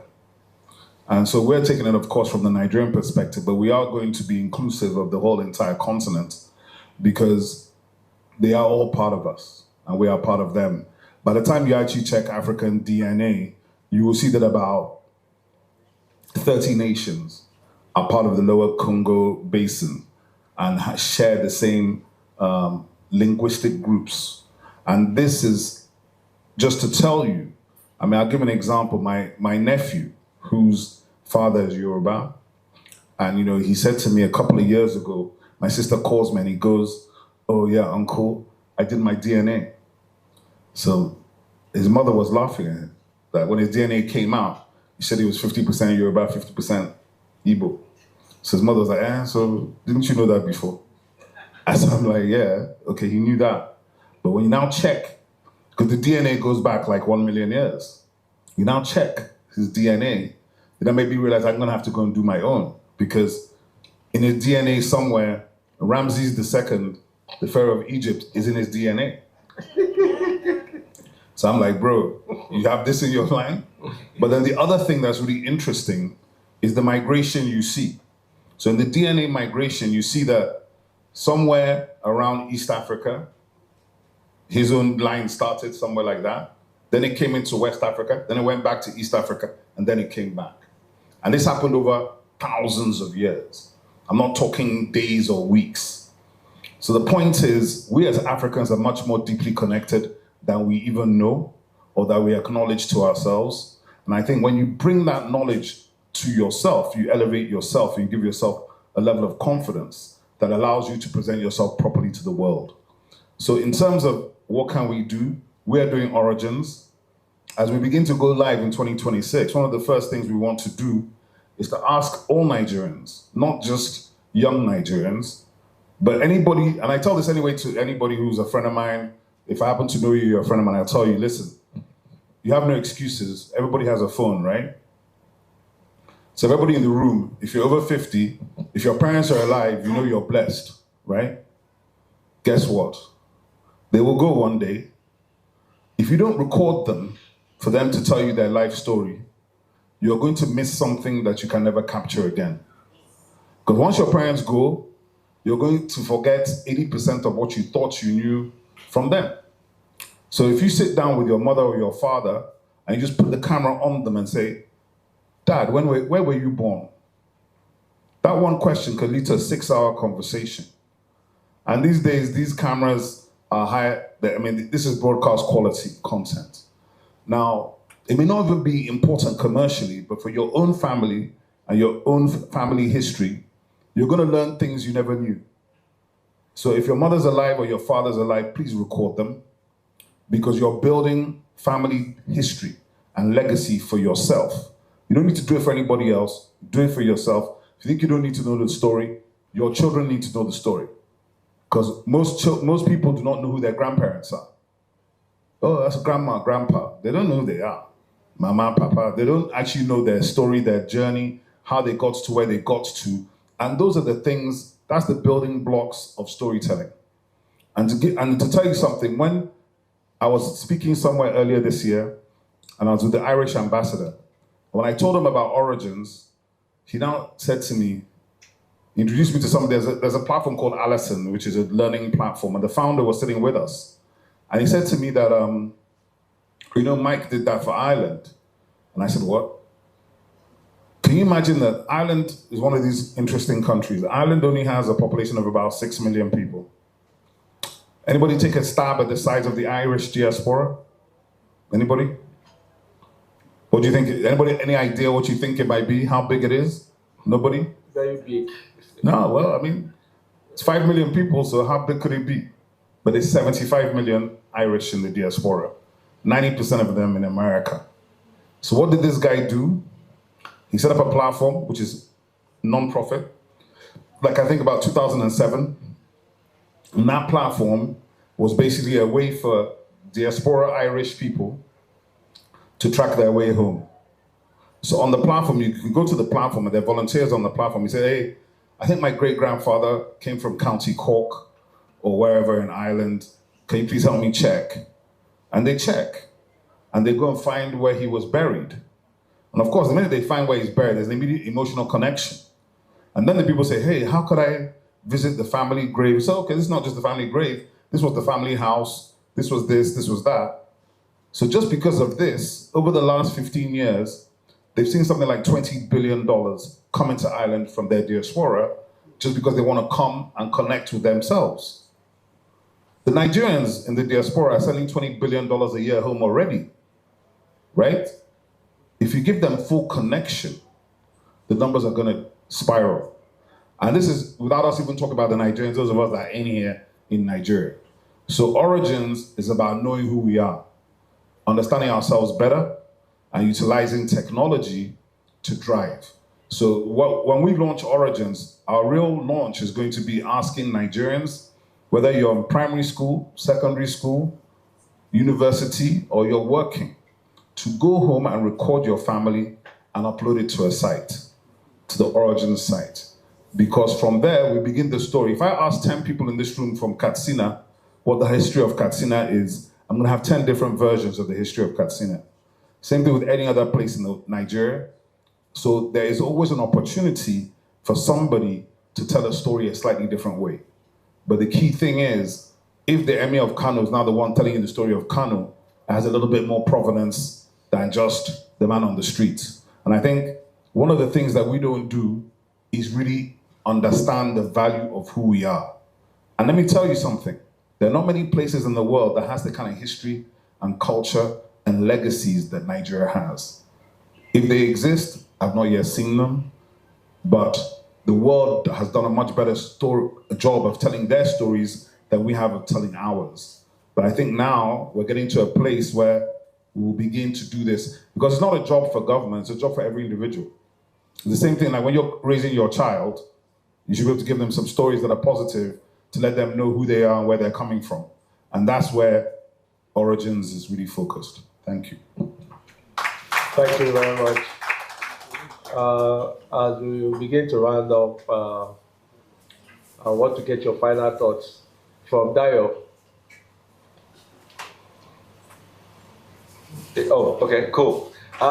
Yeah, thank you very much. I think as I've sort of sat back and listened to what everybody has said, especially in this panel, one thing is quite clear. We don't have a problem with generating value. You know, it seems like our teachers can be teaching AI literacy. Our lecturers can be looking at ways they can take what they've learned in academia and connect it with the private sector. There are many things that can be done that don't actually involve government. And I think one thing I want to tell people is that the power is in your hands. Even the decision you make, if you stop using a particular platform because you don't agree with them, or you say, I'm going to stop using this business platform because I don't agree with them, it's actually more effective to your life than abusing the president on Twitter, right? That's going to let you see more of the change than some of the things that we often do that is just useless. So please, if you're going to take anything, or what I've taken out of this, is that you have some people in the creative industry from the government that have the motivation, that have the passion to change things at the government level. But really and truly, the responsibility is in your own hands. Thank you very much. Josh.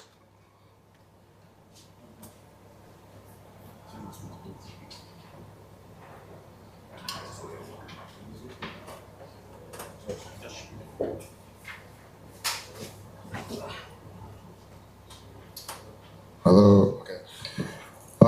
So basically, in closing, I would basically reiterate what I said initially, and many of the points that many of the panelists have said.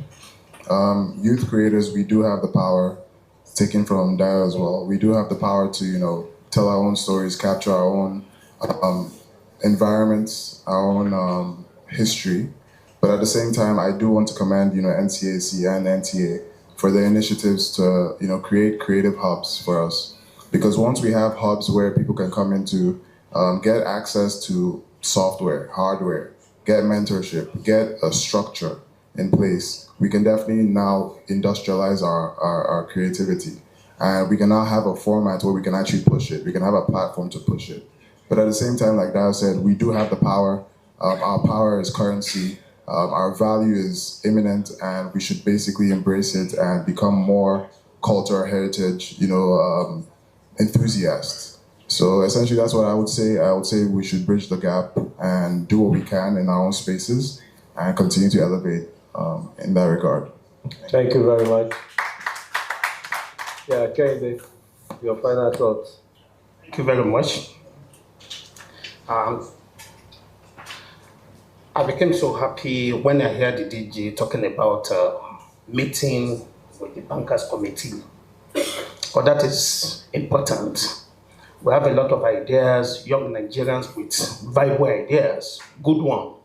But if there's no money to drive this, we're just deceiving ourselves.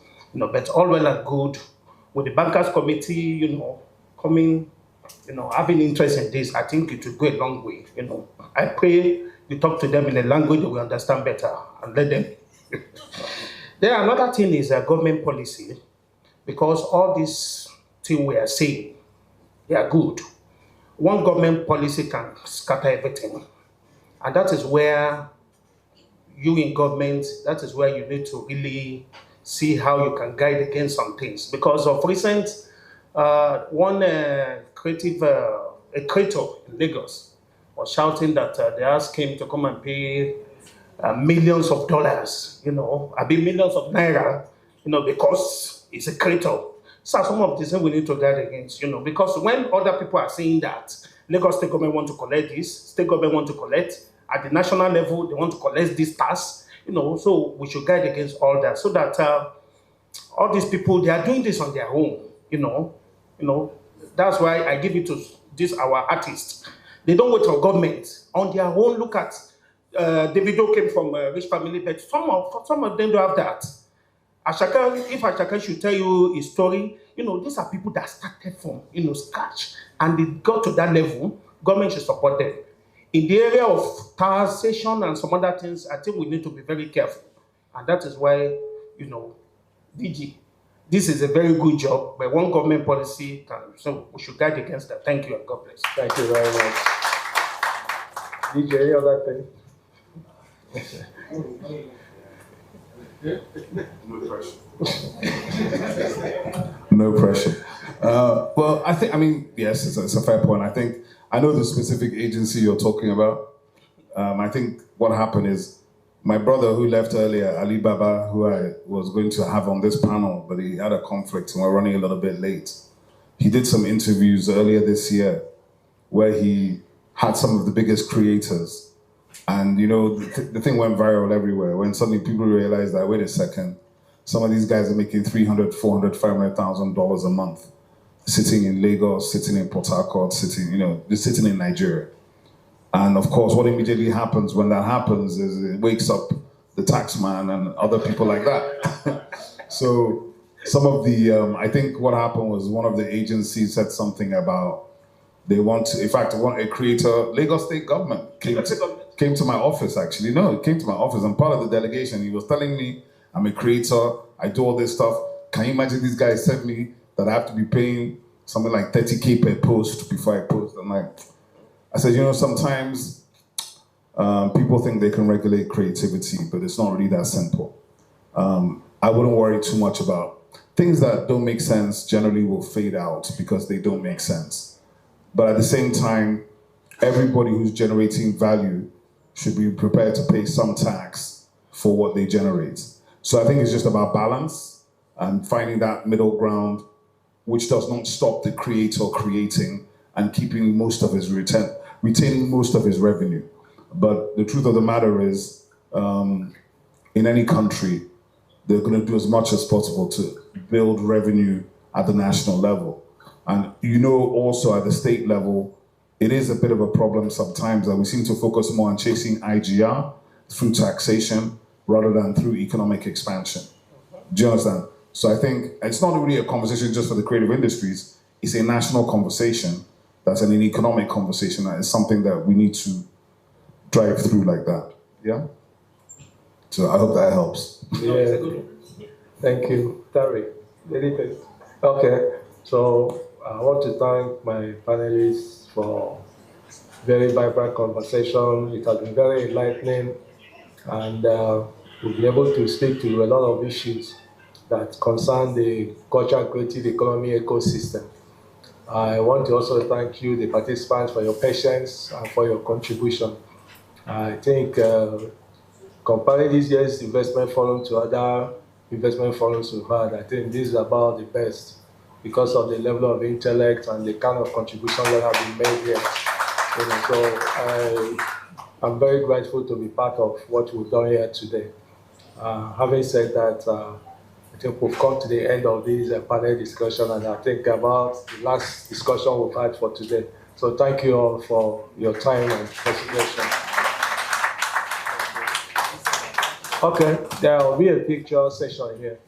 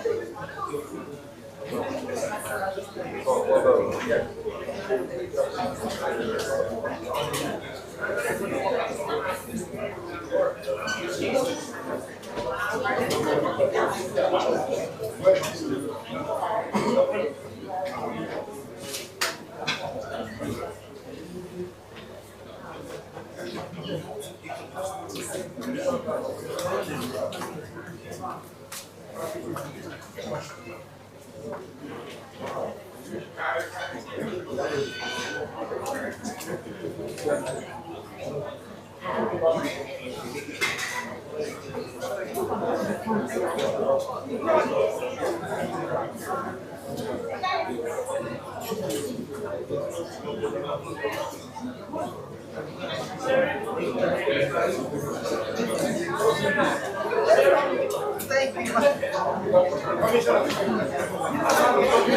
you.